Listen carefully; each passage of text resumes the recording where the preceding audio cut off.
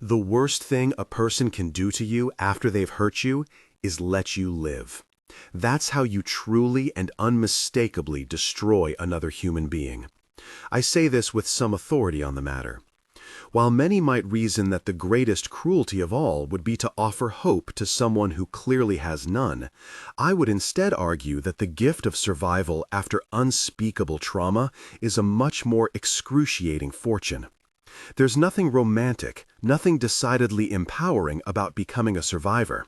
Of course, television has played a significant role in our cultural perception of survivors as strong, unbeatable, and almost divine pillars of integrity.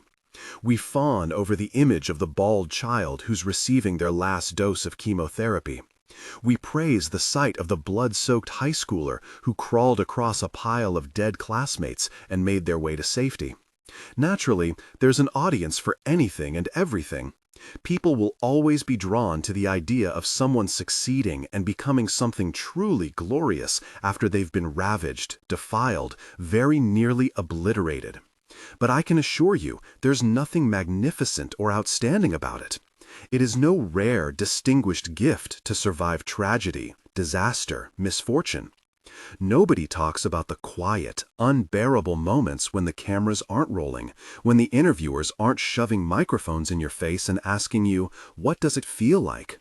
Nobody mentions the quiet desperation of those who have survived, the quiet desperation to feel human, to connect with others, to be anonymous once more.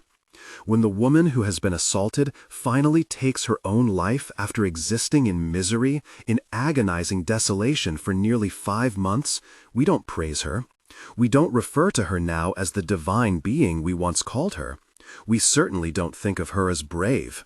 Instead, we say things like, "What a pity," "Not surprised," or "She's in a better place now." There's nothing glorious or wonderful about being a survivor. Those that like to hurt other people know this for a fact. Perhaps that's why they go out of their way to cause heartache, despair. Maybe they get their kicks out of knowing that someone will survive their desecration and will be forever marked by what they've done, permanently stained. I've learned that if you want someone to truly suffer, let them live. I sit in my car while it idles in the grocery store parking lot. I lean over the passenger seat, opening a plastic bag filled with the various parts to build a small model airplane made from balsa wood. A woman's voice speaks to me over the car radio. "Now, repeat after me," the voice tells me. "I am a kind, compassionate, and caring person." I begin snapping the paper-thin wooden pieces in half until they're a fine assortment of needle-thin slivers. "I am a kind, compassionate, and caring person," I say. "People like me," the woman says. I can't help but laugh at myself. The muscles in my throat flex as I swallow hard. The words, too difficult for me to repeat. "People like," but I cannot finish the sentence. "People are drawn to me because I am worthy of the same kindness and compassion," the woman's voice tells me. I sense my cheeks heating red. "People are drawn to me because I am worthy of the same kindness and compassion." I hold one of the wooden needles I've fashioned from the model airplane set, and I guide the tip beneath a pinch of skin along my wrist. "Very good," the woman says as I stab myself. Of course, these things can be very difficult to remember when we're faced with the anxiety of meeting and connecting with other people. In social settings, be mindful to remain present. Be in your body. You have the magnificent power to draw people in and have them connect with you. Only you have that ability. I pick up another shaving of balsa wood, and I inspect my hand for my next penance. "Look in the mirror and practice meeting a new person and connecting with them," the woman directs. I decide on my open palm. I stab myself there. Remember the 3 important steps to building a connection: eye contact, firm handshake, name. Repeat after me. "Hi, my name is blank." I press the splinter along the surface of my hand until it's buried beneath the skin. My eyes water at the pain. "Hi," I say, "my name is Jillian, and I'm terrified of you." "That's nice," the pockmarked assistant store manager tells me as soon as I've introduced myself. "This way." He clears his throat, adjusting the square-shaped eyeglasses balancing on the tip of his pimple-dotted nose. I'm a deer in headlights. I carry a leather, almond-colored briefcase with a golden lock. There is a lanyard around my neck displaying my name, photograph, and certifications. My head is wrapped in a hairnet. I hold up the ID badge for him to approve. The neon-colored Band-Aid glued to my wrist startles me, a gruesome reminder of my transgressions. I sense my face paling, fearful he might make some senseless comment. He doesn't even pay it a second glance. I lurch forward, following the assistant store manager's spiritless stride through the entryway and further into the market. "I didn't get your name," I say to him. I'm unsteady as I walk. My feet seem to be apprehensive in my new, expensive pair of high heels. Why had I decided to wear them today? After all, who am I trying to impress? 11-4-10, the assistant store manager barks at me.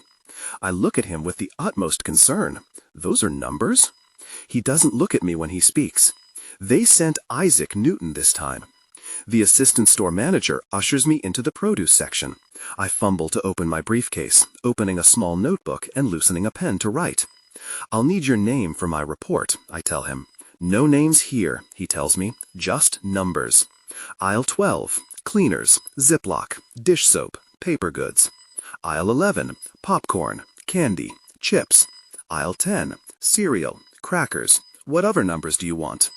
My eyes dart about like a trapped animal as he leads me about the maze of bins arranged with fresh fruits and vegetables. I was just... Number of pounds of vegetables delivered daily, 275. Number of shopping carts to be accounted for at open and close, 115. Number of days until one of these idiots finds the pound of Gruyere I hid in the heat vent. To be determined. I stammer, my breath becoming rapid as I steer through aisles filled with customers, screaming children, and half-filled shopping carts. "I'm afraid I'm going to have to put that in my report," I tell him. He looks nonplussed. Feel free to add how Stanley in the meat department refuses to wash his hands after bathroom breaks. I don't give a rat's turd that he's been here for 11 years. The man's had recurring health issues 5 times. I'd stay away from the veal if I were you. My stomach begins to curl. I feel queasy, my knees threatening to buckle. "Is there a bathroom?" I ask him. The assistant store manager glances at his wristwatch. "In the back. Knock first. Carlos from produce and Angela from customer service usually have it reserved at this time." I shake my head in disbelief and attempt to center myself. This may take me a few hours. "Stay as long as you like," he tells me. "If you need anything, please hesitate to ask." He throws me a look of disgust and then storms off. The latch on my briefcase immediately responds, loosening and scattering my papers all over the tiled floor. Employees skirt around me, whispering to one another as I kneel to collect the mess like an invisible servant. I stand behind the counter of the delicatessen, intently inspecting a thermometer inside the end of a freshly cooked chicken in a plastic container. Once I draw the bulb out, I hold the stem under a lamp and squint to read. I shake my head at the reading and then solemnly make a note in my notebook, as if I were recording the death of a child. Just then, I hear snickering. The shrillness of the laughter grows louder and louder, as if it were intended to attract my attention. I lift my head and see 2 female employees hovering across the aisle, maliciously glancing at me and then passing soundless words between one another. I can feel my face softening, my eyes returning to the thermometer and my notes. I pretend not to be bothered. Of course, I can't help but punish myself with one more look at them. It's as if I had never grown up. I'm lying on my stomach in bed. I've wrapped bed sheets around my waist as if they were Grecian robes. Hovering over me with a paintbrush and an angelic smile is my lover, Pia, her alabaster skin glowing hot in the dim candlelight. Pia leans over me, my flesh her canvas. I watch her as she guides the tip of the paintbrush about my shoulder, delicately printing each letter of a short poem she has written. She's also embroidered small, colored flowers about the verse of cursive lettering. Music plays softly throughout my apartment. People stare at me because they think I'm a monster, I tell her. And they're right, I am one. "You're not," Pia says. I roll my eyes at her. "That's not what you're supposed to say." "What's that?" I stir beneath the sheets, gentle. "You're supposed to tell me, yes, you are a monster. You're my monster." Hold still, Pia says, drawing the corner of a letter along my shoulder. Why don't you ever say that to me? I ask her. Because I be lying, she says. That I'm a monster? Or that I'm yours? Pia looks as though she doesn't want to answer. She does anyway. Both. I could be, I tell her, if you want it. Just because two strangers share the same bad habits doesn't mean they belong to each other, Pia tells me. But we're not strangers, I say to her. Pia doesn't look convinced. We are when we're dressed, she says. Didn't you want it that way? For the past 45 minutes, I've been careful enough to keep my hand hidden from Pia. When I stir again, the neon-colored Band-Aid wrapped around my wrist flashes at Pia like a warning light. More of these? She asks me. I try to disguise embarrassment with laughter. You're starting a collection, she says. I sense my lips tighten. I'm quiet for a moment. I don't feel like a monster when I'm with you, I tell her, giggling at the obscenity of the thought. I feel like a swan. Pia looks as though she were desperate to change the subject, her eyes avoiding me at all costs. Her labor has become more vigorous, earnest for any kind of distraction. Why a swan? She asks. Because, I tell her, that's what my dad always calls me. You see him much? Pia's question feels like a heated iron stirring in my gut. I wince a little. He sends a letter once a month, tells me how much he loves me, how proud he is. He lives far. 2-hour drive, I explain. And you still don't think to see him? She asks me. I close my eyes, wishing I were far away. I can't. Don't want to? My mother doesn't want me there, I tell her. She said if she ever saw me again, she'd kill me. Pia's painwork comes to a halt. She tucks some of my hair behind my ear with a tenderness that perplexes me for a moment. Jay, she says. I can't pretend to be angry with her. They've given me everything I could have wished for. First-class education, an apartment without rent, a brand new car every 2 years. Just as long as I keep away from them. Pia squints at me, obviously trying to comprehend. Why? I take a hit from the joint on the ashtray beside the bed. She doesn't want me there. She didn't like having a daughter that liked girls. She still doesn't know, probably. She sent me away to boarding school when I was 9. You haven't seen her since then? Pia asks, but I don't answer. Not even for holidays? Christmas? I close my eyes, shaking my head as she exhales a wreath of smoke. You're her child, Pia says. I can sense tears webbing in the corners of my eyes. She told me that she never wanted me, I say. She said I'm a monster. I hide my face from Pia in a pillow, my soft sobs becoming muffled. Just then, Pia pecks my neck with a kiss. I turn to look at her, surprised by her sudden tenderness. You are, Pia says, the most beautiful monster I've ever seen. I can feel my face warming with joy. I'm startled, and then suddenly anxious for another. I purse my lips for Pia's mouth, but Pia pulls away. You'll ruin the paint, Pia says. Have you finished? I ask. My eyes beg Pia to reach for the hand mirror on the nightstand. Pia holds the mirror in front of me and angles it so that I can see the lettering she's printed along my shoulder. Read it to me? I ask. Pia's breath is gentle on the nape of my neck. Her fingers follow every letter she's printed with agonizing care. Little stars hang in an ocean where you and I will never dream. I wonder if they smell like cinnamon or lilies floating on a stream. I watch them bloom in fiery showers, smeared and dripping there like morning dew. I'll never know what they smell like, my love, but I can only imagine they smell as sweet as you. I can scarcely speak, delirium paralyzing me. For me? I ask her. Who else? I smile at her. It's perfect. I haven't finished writing it yet, she tells me. I'll never want to wash it off. Pia falls into the bed beside me. She lights a cigarette. Don't be stupid, she says. I promise. Pia sits in the uncomfortable silence for a moment. She takes a drag. I didn't write it. Suddenly, I'm worried. For me? For you to keep forever, she says. Nothing lasts that long. It's something I love, I tell her. Everything I love, I keep. Pia's breath whistles as she opens her mouth to speak. There's a sentence heavy on her tongue. Jay. Just then, my cell phone begins to chirp. I stir beneath the sheets, reaching for the nightstand. I'll turn it off. No, go ahead. I glance at the screen and notice a number I do not recognize. I slide my thumb across the display and hold the phone to my ear. Hello? A brittle, thin voice greets me on the other end of the line. Is this Jillian Finch? The voice asks. Yes. "This is Ambrose Thorne, your mother's nurse. I'm afraid I'm the bearer of unfortunate news." I straighten. I can sense my face flushing with dread, my heart pounding in my chest like a hammer against the head of a nail. It's not that I was expecting this call. However, I'd be lying if I didn't say that I have considered this moment again and again. "What happened?" I ask him. "It's your father," Ambrose says. "I'm afraid he's passed." The words do not register at first. Everything around me starts to blur. "It was all very sudden," Ambrose tells me. "We've already begun making arrangements for the funeral. It'll be held next week. Your mother has requested your presence. She's wondering if you're able to come." I swallow hard, my esophagus burning.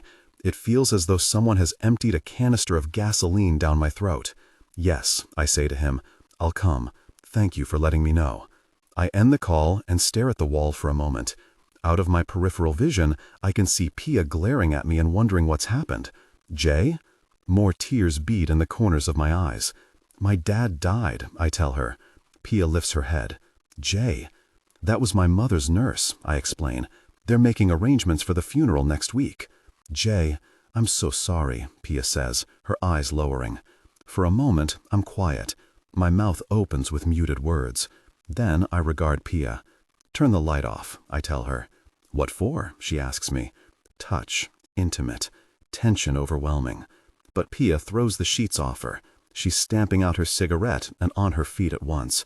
"I can't," she says. My eyes search her for a semblance of an explanation. Why not?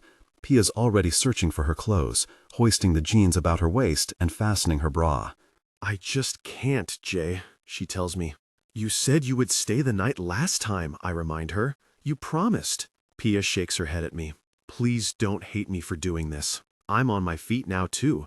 I try hiding Pia's shoes from her, but Pia is growing visibly impatient, and she snatches the shoes from behind my back. "Have a bump," I say to her. "We'll smoke and open another bottle of wine. It'll be fun, I promise." "I just have to go," Pia tells me. "Please don't ask me again. Don't make this harder for me than it already is." Silence falls over the small room and threatens to undo the invisible tether that had fastened us for most of the evening. I can already see the wire beginning to fray. "P, I need you," I say to her. But Pia is already at the bedroom door, her shoes in hand. "Please don't say that to me." I can sense my eyes opening and closing mechanically. A scream bottles in my throat. It's a mere whisper at first. "You promised." Pia cannot and will not apologize again. She turns the door handle. She watches me for a moment, a muted word of regret hanging there in her open mouth. Then she opens the apartment door and slips out, disappearing from my sight. Once more, I'm alone, abandoned. The dim candles that surround the bed begin to flicker, as if commanding the walls to shrink in on me. I swipe an empty glass from the floor and hurl it at the wall. I scream until I'm hoarse. "You really promised," I shout as the glass explodes, shattering. My whole body seems to slump, as if I were a mere doll and my puppeteer had loosened the strings. I rise from the bed and shuffle into the bathroom, my hand cradling my stomach and its invisible wound. I stand in the open doorway for a moment, regarding my reflection in the mirror. After a long silence, I kneel beside the bathtub, and I turn on the shower faucet. I run the water until it hisses, scalding hot. Then I duck beneath the shower, hands furiously scrubbing the painted lettering and embroidery along my shoulder. The oils leak like exit wounds, the dark shadow of a hand stretching itself across my body. April 1, 2021. My sweet little jaybird. There's no excuse for the lateness of this letter. I hope you'll forgive me. As always, your mother and I think of you every day. We hope you think of us too. It's rained every day here for the past week. Your mother hopes it will help her new perennials to grow. They didn't flourish much last year. Instead, they became food for the deer. I'll attach a picture to the letter the next time I write. I thought of you earlier today when your mother's nurse returned from town with fresh pomegranates. I ate one, and it reminded me of your favorite drink when you were a little girl, seltzer water with grenadine. It was such a happy memory. I've sent a check to your very kind landlord to cover your rent for the next 3 months. I hope you're still happy there. If you're ever able, please take a picture and send it to me. I'd love to see how you've decorated your room.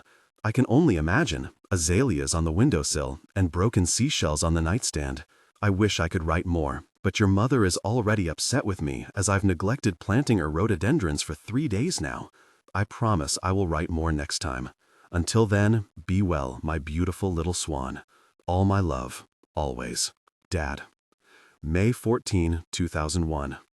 I'm 9 years old. I sit, arranged in an upholstered leather armchair, as if I were an expensive figurine. I wear a glittering pink dress with matching ballet shoes.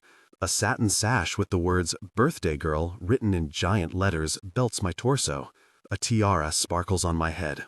My father stands at the bureau. He's slender, dark-haired, well-groomed, and immaculately dressed. He looks at me through the mirror, hands fumbling to loosen the tie about his throat. He eyes the half-empty glass filled with sparkling water and crimson-colored syrup I've been holding in my hand. Gently wetting his thin lips, he croons a gentle murmur. "You're not thirsty anymore?" he asks me. Reminded, I press my mouth against the glass, and I take a drink. My father watches the muscles in my throat move as I swallow. "Did you enjoy your birthday?" he asks. "Yes," I tell him.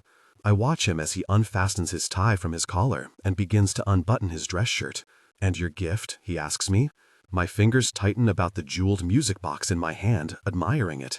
The Fabergé egg-shaped box, gold with a sapphire trim and embellished with small gemstones. When I wind the crank, a waltz plays, and the lid lifts to reveal a mirror overlooking a miniature white swan circling about the box stage painted to resemble the glassy surface of a lake.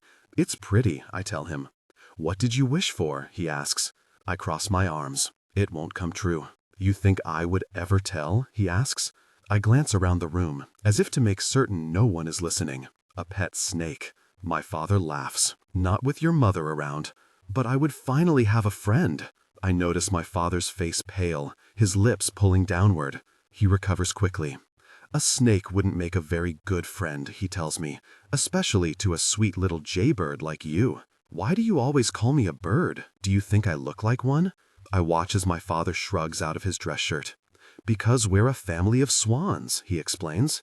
"Why?" I ask him, my eyes remaining fixed on the rotating miniature swan in the center of the music box. "Why?" "Well, because they stay together forever, even when they drift apart. They always return to each other. That's how we are, isn't it?" My eyes begin to lower, my voice a mere whisper. "Not Mommy," I say. My father's lips tighten a little, and I notice his face hardening.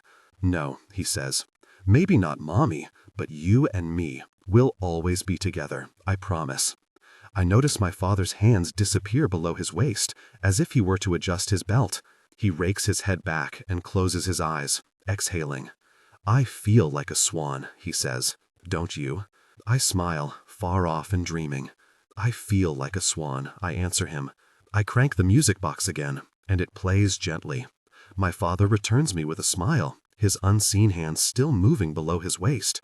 His lips gently part, another word to be flicked from the fork of his tongue, but the sound of his voice dims until muted as his reflection in the mirror begins to ripple like the surface of a lake.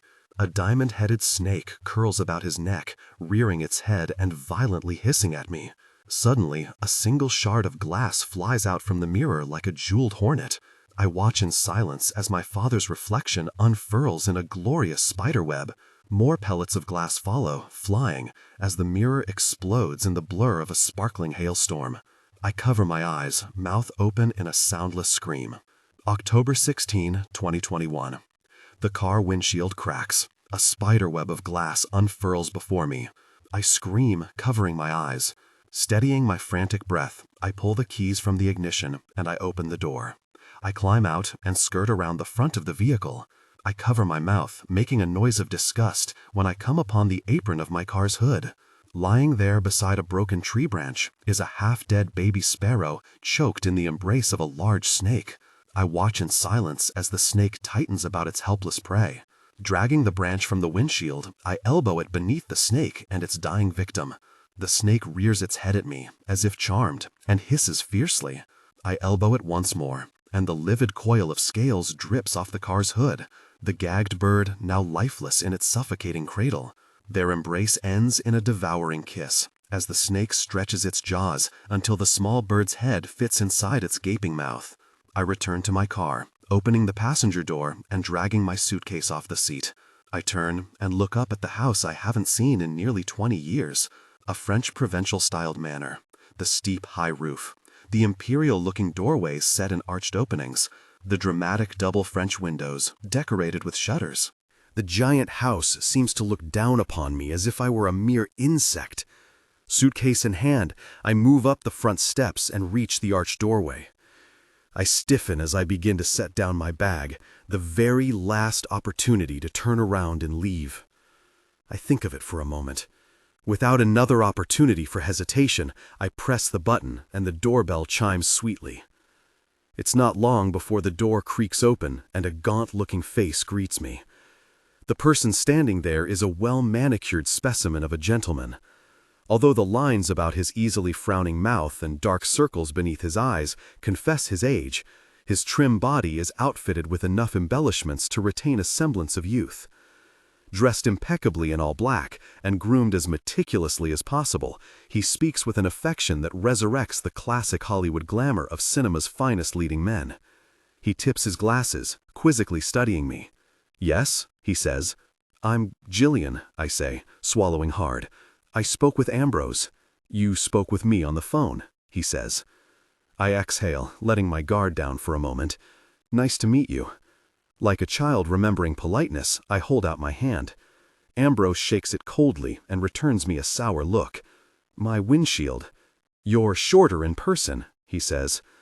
I find myself stammering, unsure what to say. "I'm sorry?" Then Ambrose eyes my luggage.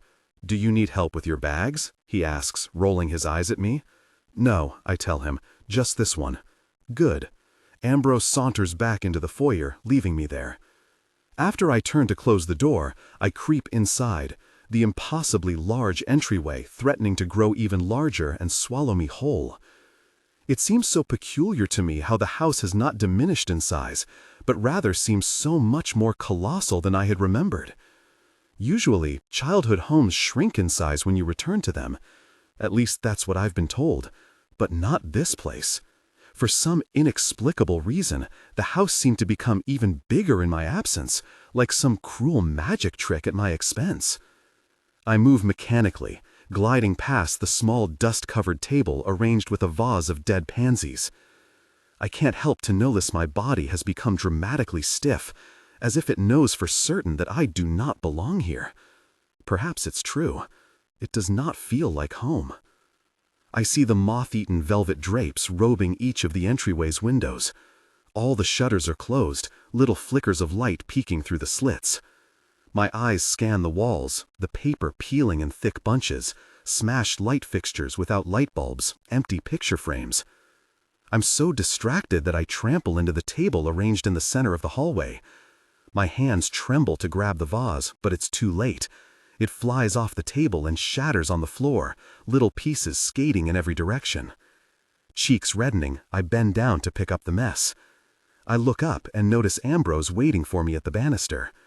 "I've been meaning to throw those away," he says, so matter-of-factly. "I'm so sorry," I say. "I don't know why I did that." "You don't care for pansies?" he asks. "Me neither.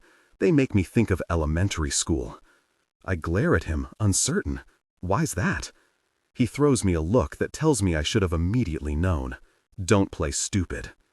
I kneel again, gathering the shattered remains of the vase and piling the broken bits on the small table. "I'll clean it up for you," I tell him. "And keep your mother waiting even longer? She expected you sooner than this." "When did it happen?" I ask him. "Last Sunday evening," he tells me. "I found him in the morning." I swallow nervously, hesitant to even ask. "Where is—" "Being prepared now," Ambrose says. "All the arrangements have already been made." I can sense more tears threatening in the corners of my eyes, but I'll be very if I'm going to break down and sob in front of a complete stranger. "Why am I here then?" I ask him. "I told you on the phone," Ambrose says. "She asked for you. Begged, actually." "Where is she?" I ask. "Upstairs. She wasn't sure if you'd come." He leads me to the staircase. Just then, Ambrose turns and inspects me. I recoil almost immediately. "What is it?" "You don't look anything like the pictures," he says. "You must be worried that she won't recognize you." Ambrose starts up the staircase. I follow close behind. Why wouldn't she? I ask, my voice a sullen whisper, hardly disguising my hurt. It's only been 20 years. As I inch further up the stairs, my eyes are immediately drawn to the jeweled chandelier hanging above the foyer. Suddenly, I notice something I had not remembered. Or perhaps I once had, but had forgotten until now. Something hidden. Something truly monstrous. A small golden sculpture of a fanged serpent hidden behind hanging gems and coiled about the chandelier's neck. There is the faintest whisper of a dim rattling sound. Ambrose opens the large sapele mahogany paneled doorway leading to my mother's bedroom. It creaks as if it were admonishing me. My breath whistles as I step further in, Ambrose behind her. "I'll leave you to your reunion," he says. "Scream if you need anything. I'll be back to haunt you." Ambrose leaves. I turn, inching further into the room, and my mouth hangs open at the horrible sight. My mother, a lavishly mummified body surrounded by a deafening symphony of machines that keep her preserved. Her crown of gray hair is secreted by a pleated blue turban embroidered with gemstones. A sleek-looking electronic apparatus belts her throat. A white cloth is also scarfed about her neck like a clerical collar. Her nostrils are plugged with wires fed by an oxygen tank that chirps beside her enormous throne-like bed. The machines surrounding her pulse a dim hum like a hive of honeybees. Her body occasionally shudders, releasing obscene-sounding vibrations. Then, the wrinkled face I thought I would never see again turns and looks directly at me, with a hideously baleful look. I soar out of the room, slamming the door shut behind me. The blaring concerto of my mother's suffering is silenced for now. I pant violently, curling myself into a ball and tucking into a corner of the hallway. It isn't long before Ambrose locates me there, his eyes dimmed and glassy-looking. I squint at him with a wordless question at first, but he doesn't respond. "Why didn't you tell me?" I finally ask him. "What was I supposed to say?" I cover my mouth, unsure. "What happened to her? Is she not well?" Ambrose asks, concerned. "She's a corpse," I shout at him. "Your father tried to see that she was taken care of. What happened? He never told you?" I merely look at him, mouth open without understanding. "I'm sure he told you they had hired a caretaker for her." "Yes, but I never thought—" "Don't let the Dowager Empress fool you," Ambrose tells me. "She's doing much better these days." I shudder at the horrible thought of my mother languishing there while machines keep her alive. "She doesn't look better. Her voice is getting stronger too," Ambrose explains. "Of course, they say it will never heal completely." "Why?" "The doctors aren't optimistic." "No." "Why wouldn't her voice be stronger?" Ambrose smiles. "You'll be glad to know she's made such progress in the last 20 years. 20? Yes? From what?" Ambrose looks at me bewildered. "Your father never told you?" he asks again. I can't respond. My eyes merely beg him for an answer I'm already dreading. "About the accident?" he asks. "What accident?" "When your mother tried to kill herself."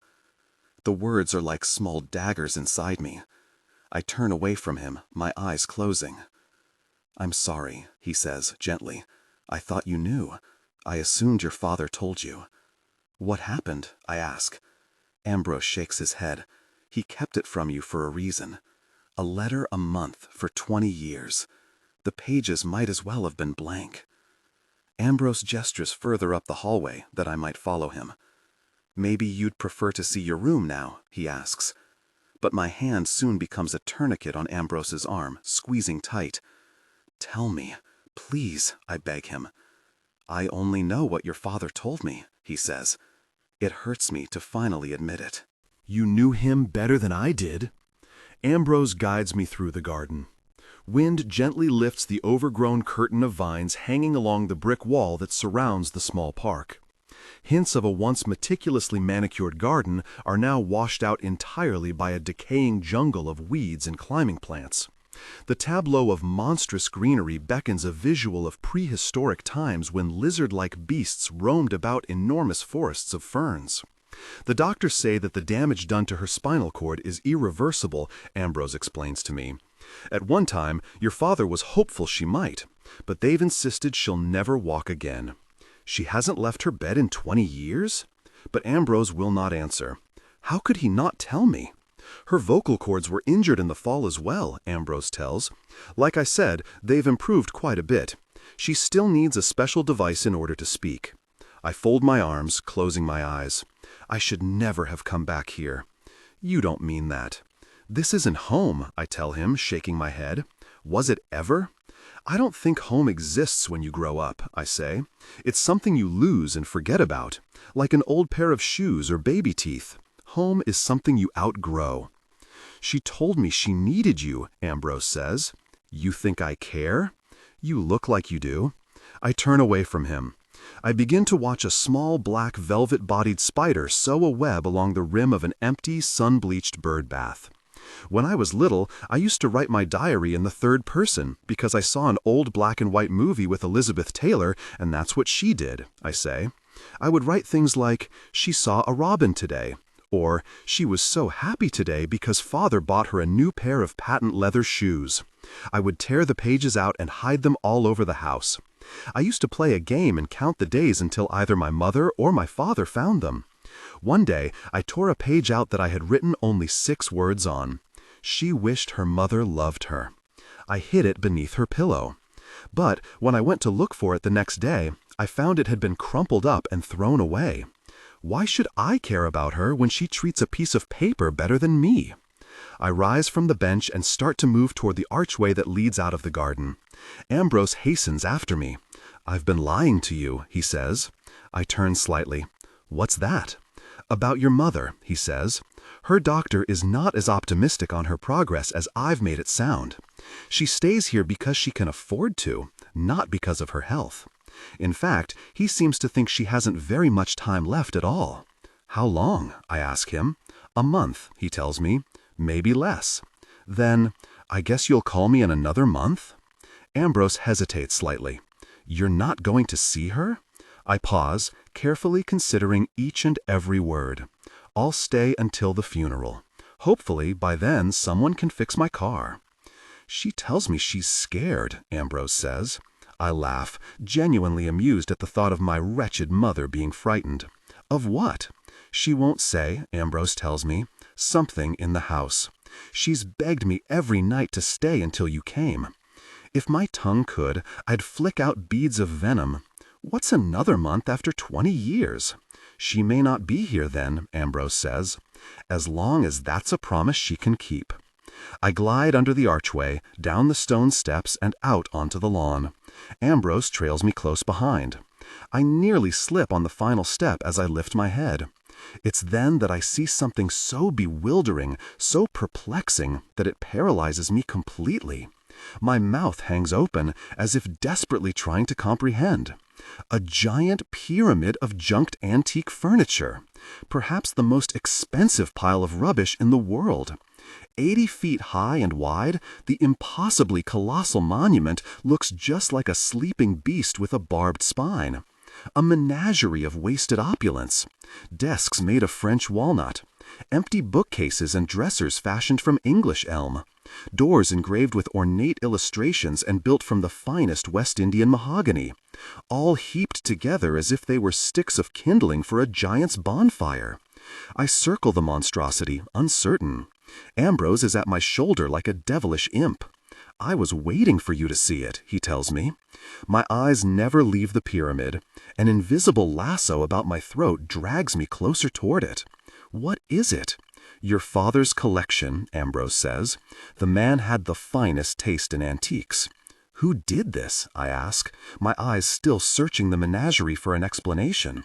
Your mother ordered it to be done the day after he passed.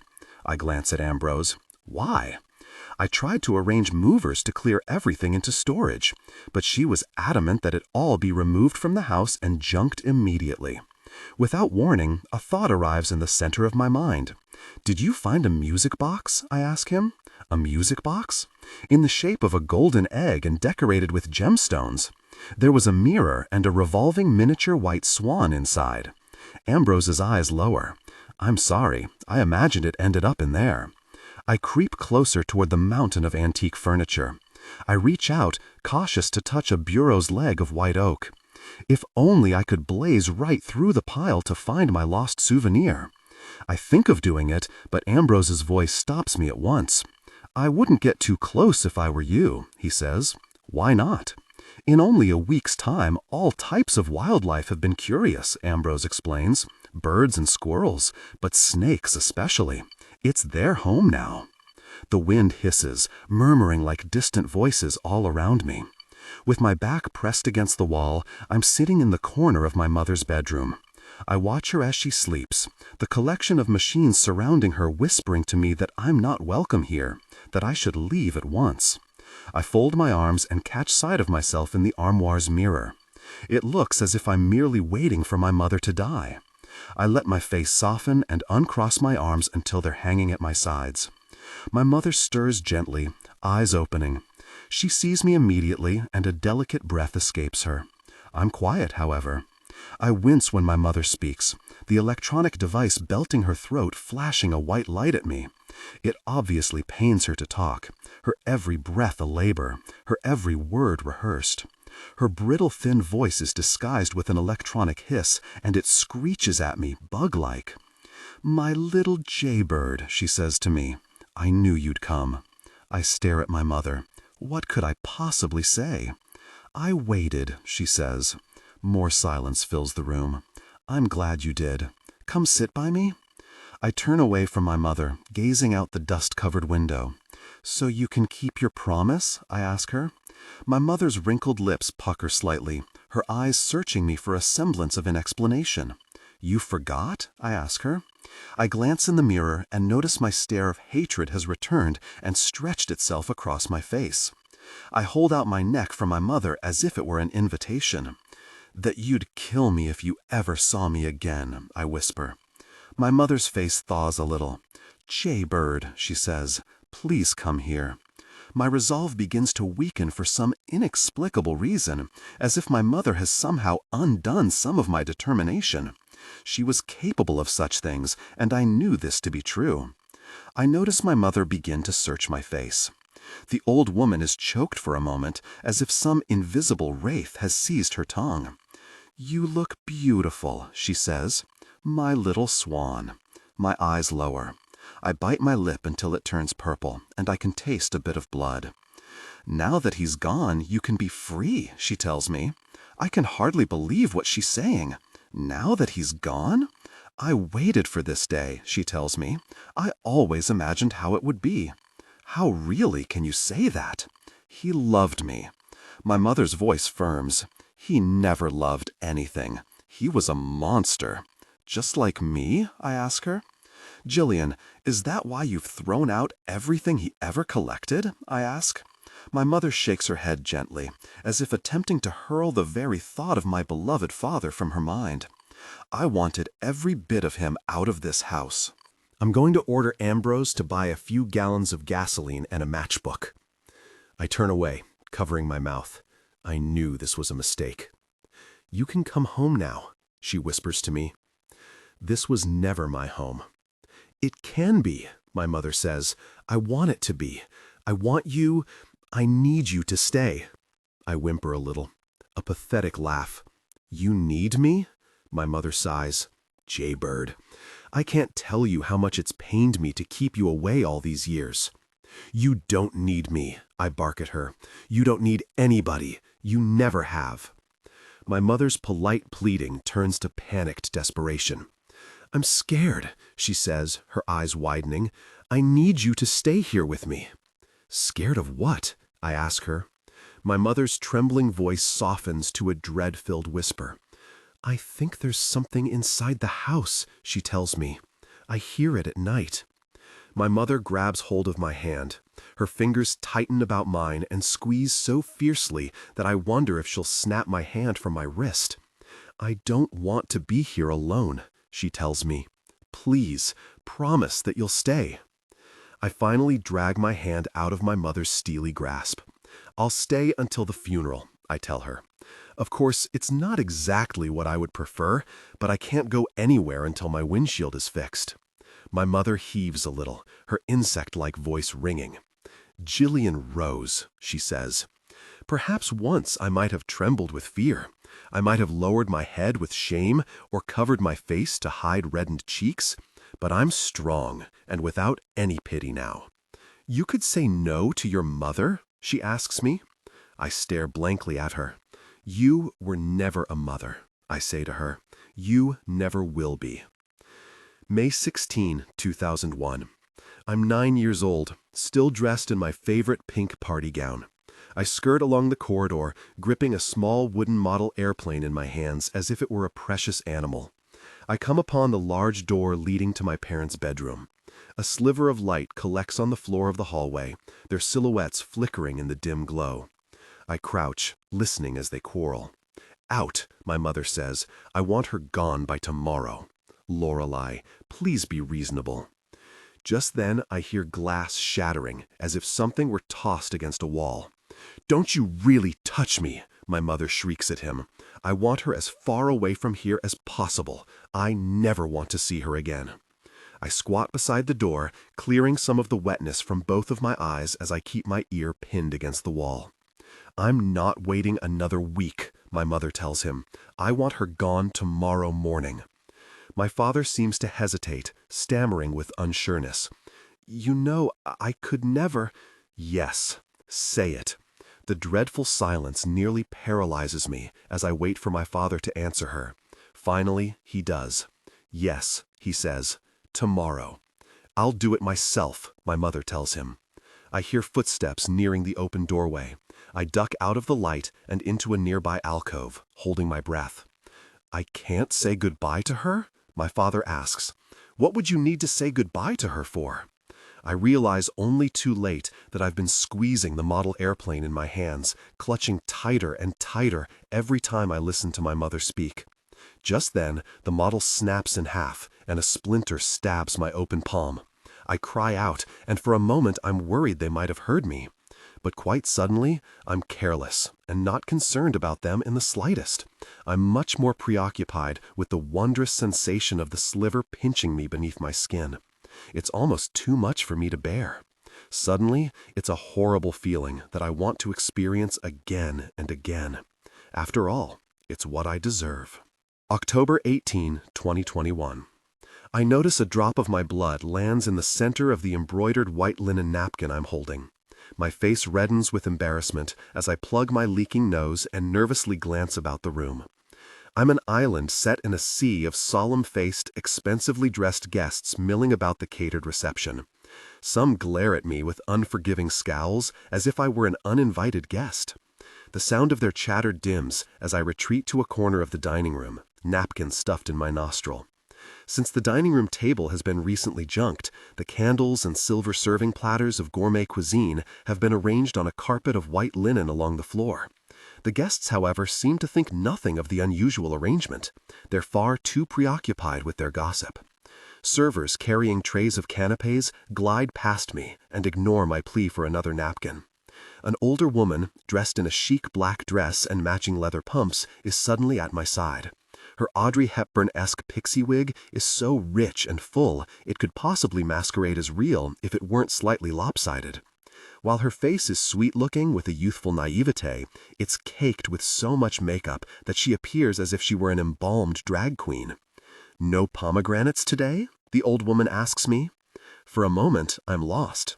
Then, as I squint and look closer, I recognize the woman as my Aunt Trixie. Without warning, I'm swallowed in a seemingly permanent embrace. "Even after 20 years, you're silly enough to think I wouldn't recognize my favorite niece?" she asks me. Aunt Trixie squeezes me tighter, and it feels as though my face were turning purple. Finally, she releases me. "Your only niece," I say, choking. "To hell with Dr. Miller's prescription glasses," she says, removing her dark mirror-like glasses. "I don't care if he's the most respected optometrist in the state. His eyewear is not Balenciaga. It belongs on corpses." Just then, she realizes her poor word choice. She glances around. "Oh dear, wrong place," she says. I watch her as she downs another gulp from her wine glass. "Jillian Rose," she says. "You look positively divine," she says. "As charming as I remember. Do you even eat? So much like your father. Christ in a Prada swimsuit. You have his eyes." I smile at her, awkwardly, unsure how to receive the compliment. It feels strange to think I possess something from the man I've worshipped since I was a little girl, the man I hardly know anything about. Aunt Trixie's tone changes, her voice lowering as if out of respect. "I'm so sorry, dear," she says. "We all are." Aunt Trixie hooks her arm underneath mine and begins to guide me through the dining room, scattered with funeral guests. "Do you remember when you were a little girl, you'd come to the house we would rent next door every summer, and you'd beg to pick the pomegranates?" I'm hardly relieved at the memory, but I try to at least pretend that I am. I lower my eyes as we pass more grimacing mouths whispering about me. "They were always my favorite," I tell my aunt. "Your father's too," Aunt Trixie says. "You'd both walk over to our garden with your darling baskets and leave with them filled to the brim. Then you'd make something with them. What was it? Jam?" "Grenadine," I tell her. She simpers, visibly maudlin about the whole ordeal. "You and your father's sweet teeth." It's then that I notice my phone screen lighting up with a call from Pia, my phone starting to vibrate. I think to answer it, but not now. I have nothing to say to her. I don't know if I'll ever have anything to her ever again. I flick my thumb across the screen to ignore the call, and Pia's picture vanishes from the display. "Your uncle and I were devastated when we first heard the news," Aunt Trixie tells me. "We thought he'd outlive us all. Bless the man, the picture of health." It dawns on me that I could perhaps ask Aunt Trixie. She might be able to tell me after all.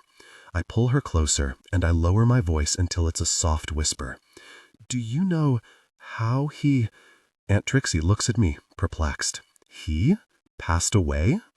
Aunt Trixie's eyes search me, as if surprised. "You mean they never told you?" I merely shake my head at her, hiding my discomfort.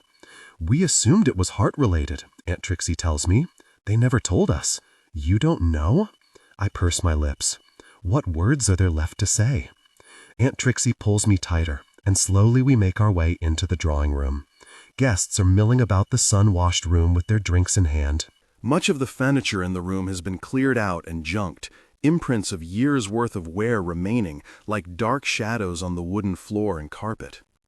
My mother is seated on her throne, her assortment of machines flanking her like obedient servants. Several guests surround her and offer their muted condolences. Aunt Trixie and I stand in the doorway, watching my mother as she receives her guests the way royalty might accept their most loyal subjects. "Your mother looks well since the last time I saw her," Aunt Trixie tells me.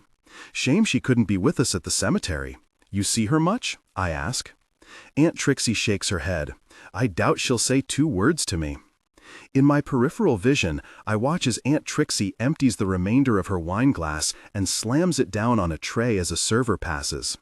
"My sister was always like that," she says. "Family doesn't always mean same, or sane for that matter. I certainly wouldn't have chosen pastel-colored drapes for this room." I swallow hard. There's a question fizzing in my throat that's begging to be asked. "Were you told when she—" Aunt Trixie cocks her head at me. "When she—" I glance away for a moment. "Tried to kill herself. We were vacationing in Mozambique when it happened," she tells me. "Your father wrote to us." "Why?" I nervously shove my hands into my pockets, my eyes avoiding Aunt Trixie. "No reason." Her eyes narrow to mere slits. "They didn't tell you?" I stammer. I can feel my cheeks heating red. "No, of course they told me. I was just wondering. Do you know why?" "Pardon? Do you know why?" But I can't bear to finish the question. I think of flagging down one of the handsome servers and requesting a drink, but unexpectedly there are none to be found. I suppose the poor woman abandoned all hope after she lost. Just then, Aunt Trixie's mouth snaps shut and severs the remainder of the sentence, as if she were a steel trap. She pauses, her skin flushing. "Lost what?" I ask her. But Aunt Trixie recovers quickly. "The will to go on," she says. "She was dreadfully upset when you left, you know." "She told you that?" "It was obvious," Aunt Trixie says. I'm sure she's delighted you're home now. Aunt Trixie and I watch as Ambrose delivers a glass of water to my mother. She thanks his kindness with a smile. That's not the only thing she's delighted with, Aunt Trixie says. I've heard she's quite smitten with that special nurse of hers. He might look Italian, but I think he takes more after the Greeks, if you know what I mean. He's been seen with men of all ages. I fold my arms, watching Ambrose care for my mother in a way that I know I'll never be able to. As long as I don't have to take care of her, he might be taking care of the dear woman too much. Poor lamb. What do you mean? I ask her. Just then, Aunt Trixie clutches my arm and pulls me into the corridor, lowering her voice. She's salivating, emphatically delivering every unsavory detail. I've been told he's been out and about in her car, making very expensive purchases, she says. Givenchy, Louis Vuitton, Yves Saint Laurent. Last time I checked, your mother does not wear a men's size 12 Ferragamo patent leather loafer. The man has taste. My eyes return to Ambrose as he stands beside my mother. His lips are at her ear, whispering, and she's grinning at him like a reverent dog. You think he's stealing from her? I ask Aunt Trixie. She could simply be spoiling him, the way a mother pampers a child, Aunt Trixie explains to me. If I were you, I'd keep an eye on that one like bad weather. I didn't want to say it, but I'd be tickled to know if anything has been changed with the will, both hers and your father's. I turn away for a moment. Out of the corner of my eye, I can't help but notice Aunt Trixie eyeing me up and down the same way a starving mantis stalks a fly. You haven't seen it yet, have you? She asks me. What? The will. I shake my head. That's the furthest thought from my mind right now. No, not yet, I tell her. But Aunt Trixie can't seem to be pleased. She's as gentle as a chainsaw when she wants something. Your father said he would be kind to me, she says. Mary Magdalene and Armony Boots, the man had more money than God. I'd be devastated to learn some male nurse has robbed us of what's rightfully ours. I notice Aunt Trixie glaring at Ambrose as if she were imagining squishing him like a pathetic mealworm. Perhaps that's exactly what he is. But that doesn't matter to me now. Nothing does. I don't care about that, I tell my aunt. What I want, I'll never have again. I want my father back. The whole room seems to slow, the dim sound of the guests surrounding me beginning to boom, until their chatter is a pulse like a symphony of crickets at dusk. The silence after the storm is as deafening as the guests' chatter. I sit in the center of the sofa like a doll arranged by her owner. I stare blankly out at the empty room, littered with half-filled wine glasses and half-finished plates of food. Ambrose loiters in the doorway. Your mother's asleep now, he announces. I won't look at him. Good, I say. Beautiful service, Ambrose says.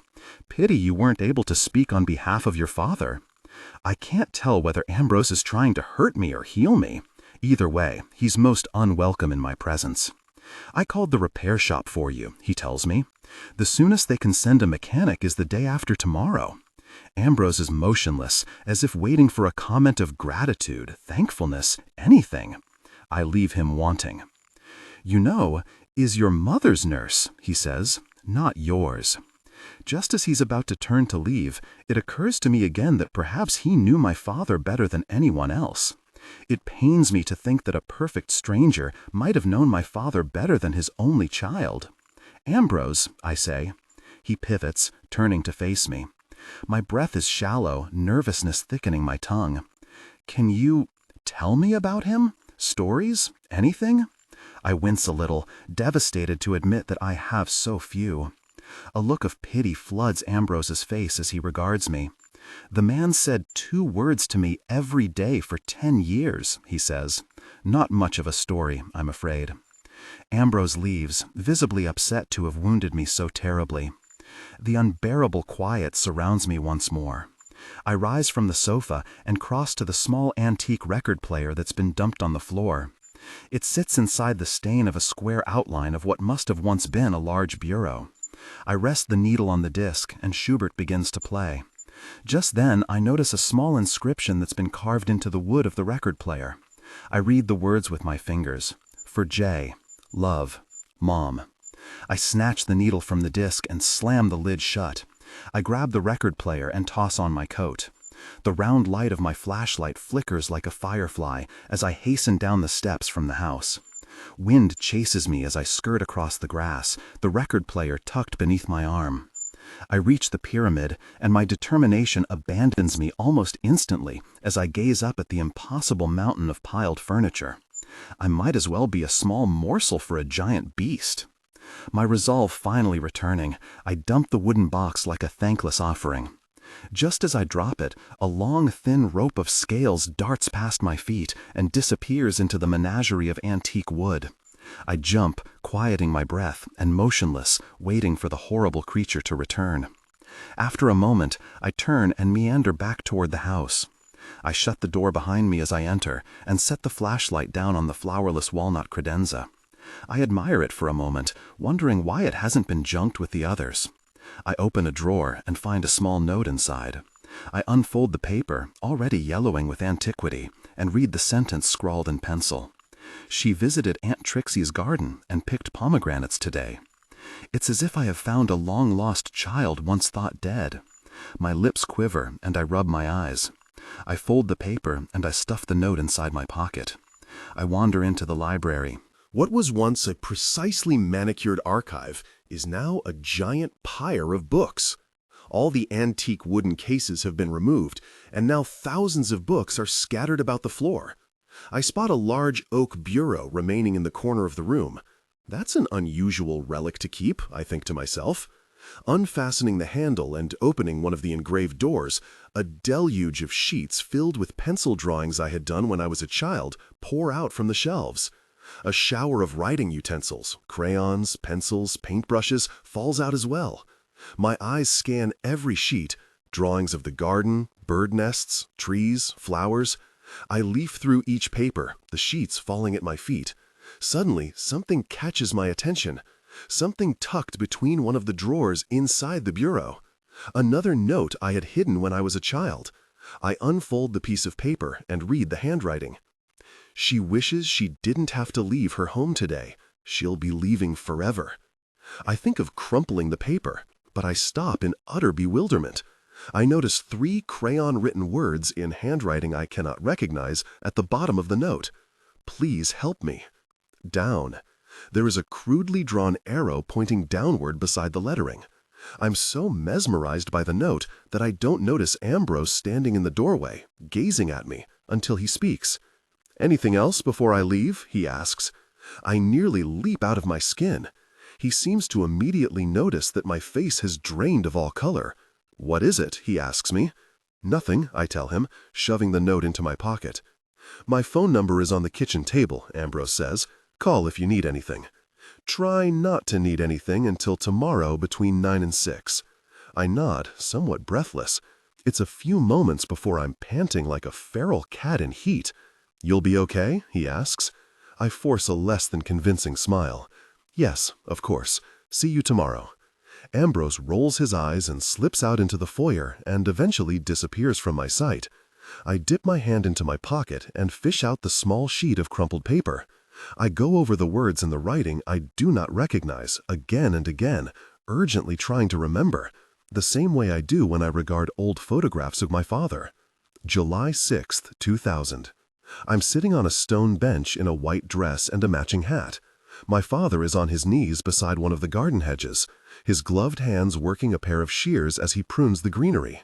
The lush greens of the garden are bathed in the golden glow of summer sun. The petals of oleander and hydrangea, draped in knots about the lawn, sparkle with droplets of dew.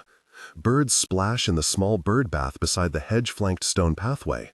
I carefully read from my French textbook, but can't help becoming easily distracted by the hummingbirds and butterflies that flit past my face. "Être," my father says, present tense, without looking. I shut the textbook, closing my eyes. "Je suis," I say. He nods, impressed. "Tu es." My father smiles at me while he prunes. "Il est." "Nous?" I hesitate for a moment. "Some." "Vous?" When I'm certain he's not looking, I tip the textbook slightly and peel back the page to read. Suddenly, my father's eyes snap to me. "Jillian Rose," he barks. I slam the book shut, grinning coyly at him. He can't ever stay mad at me.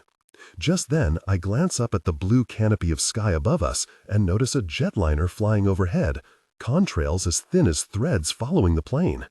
"Daddy," I say, "what's that?" My father glances up at the sky and then back at me. He crosses his arms. "Has the sun gotten to your head, little jaybird?" he asks. "You know what a plane looks like." "Is it in outer space?" I ask. "No," he says, "but close. Looks like a ghost, doesn't it?" "It isn't though," I ask. "Is it?" "No, it's not." "Where's it going?" I ask him. I watch my father as he smears some of the sweat from his brow, rising from his knees. "Somewhere far away," he tells me. My eyes lower. I hope I never have to go there. Why's that? I never want to leave this place. My father pecks me on the forehead with a kiss. "This will always be your home, Jaybird." Without warning, a rattlesnake springs out from the nearby hedge. My father leaps as the little creature begins to glide down the stone path, dragging with it a transparent hose of old skin like a bridle train. I hasten after the snake. "Jillian," my father calls out, "no!" The snake begins to slow over the gravel, more skin unfurling from it and stretching like a latex glove. "Please, can I keep it?" I ask my father. "Don't get too close," he tells me. "What's it dragging with it?" I ask. "Old skin," he says. "It's shedding right now." "Why?" "To grow more," my father tells me. "To remove any parasites that may have attached to the old skin." I crouch beside the creature as it stirs in place, more skin peeling from its tail. Notice how it always moves forward, Jaybird? A snake doesn't glance back and think to itself, "This skin was once mine." A snake always moves forward, keeps changing, no matter what. "It hurts?" I ask my father. "It always hurts to change," he says. "It shouldn't. It should just stay as it was." "It can't," my father tells me, his head lowering. "Nothing can." "Not even me?" I ask. My father pulls me a little tighter against him. "Except for you, little Jaybird." Together, we watch the snake pull free from the last rope of skin. I can feel the warmth of my father's breath heating my ear. "I'll stay the way I am?" I ask him. My father merely nods. "For how long?" I ask. Just then, my father's mouth is at my ear. He's whispering words that seem to flood my mind and melt almost instantly as a gust of wind lifts my hair to hide the wickedness of our secrets. The snake begins to rear its head at the both of us and hisses. I'm startled by the sound and I trip backward, crying out. The snake darts at us again, its tail trembling violently with a final warning. But my father is already on his feet, brandishing the shears. I watch in silence as my father cups the snake's head between both blades and snaps the bow shut. Both ends of the snake slip from between the edges and scatter to the ground. I rush to my father's arms. "Stay there," he tells me. "Why did you kill it?" I ask him. My father uses the tip of the blade to poke both twitching ends of the dying snake, as if to torture it a little further, as if to make it rightly suffer for what it had done. "It tried to bite me," he says. "It would have tried to hurt you, too." "You didn't have to kill it," I tell him. "Yes, I did," he says. "Sometimes to heal, you must hurt something." There's a dim rattling sound all around us. I watch as my father kneels, wrenching the very last bit of old skin from the snake's lifeless rattle. October 19, 2021. I watch quietly as Ambrose dumps a long, thin, transparent coil of snakeskin onto a silver tray. It lands with a moist, crunching sound. I wince a little and make a noise of disgust at the vile sight. "Inside this time," he tells me, gloating the way a cat does when delivering a fresh kill to its owner. "Where?" I ask him. "The crawl space beneath the stairs," Ambrose says. "I find them in the garden all the time, never in the house before." I watch as he begins to prepare a pot of tea to bring to my mother upstairs. He alternates between heating the water and eating a hard-boiled egg. "Where do you think they're coming from?" I ask. "That pile of junk outside isn't enough for them, I suppose," he says, with such venom. "They want to claim the whole house now, too." I flinch at the word junk. It feels so callous, so careless to refer to memories from my childhood as rubbish. "It's not junk," I say to him. Ambrose seems to understand, flashing me a soundless apology. "I see at least 2 a day," he says, pouring the heated water into an empty teapot. "You're not going to wash your hands?" I ask him. Ambrose rolls his eyes and begins to run his hands under the water faucet with soap. Meanwhile, I take the glass dome arranged on the kitchen table beside me and cover the platter of snakeskin with it. As Ambrose shifts gently, his neatly shined and expensive-looking patent leather loafers crinkle. "Those are beautiful shoes," I tell him. Ambrose grins with all the sheepishness of a door-to-door salesman. "Your mother's idea. She hated seeing me in sneakers every day." "They must have been expensive." Ambrose's face seems to flicker with guilt only for a moment. "Your mother's a very generous woman." I fold my arms, turning away from him. "I wouldn't know." "They must be coming in from somewhere," Ambrose says. But I'm too distracted by the sight of a small black spider scurrying along the length of the windowsill. I think about how wondrous it must be to be a small insect, to feel no urgency to know your parents, to want only to survive. "Jillian?" I turn back to Ambrose and realize I've somehow drifted off. "Sorry," I say to him. "You're not frightened?" he asks me. "I wanted one when I was little," I tell him, a little apprehensive to confess something so decidedly unusual. "I used to think their diamond-shaped heads were pretty." "Diamond-shaped anything is pretty," Ambrose says, arranging the serving tray with the teacup, sugar, and milk. "Can't you do anything about it?" I ask Ambrose. "Call someone to have them removed? I don't want them in my house." Ambrose swivels to me almost immediately. "My house?" I realize what I've said, and I sense my face reddening. "The house, not mine." But Ambrose doesn't seem convinced. "I'll find them myself if you won't help me," I tell him, dumping the tray of snakeskin into the trash where it belongs. The house's attic resembles something akin to the curtained backstage area of a small theater. Dust-covered trunks and valises filled with heaps of old clothing, leather furniture with the cushioning ripped, antique artifacts like cobweb-gowned mirrors and coat racks. I peer into the space, surveying the dark room with my flashlight as I close the attic hatch behind me. I dodge in between the flickers of sunlight collecting on the floor from the skylight above.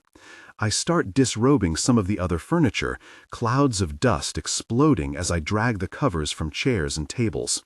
Scanning my light beneath each one, I find nothing. Suddenly, I notice something glittering that's been tucked away behind the leg of a large dresser. There, I find a small coil of snakeskin.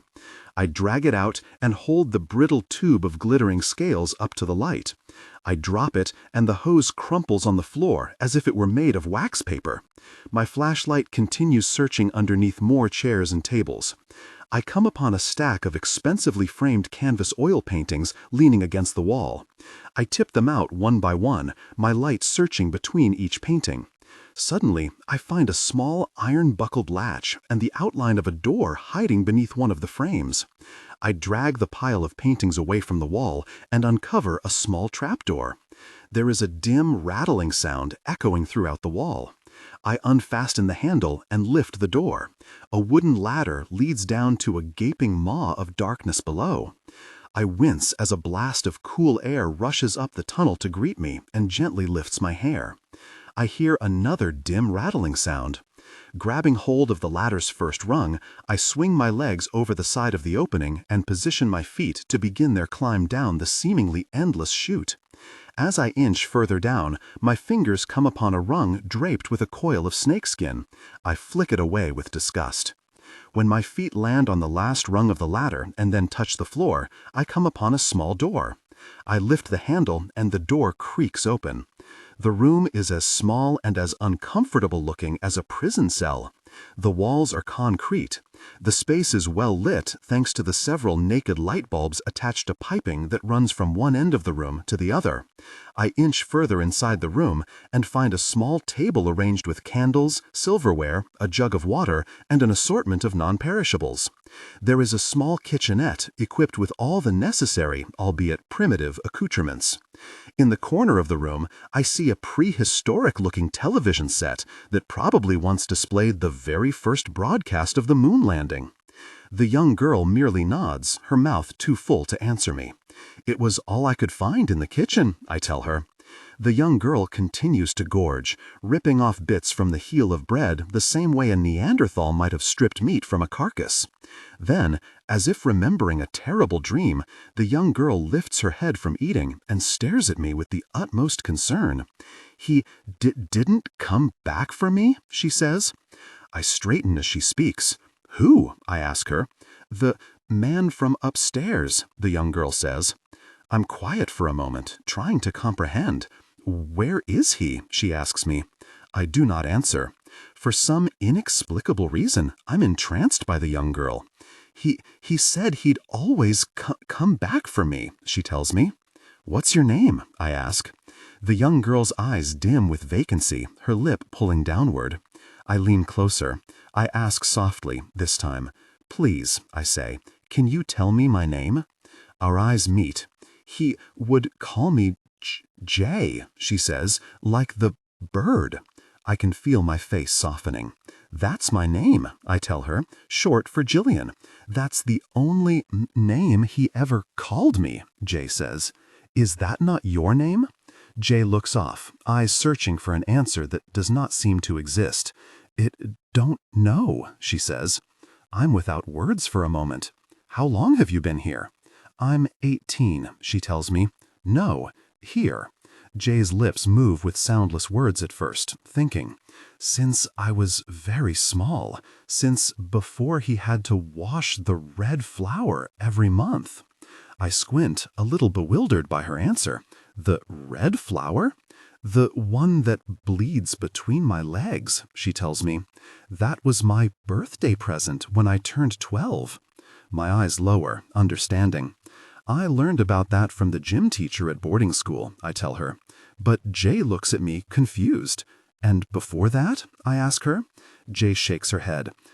"Don't remember." "What about your family?" "He told me I had no family," she says.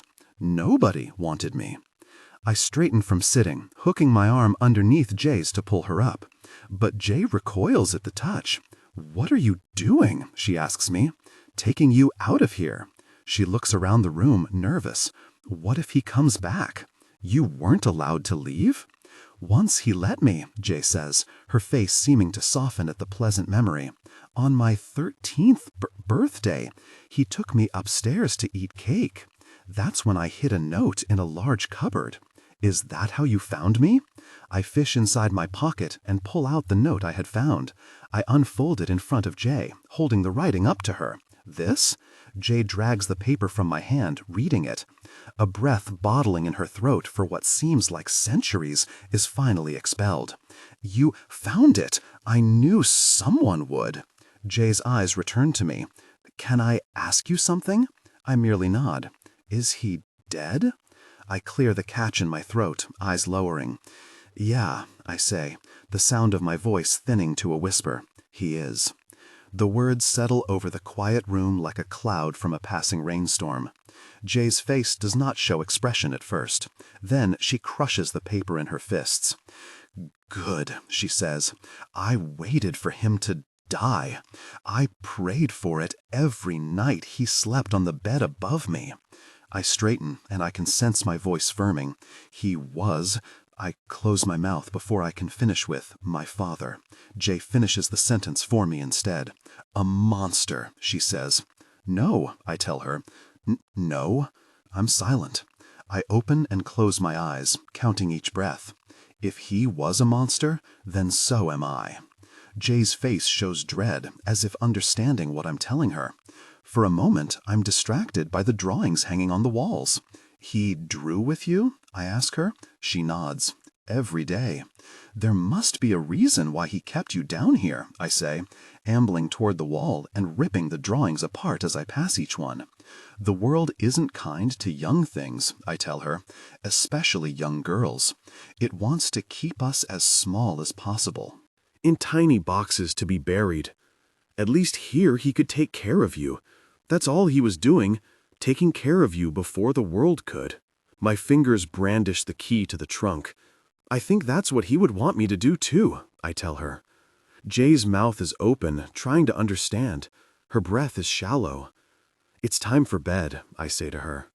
Jay shrinks, coveting the small loaf of bread as I glower at her like a nocturnal predator that has finally caught its prey. I push Jay back toward the casket and force her inside. She obeys my command without much resistance. When she's lying inside, I close the lid to the trunk, and my keys are already at work to fasten the lock. I stand over the small window arranged at the center of the box, admiring my prisoner inside. Jay, eyes glistening, stares back at me as she squirms uncomfortably. I'm still hungry, she says. I'll bring you more tomorrow, I promise her, slipping the key into my pocket. I gather the damaged but still working music box and set it on the small table beside the trunk. I plug the key into the crank. Although the lid has been removed, the melody still plays. This time, however, the sound is warped and exaggeratedly out of tune. When I'm finished listening to the waltz, I toss a white sheet across the trunk to cover Jay's dread-filled face, staring back at me from the small window fixed in the center of the casket. I meander away from my prisoner and make my way toward the bunker's small door. I'm about to leave when I turn back to face Jay one last time. God, I wish I could have had everything you had, I tell her. And with that, I leave, the door closing behind me with a vulgar thud like the door to a small tomb. The keys tightening the lock rattle violently like the beads on a rattlesnake's tail. I'm desperately struggling to score and slice open a fresh pomegranate with a knife. After several attempts and hardly any progress, I toss the knife aside. Taking hold of a wooden mallet, I slam it down and the fruit explodes open with a wet, squishing sound. I begin picking the seeds out and throwing them in a small glass bowl filled with heated water. I'm stirring gently when suddenly I hear two voices speaking in the corridor outside the kitchen. Wiping my hands across my apron and tossing a towel over my shoulder, I slink out of the kitchen and down the hallway. I find Ambrose leading a short gentleman in an expensive and neatly pressed three-piece suit with matching crocodile loafers toward the front door. The man carries a black briefcase made entirely out of snakeskin. The most ostentatious aspect of his manicured look is the fact that his pencil-thin eyebrows are dyed the same bluish gray as his thinning crown of hair. Ambrose is boyishly smitten with him, as if he were pursuing a quarterback champion for an autograph. "You say it won't take long?" Ambrose asks him. "I'll have my secretary write everything up this afternoon," the gentleman says. "Then it's entirely at the bank's discretion." I watch in silence as Ambrose holds the door open for the unannounced houseguest. "But you don't foresee any problems?" Ambrose asks him. "Not with a signature from the primary account holder," the gentleman tells him. "The funds should be available by the weekend at the latest." Just as the man is about to step over the threshold and leave, I call out to Ambrose. He turns toward me, cheeks heating with embarrassment like a child that's just been caught. "You're up so early?" he asks me. I inch toward the both of them. "Who is this?" I ask Ambrose. The gentleman extends his hand. "Jonathan Miltner," he says. "Your mother's attorney," Ambrose tells me. "Pleased to meet you," Mr. Miltner says, flashing a smile of yellow teeth at me. I approach him the same way a farmhand might approach a wolf caught in the henhouse. "What's this about?" I ask. Mr. Miltner stammers, unsure. He glances at Ambrose. "Your mother asked me—" "A personal matter," Ambrose says, interrupting. Ambrose seethes with impatience. If he could toss Mr. Miltner out the door, he looks as though he would. "I'm her daughter," I tell him. "I'm afraid Mr. Miltner can't stay," Ambrose tells me. "He's already late for another appointment." Ambrose elbows Mr. Miltner toward the open door. "I'm very sorry for your loss, Miss Finch," Mr. Miltner says to me. I wince a little. Apologies have always been worthless to me, especially from strangers. "Thank you again, John," Ambrose says. "I'll be in touch." Mr. Miltner exchanges a handshake with Ambrose before ducking out, the door shutting behind him as he leaves. But Ambrose's swiftness can't save him from my interrogation. "Please tell me you already started heating up her tea," Ambrose says. "Why was he here?" I ask. "Your mother asked for him," he tells me. Ambrose slips past me, heading for the stairs. "That's a lie," I say, chasing after him. Ambrose's face hardens with anger. He loathes the fact he's been caught. He stands right at my face, an invitation for a fight. "What would you have me tell you?" he asks me. "What are you making her do for you?" Nothing she wouldn't do on her own, he says. You're asking me to believe that? I ask. I'm not asking you to believe anything, Ambrose says, folding his arms. You're not even supposed to be here. How much? I ask. How much what? Money, I say. Ambrose tiptoes further up the stairs, as if attempting to escape. I thought you didn't care about that. I do when it's stealing from my father, I tell him. You were supposed to be gone by now, he says. I'm quiet only for a moment. My voice responds before I can actually make up my mind. I'm not leaving, I tell Ambrose, not until I find out what happened to my father. I turn away from Ambrose, walking back to the kitchen door. You saw the coroner's report, he shouts at me. Really, the coroner's report, I say to him. And you. I slip back into the kitchen and stab a pomegranate with the knife. For the first time in my life, I begin to entertain truly violent thoughts that frighten me and make me wonder what I'm capable of doing to another living thing. Later that afternoon, I visit my mother when she's finally awake from her morphine nap. She glares at me, seemingly incredulous that I'm still present. I watch her as she straightens from her throne, the monitors beside her bed chirping whenever she exerts any movement. I thought you left me, she says. I didn't think you were going to stay. I have to wait to get my car windshield fixed, I remind her. The repair guy's coming to the house soon. My mother's face seems to sour at the reminder that I'll be leaving her. I don't have the time or the will to be poetic about the whole ordeal. I know I must confront her immediately. What have you done for Ambrose? I ask her. She gawks at me, uncertain. Done for Ambrose? Have you signed any accounts over into his name? I ask. Are you giving him money regularly? My mother shakes her head, obviously incensed I would even be bold enough to ask. You think that's any of your business, Jaybird? Ambrose has done so much for me and your father. It's the very least we can do to repay him for his kindness. He's stealing from you, I tell her. He's going to bleed you dry. After all he's done, he deserves some reward, my mother tells me. Especially after all the care he provided me when the... But she stops short, severing the sentence completely. I glare at my mother, begging her to finish what she was saying. What baby?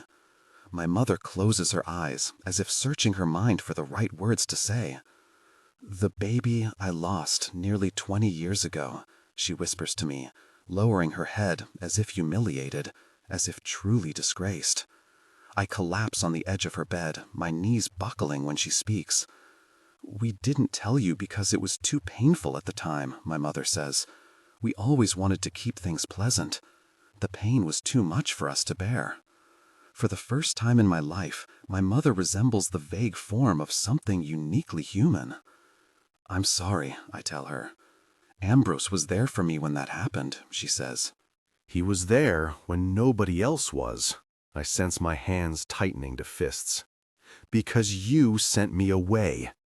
My mother straightens in bed, leaning forward as if to say, "Speak up.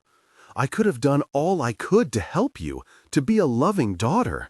But you sent me away," I remind her. "You cut me off." My mother is quiet for a moment, obviously reflecting on the ordeal, on the torment and misery she caused me. "You're right," she says softly. My eyes narrow at her, wondering if I've perhaps misheard. Surely she couldn't be serious, I think to myself. "I never wanted to send you away," my mother tells me. "That's a lie," I tell her. "Believe what you want," she says. "I'm hoping we can start again." I let silence settle over the room for a moment as I consider my options. Naturally, I could tell her about the young girl I found in the bunker, or I could tell her about Ambrose's nefarious dealings. But, for some reason, I don't. I know exactly what I want. I want the house to myself. "We can start again," I tell her, "on one condition. Let Ambrose go." "Let go of Ambrose?" she asks me.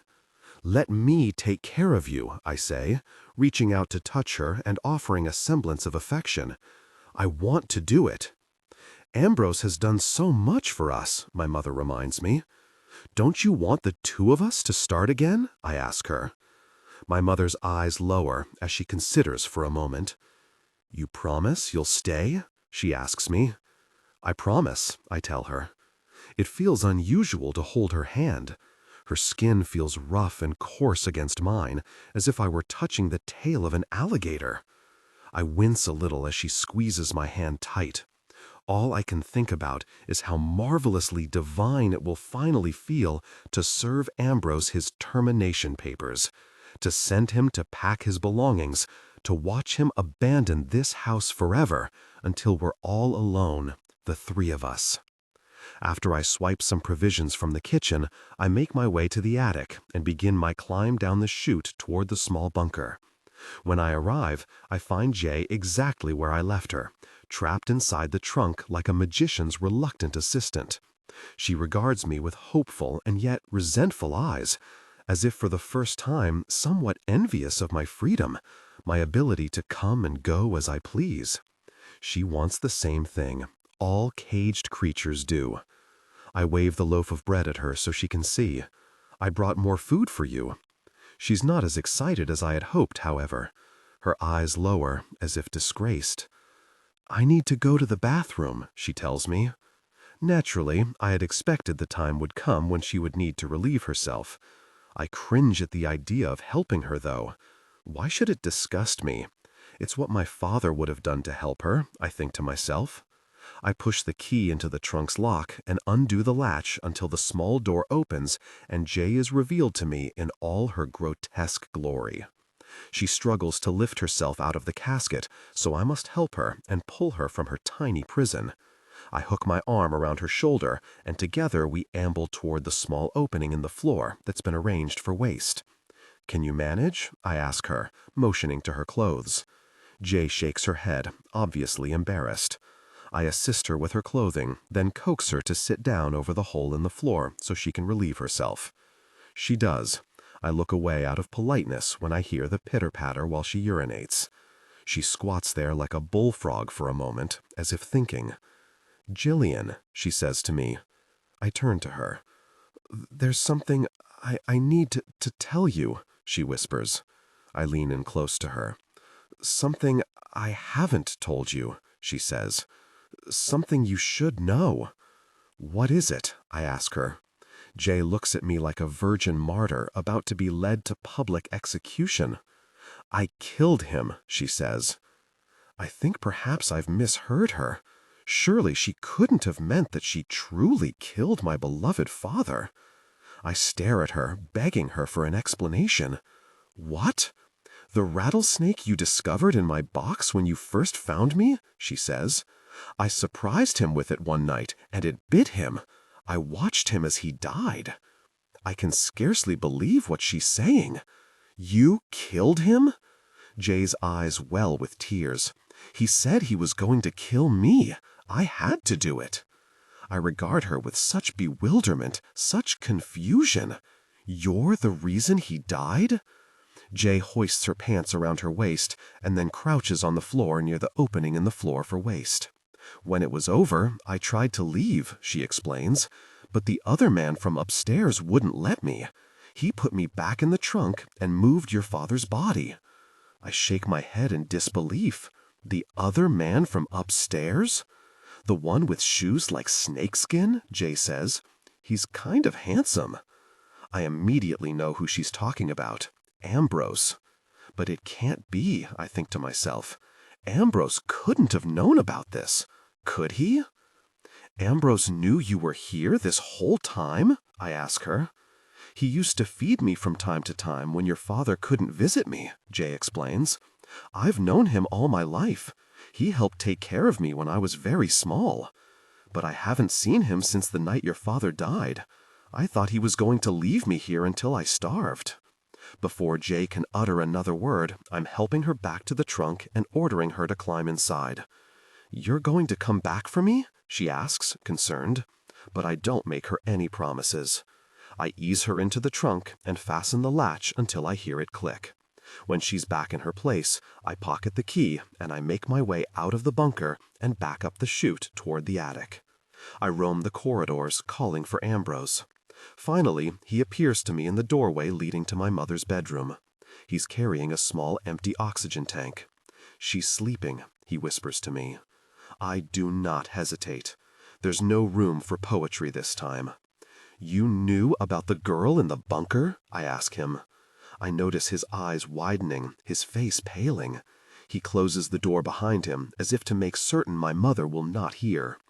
Let's go downstairs to discuss this, he says, looping his arm around mine and guiding me further down the hall. No, I say, slipping out of his grasp. I want you to tell me what you know now. You're only going to upset your mother, he tells me. Maybe I should go tell my mother everything you seem to know, I say to him. It would kill her, he says. I glance at him, uncertain what he means. It would kill her to know that the child she thought had died at birth was alive this whole time. I can hardly believe what he's saying. Child? Ambrose seems to unstiffen, finally realizing he's been caught.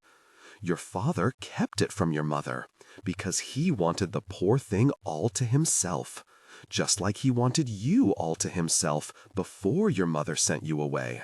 She knew what he was, a monster. I shake my head. That's not true. It can't be true, I think to myself. My father wasn't a monster, not like me. He paid me an allowance every week to make certain his secret was kept, Ambrose tells me. There, are you happy now? I know you're stealing from my mother, I tell him. Ambrose's face heats red. I'm only taking what I'm owed. I'm telling my mother, I say to him. I think this whole thing was your idea. You kept her down there for your own sick amusement, didn't you? But Ambrose doesn't answer. Instead, he's glancing down at the oxygen tank he's been holding. I swallow nervously, moving toward my mother's bedroom door. I'm about to turn the handle when I feel something crash against the corner of my head. Stars shimmer at the edges of my vision, and everything seems to blur before darkness finally claims me. I awaken to the gentle drip, drip, drip of what feels like water on my face. My eyelids struggle to open, and it takes me a few moments to realize where I am, deep inside the pyramid of junked furniture. I look upward and notice the eye of the open skylight in the center of the mountain, gazing down on me as if it were the eyeball of an ancient deity on fire. Glittering pellets of rainwater drip in the thin stem of the light. I roll onto my side and notice that Jay's body has been dumped beside me. Her head greased with blood as black as motor oil. I grab her arm and shake forcefully, begging her to wake up, but she doesn't. Just then, I hear the dim sound of Ambrose humming. I peer through the jungle of wasted furniture, and I find Ambrose skirting around the perimeter of the mountain. He's carrying a canister of gasoline and sprinkling the area.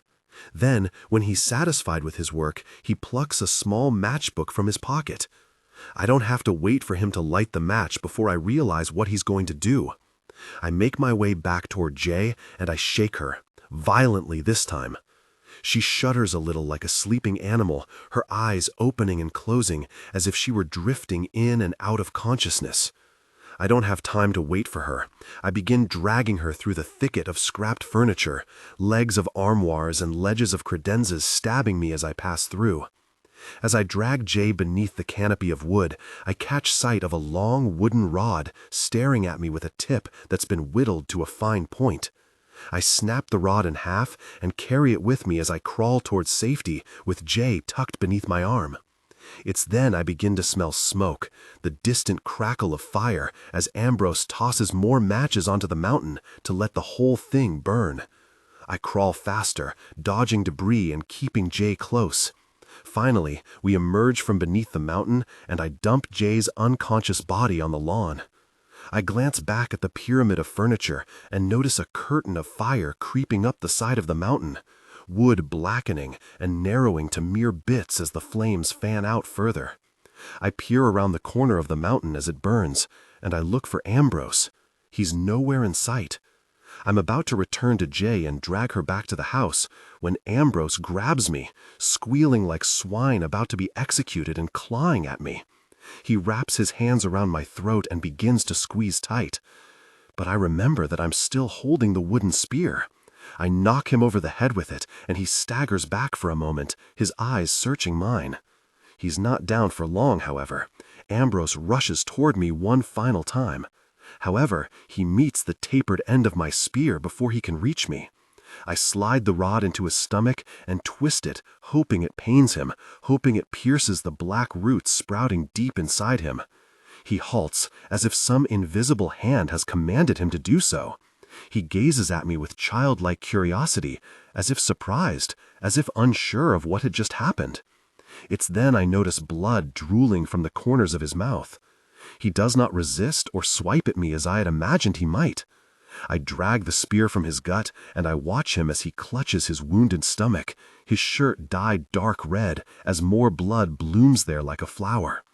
I watch in silence as Ambrose staggers back, his lips moving with muted condemnations. There's nothing I can do to help him. In fact, there's nothing I want to do to help him. There's a quiet, curious part of me that wants to watch him die.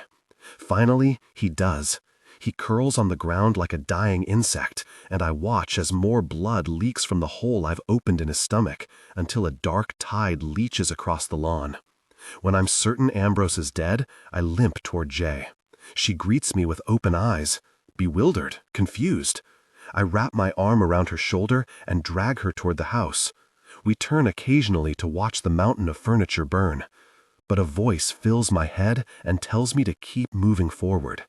A snake doesn't glance back and think to itself, "This skin was once mine," the voice tells me. A snake always moves forward. So that's exactly what I do.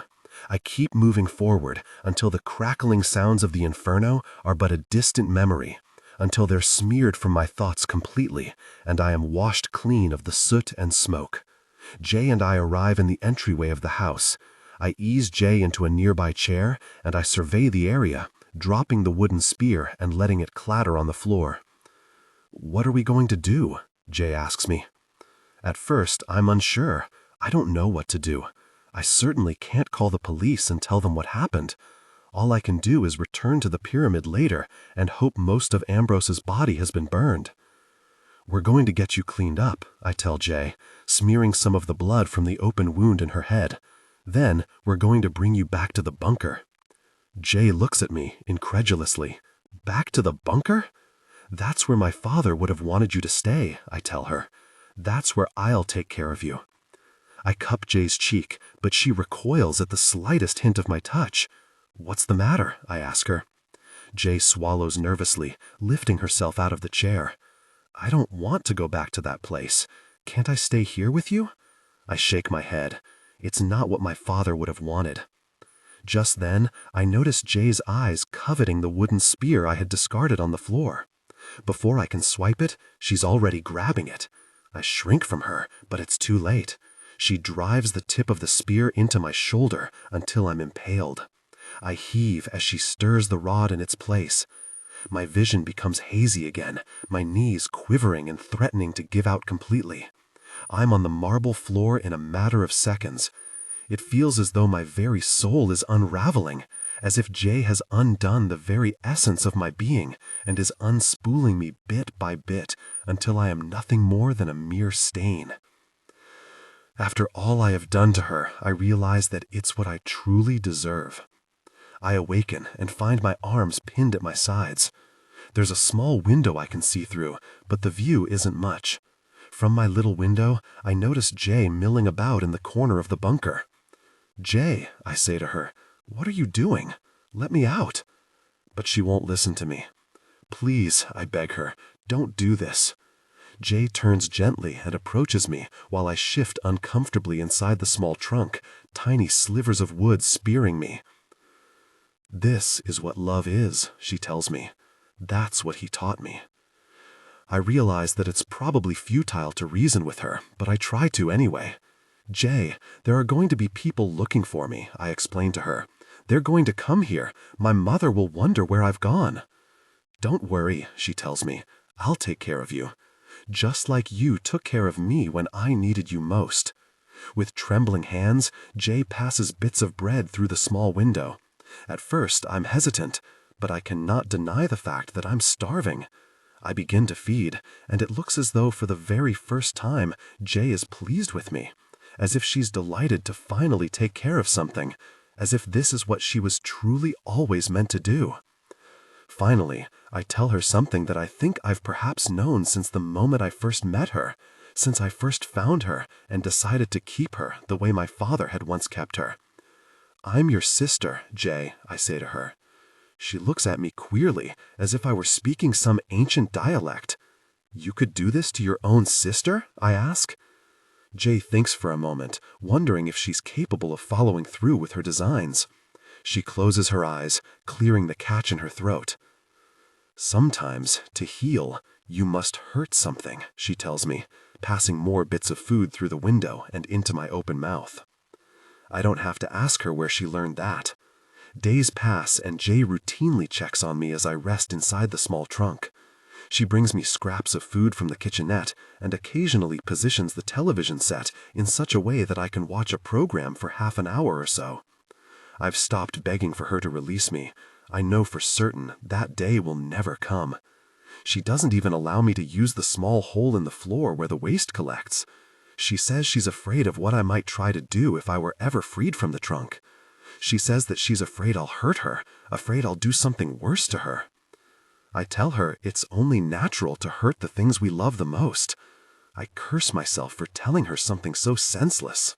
I wonder if she'll eventually kill me, if she'll spear me again, or if she'll simply leave me here to starve to death. But then I remember that the worst thing a person can do to you after they've hurt you is let you live. That's how you truly and unmistakably destroy another human being. I can tell for certain that's what she wants. That's what she's been waiting for, and that's what I deserve, after all. She's going to let me live. It was nearly 5 a.m. on a Wednesday morning when my father called to tell me that my mother had died. Of course, I had been expecting the cheerlessness of his tone to greet me on the other end of the line with unfortunate news for quite some time. However, I certainly had never expected his voice to break apart like damp tissue paper while he sobbed, the words seeming to choke him all at once. It felt peculiar, perhaps even decidedly wrong, to listen to my father weep so openly, to hear the tattered murmur of his breathing while he labored with each and every syllable. While he struggled to speak, I searched my mind for a recollection of a moment when we were so vulnerable, so remarkably exposed to one another. I could think of none. For as long as I could remember, my father and I had spent year after year torturing ourselves on either side of an invisible gate that seemed to eternally separate us. Of course, there were times, few and far between, when one of us would open the postern slightly and peer across the threshold. Those moments were short-lived, however, and usually would end with us not speaking to one another for months at a time. In fact, it was my mother who had kept us together. If it weren't for her grace, her carefulness, her dedication, my father and I would have gone our separate ways and left the invisible gate closed and latched forever. Of course, that wasn't to say there was any semblance of animosity lingering between us. Still, there were moments when I considered securing the invisible doorway between us so that neither one of us could pass through to the other. While my father wept, I entertained those thoughts once more. For a man who seemed to struggle to congratulate me with even a handshake after any modicum of success, it seemed so particularly unlike him to expose himself so fully and so unreservedly to me. Once he had finished sharing the more unsavory details of my mother's passing with me, I told him I would get dressed and head over to the house at once. "I didn't expect you to come over right away," he said, his voice trembling a little. "I just wanted you to know." In my peripheral vision, I noticed my husband, Clive, stirring beneath the sheets. He stretched, yawning, and rubbed his eyes slightly to clear the crust from the corners. "Are you there by yourself?" I asked my father, for once concerned for him. I was loath to think of him remaining in the house milling about from room to room like a shapeless specter, while my mother's body languished and rotted away by the seconds in the nearby bedroom. To me, it was far too ghoulish a thought. "The hospice nurses are still here," he told me. "They have a few things to tend to." It felt so strange hearing my father describe my mother's demise as something that others would need to tend to, as if she were now nothing more than a houseplant. Is that what we become, I wondered to myself? Useless vegetation that would rot if we didn't have others to tend to us? After I told my father I would dress and head over, I hung up the phone and sat on the edge of the bed for what felt like hours, even though it was most likely only a few minutes. I wasn't alone for long, as Clive eventually straightened and pushed all his weight against me. He glanced at the clock and then groaned. "It's 5 in the morning," he said. "Why are you up?" Part of me wondered if I should tell him, if I should reveal the horrible news right away, or let him rest a little while longer. But I knew full well how there was some unnameable urge rooted in every human being that compelled us to drag others into our suffering, our despair. "It's bad news," I told him. Out of the corner of my eye, I watched him stir gently once more. He leaned against me, wrapping an arm around my shoulder, as if already seeming to know. "Is it?" The remainder of his question hung in the air like a fine mist. "My mother's dead," I said to him gently. The words came from deep within me and surprised me a little because they were issued without emotion, without feeling. I said it again. "My mother's dead." Then I said it again and again, Clive pulling me closer against him as my voice began to dissolve like sugar in heated water. I suddenly felt sick, bile pulsing from my stomach and up into my throat. I braced myself on the edge of the bed and vomited next to the bureau. Clive rubbed the small of my back, occasionally stroking my hair until I was finished. Then he skirted into the bathroom and delivered a warm, damp towel to me so that I could clean my face. When I scrubbed my skin, I couldn't help but think how I felt as if I would never be truly and completely clean.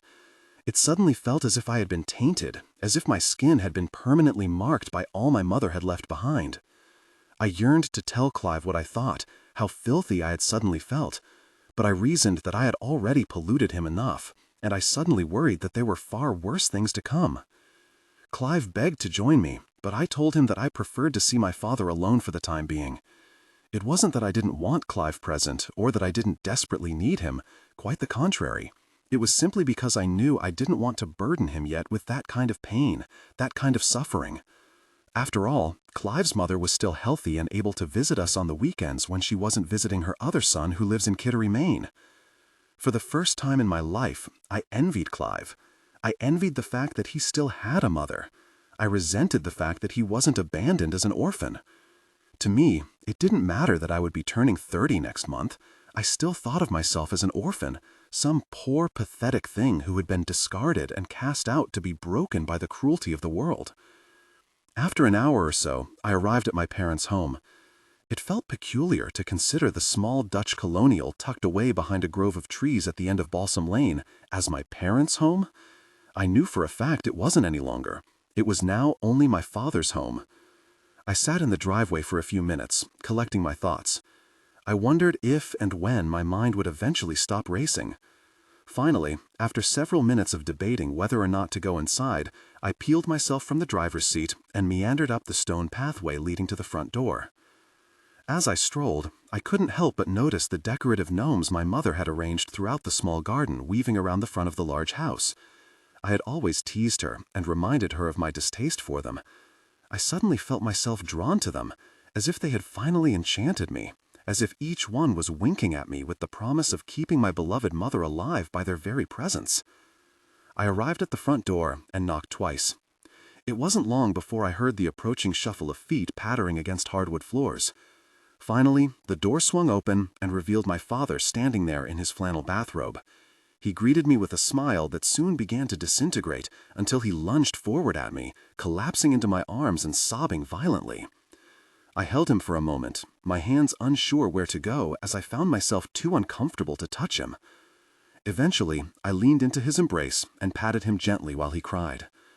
We stood on the front porch, the sounds of his sobbing echoing throughout the neighborhood as if in desperation to tell others that death had finally arrived here and that death would be staying for quite some time. After my father collected himself, we drifted from the entryway into the living room, where they had arranged my mother's makeshift bed, the place where she had spent her last few weeks of suffering. Of course, I wasn't surprised to discover a few nurses moving about the room and collecting various pieces of equipment. However, I found myself immediately shrinking from the horrible, practically gruesome sight of my dead mother lying in the bed, her arms pinned at her sides and her eyes respectfully closed. I sensed myself inching away, fumbling to think of an excuse to remove myself from the room at once. My father seemed to notice my hesitation. "I thought you might want to say goodbye," he said to me, his head lowering. "I asked them to keep her here a little while longer so you could see her. Pay your last respects." "That wasn't necessary," I told my father, my voice threatening to tremble. "I think I need some air." Before my father could utter another word, I sprang from the room and into the foyer where I was sick in a small waste bucket that had been left beside the stairwell by one of the nurses. After I wiped the vomit smeared along my chin, I made my way into the kitchen where I searched for a glass of water. As I ran a small cup under the kitchen faucet, I noticed my father appear in the kitchen doorway. He folded his hands together as if in prayer and lowered his head. "I really think you should pay your last respects to your mother," he told me. "You know how much she loved you." Yes, of course, I thought to myself. What an insipid thing to say. I know full well how much my mother cared for me. What makes my father think I'm capable of walking up to her corpse and seeing her like this? I stammered, uncertain. "I suppose I'd like to remember her as she was." "I don't want you to regret anything," my father said to me. "When my mother died when I was your age, I made time to grieve. It takes a while, but it's necessary to do so." Of course, I knew it would be necessary to grieve my mother and reconcile with the fact that she was gone. But I had no intention of honoring that grief today, especially with my father present. I would instead return to the comfort of the life I had built with my beloved Clive and work through the trauma, the suffering there. "When are they going to take her?" I asked my father. "As soon as you say your goodbyes," he told me, folding his arms. I felt a familiar pang of resentment as I regarded him. I recognized full well the "I know better than you" lilt of his voice. Part of me wondered why I had even come here in the first place. "Do you have everything you need here?" I asked him, hoping I could somehow change the subject. "Will the neighbors look in on you?" "Your mother and I don't really know many of the neighbors," he said, shuffling toward the cabinet and picking up a small cup for tea. "A lot of new families moved here." "Do you want Clive and me to look in on you for a while?" I asked him. There was a small, quiet part of me that hoped he might shoo me away, that he might wave me off and insist he was more than capable of caring for himself as a 75-year-old man. "I worry about staying here alone," he said to me, his eyes drifting around the room as if the house were somehow able to swallow him whole. "Especially at night." "Should Clive and I come stay with you?" I asked him. He wouldn't look at me, as if too fearful to admit he was frightened and desperately needed his son's help. "Perhaps until the funeral?" he asked me.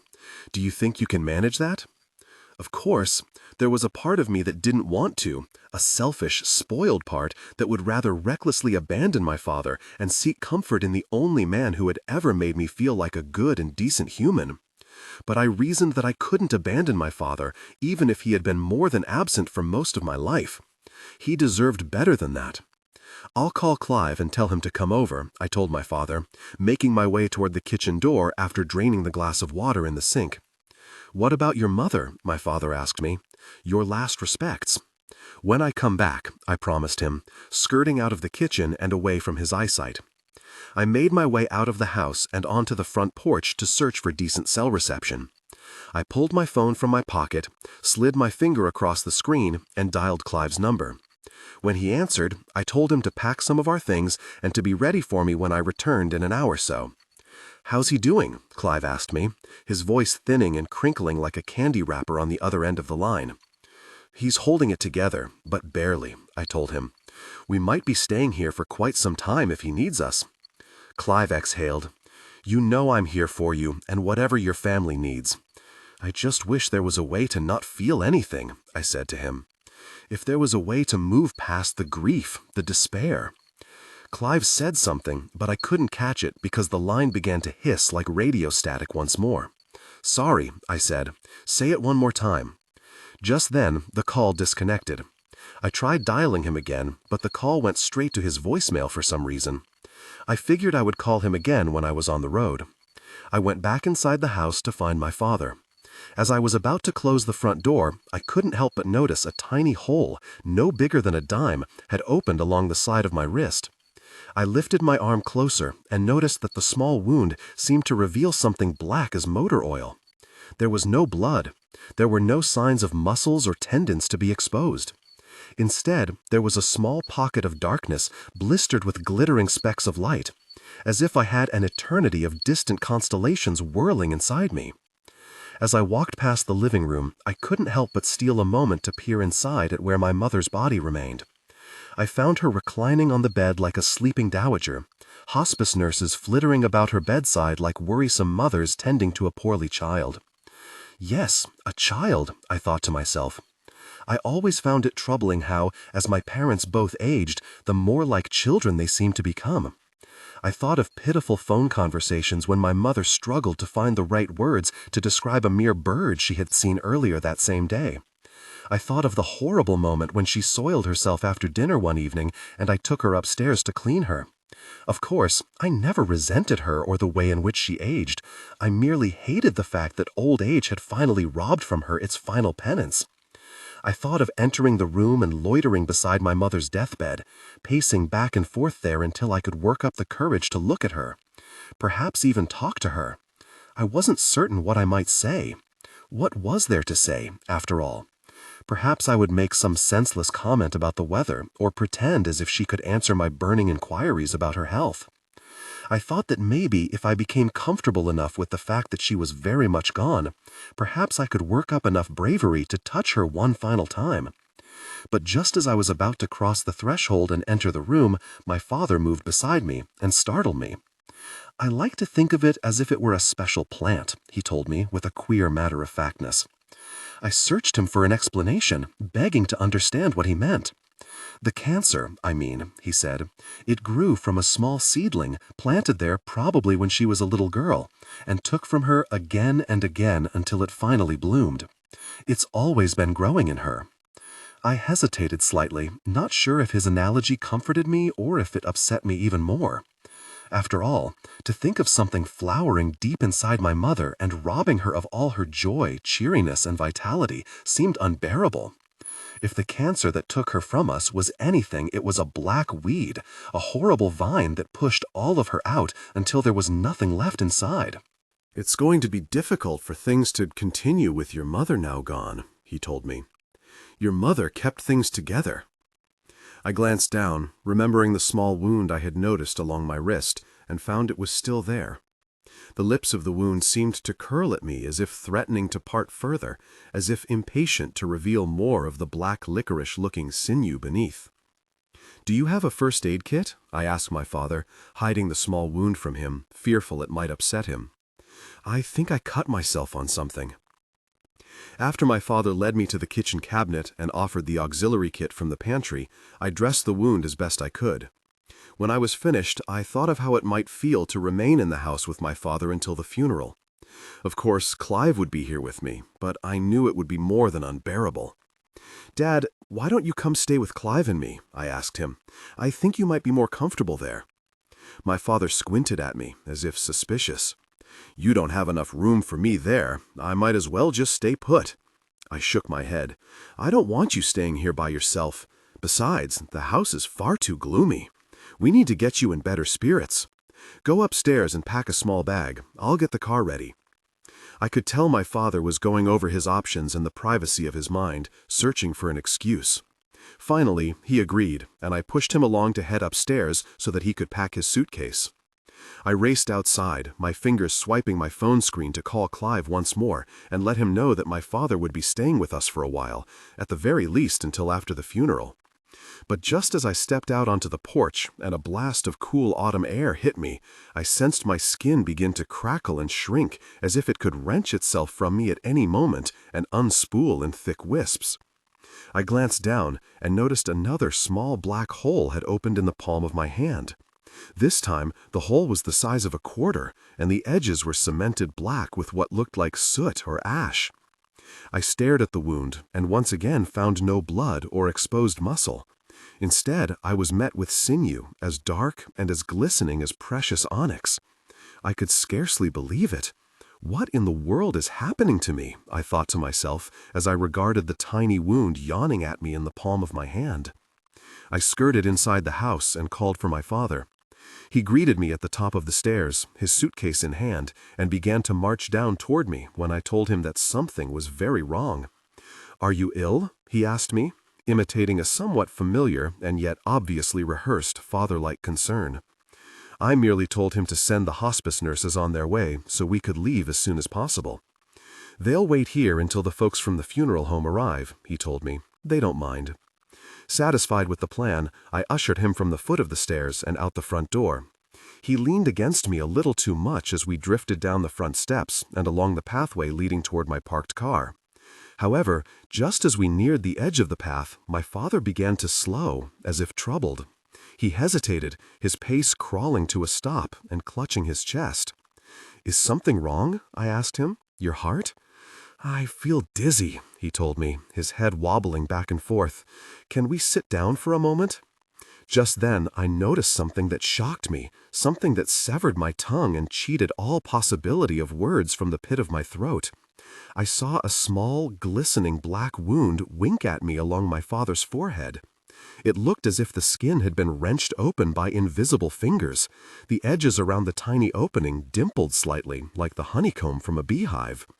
Inside the small opening was a familiar sight, candied oblivion, too dark and yet somehow also too shiny to draw near enough to touch.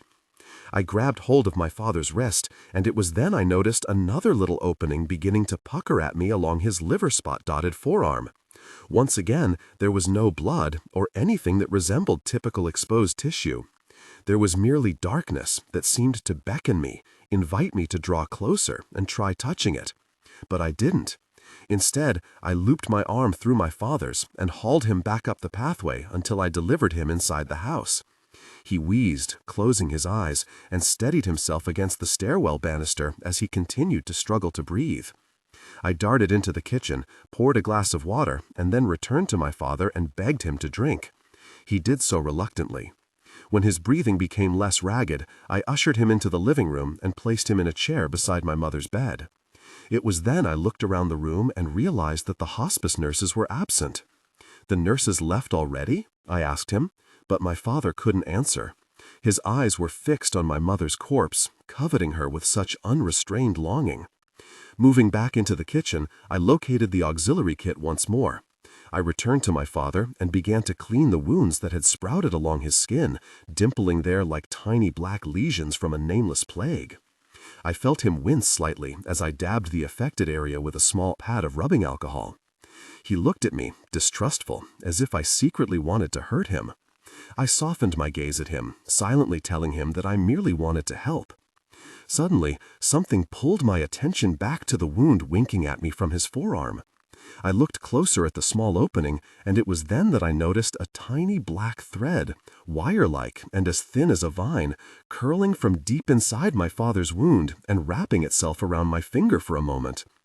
I shuddered as the thread coiled around me, tightening a little with neither an introduction nor a threat.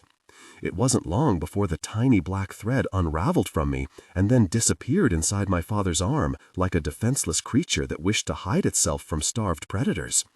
I sat there in amazement, studying my father's wound and waiting for the black thread to appear to me again. Instead, the darkness residing in the small pocket of his open skin stared back at me and seemed to shimmer, as if pleased to know I was so curious.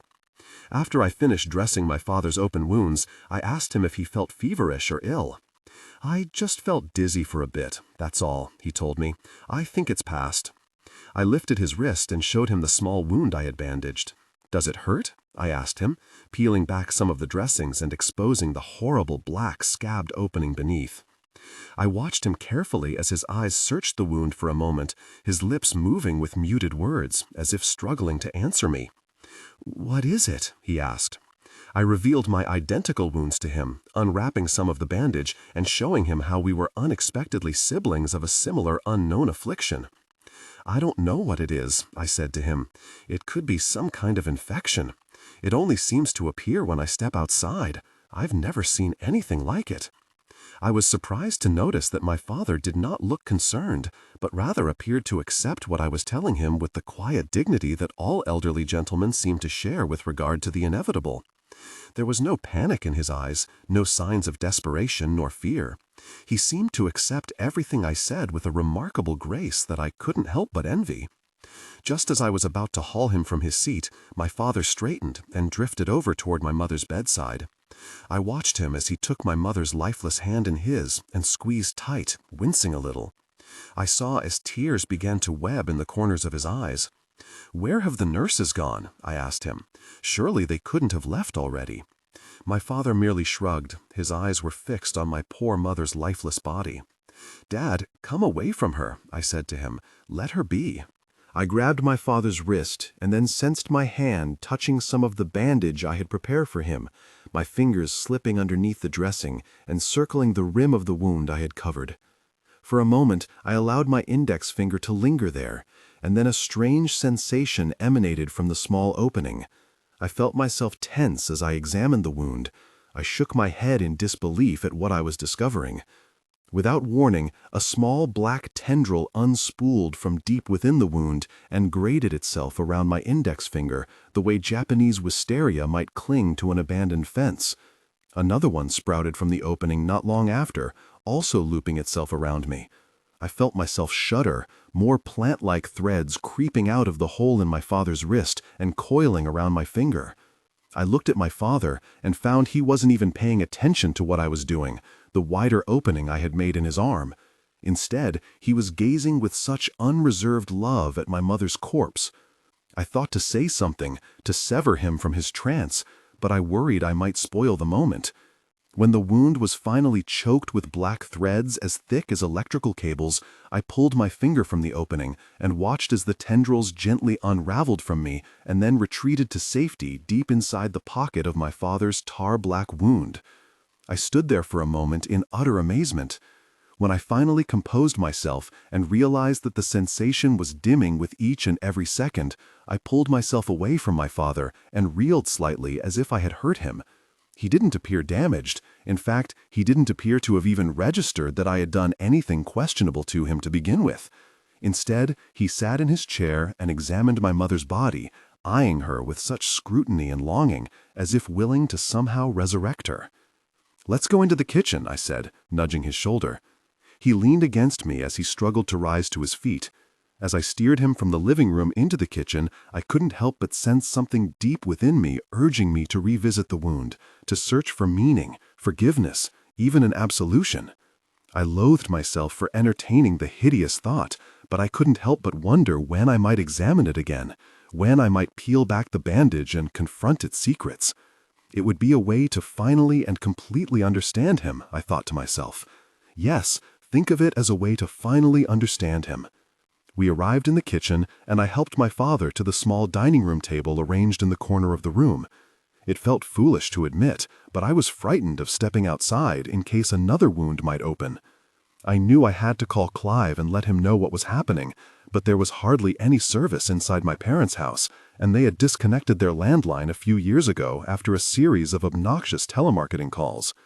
I watched as my father eased himself into the chair, his limbs creaking a little as he bent. When he finally settled himself, I pulled out a chair and sat beside him. For a while we sat in silence, our eyes avoiding one another as if out of respect.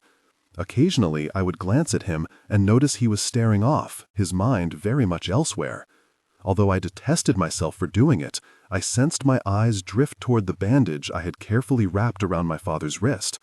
I coveted the dressing, imagined peeling it away and observing the small opening again and again until more black threads flowered from their hiding places.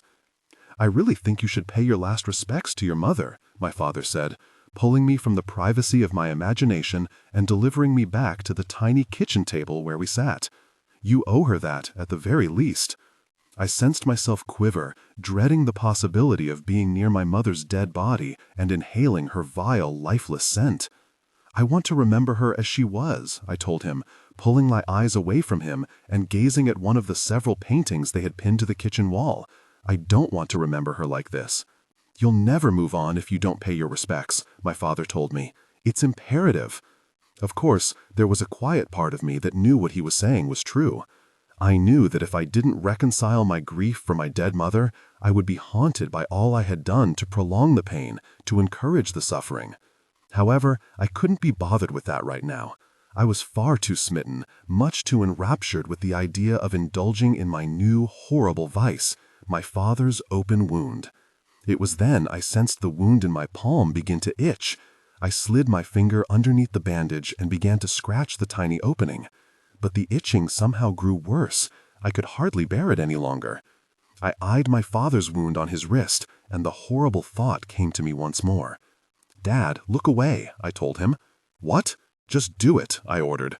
As soon as my father looked away from me, I tore the bandage from his wrist and exposed the glistening black wound. Without warning, dark vines crept from deep inside the corners of the opening and curled at me with an invitation. I was drawn into the mystery of the wound, observing its depths. The sight was overwhelming, and I felt a profound connection to it.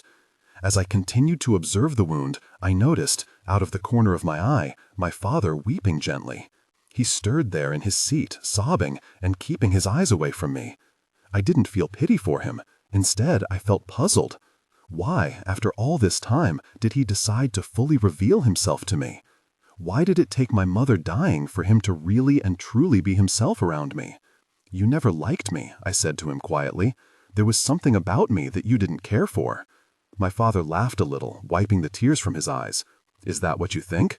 Tell me it's not true," I said to him. "Convince me that I'm wrong." My father merely shook his head, already seemingly defeated. "You've already made up your mind, it seems." "You made it too obvious," I told him. "You never wanted to be a father." "I loved being a father," he said. "I loved being your father. But I knew the world wouldn't be kind to you because of what you are. The world eats away at things it doesn't understand." I smiled, realizing he was right. "I suppose I never really understood you," I told him. My father cleared the catch in his throat. "I never understood you too." I pushed my arm inside my father's wound, the black vines crawling toward me, locking themselves around me, and then dragging me deeper until my entire arm had been swallowed by them. I watched my father wince as I was pulled inside the gaping and glittering dark maw that was staring back at me. Realizing that he would never understand me if I didn't let him in, I peeled the bandage from my hand and guided one of his trembling fingers toward my open wound. I pushed him inside and let him settle there for a moment, black threads unspooling from deep within me and clutching at him. I flinched a little, my skin parting further as he was pulled inside my wound. It felt so decidedly unnatural, rooting around in the voids that had grown from our grief, our heartache, our despair. However, at the same time, it somehow felt so freeing to be so exposed with the father I hardly knew. It wasn't long before his arm had been fully inhaled by the black vines creeping from my open wound. I watched his surprise, his astonishment as he was pulled deeper. I was afraid, but for some reason, my apprehension didn't stop me from drawing closer, from shoving more of my arm inside the void glaring at me. Before long, we collapsed into one another, a grave of black weeds choking us as we finally surrendered and drifted toward a merciful oblivion. After we heaved ourselves from the wounds we had spread from one another, my father and I found ourselves thrashing against the floor like fish captured in a fisherman's net. When I finally collected myself, I noticed my father had already curled in a corner beside the counter and moored himself there. He shivered, as if frightened when I drew closer to touch him. He seemed to tremble, as if fearful I might have a desire to go through the ordeal one more time. I petted him softly, assuring him that it was over, that our introduction to one another was finally finished. I looked down at my palm and wrist, noticing that the wounds which were once open there and blinking constellations at me were now completely absent, as if the skin there had been closed, as if it had never been opened in the first place. Then I urged my father to lean over, exposing himself to me, and it was then I realized that his wounds, although shrinking, were still present. I brought my fingers close to one of the wounds, and it immediately seemed to pout, leaking fluid as dark as motor oil. He writhed there, convulsing violently, as if bewitched by an agony I could never and would never want to understand. When his seizure was finished, I ladled him from the floor and carried him into the living room, where I finally delivered him to my mother's bed. I arranged his trembling body beside her lifeless corpse and dragged a sheet to cover them both until they were swaddled. I stared at my father, begging him to say something, anything. Finally, he opened his eyes and squinted at me, as if perplexed by my presence. "I like to think of it as if it were a special plant," he told me. "It grew from a small seedling planted there probably when I was a little boy, and took from me again and again until it finally bloomed. It's always been growing in me, in all of us." I watched in silence as my father's wounds shivered slightly. They opened and closed. Then vines and tar-black tendrils poured out of him like dark fluid and began to snake across my mother's lifeless body until she was finally covered, until her tiny shape had been swallowed completely, and she was comfortably swaddled like a precious newborn in a bassinet. "It's going to be difficult for things to continue with your mother now gone," my father whispered. "Your mother kept things together." I realized he was right. What would keep us all together now she was gone? Of course, we could try to move on, could try to repair the damage we had done to one another after all these years, but it would be futile. What point was there to go on as if foolishly pretending things would always be the same? Before another moment of hesitation, I crawled into bed beside my mother and father. My father regarded me with a distinct gentleness I hadn't seen him possess before, a tenderness that seemed to comfort and astonish me all at once. I wrapped my arms around my mother's cooling body, drawing in her scent. My father leaned closer against her, pulling at the wound in his wrist and teasing more black threads out from their hiding places until they were zigzagging across my mother's corpse and muting her shape in a livid blur. I did what I thought I was supposed to do. I grabbed hold of the lips of my father's wound and stretched it further and further until he collapsed into himself, until he was nothing more than a gentle whisper, something that could never be undone. I dragged the dark threads from deep inside him and poured them over my mother, drowning her, drowning the both of us, until the three of us were lost together, unfettered in an endless sea where heartache and despair had no proper place, where we were nameless and shining and new and could finally be together as one. When the police arrived to search my parents' home, they found my mother and father bound together in a seemingly permanent embrace, the bedsheets washed in a tide of their blood. They told me I was found kneeling on the kitchen floor, stabbing the tiles with a knife I had recovered from one of the drawers. They said that I had been there for several days, and they plugged their noses when they came near me, as if the odor of blood cemented on my skin offended them far more than what I had actually done to my father. From what I could piece together as they dragged me from the house, horrible things had been done to my father's body after he perished, wounds that had been forced open and stretched to their utmost limits. They said that I did those things. Of course, I didn't believe them. I nearly wept when they told me how my mother's and father's bodies were so dangerously intertwined with one another that some of their limbs snapped when they attempted to pull them apart. As I sat in the back seat of a police cruiser that idled in my parents' driveway, I sensed something pinched in the back of my throat and tickling me there. I strained to cough but could force nothing out. I thought of what my father had said, how seedlings are planted deep within us when we're very young, and how they take from us until they can finally bloom and fully reveal themselves to us. I knew he was right. In the blackest pit of my heart, I knew my father was right. I cleared my throat and sensed myself soften a little, waiting for the seeds set in my breath to finally bud and divulge their secrets to me.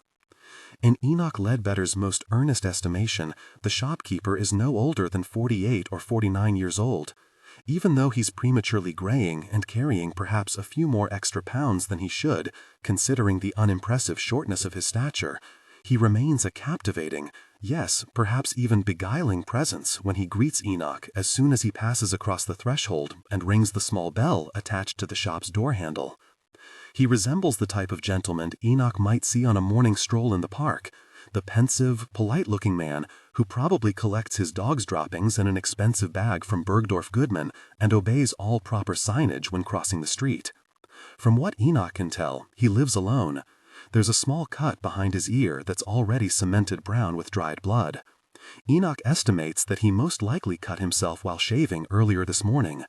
A lover, friend, companion, roommate, anyone would have told him to address the small wound before leaving home. In fact, it surprises Enoch terribly that such an immaculately groomed gentleman might have lapsed in judgment and missed such an offensive detail. In the few moments Enoch can assess the small shopkeeper, he can tell his fastidiousness is matched only by his tenderness and care when putting himself together in the morning. Both of his patent leather loafers look as if they had been shined with the finest polish. In fact, they've been polished so vigorously that they chirp like starving baby birds when he first approaches Enoch. His mustache is coiffed so exaggeratedly and so impeccably that one might wonder if the thing were real in the first place. Enoch can't quite place his finger on it, but there's something about him, something that worries him, deeply troubles him. For some reason, he can't seem to move past the small nick behind his ear. How could a man with such flawless care and precision when presenting himself allow something so apparently obscene go unnoticed? After all, as someone who had worked in sales for many years, Enoch knows full well that there's a very delicate art, a balancing act when presenting yourself to the public scrutiny. For some reason, Enoch feels worried when he notices the fault in the shopkeeper's otherwise immaculate presentation, fearful he might see more, scared that there are other faults waiting to be confessed. The store is one of those blink-and-you'll-miss-it type of places down near the waterfront, an old factory building now converted to various shops and restaurants to attract tourists.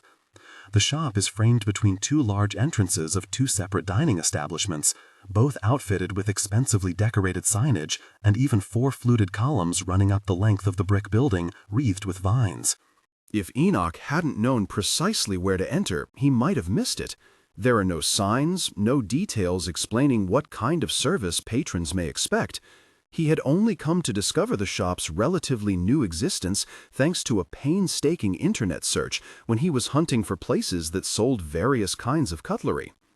"Good afternoon, sir," the shopkeeper says, nearing Enoch with a look of sincerity, a regretful kind of look that belies some of the impishness residing in the corners of his eyes.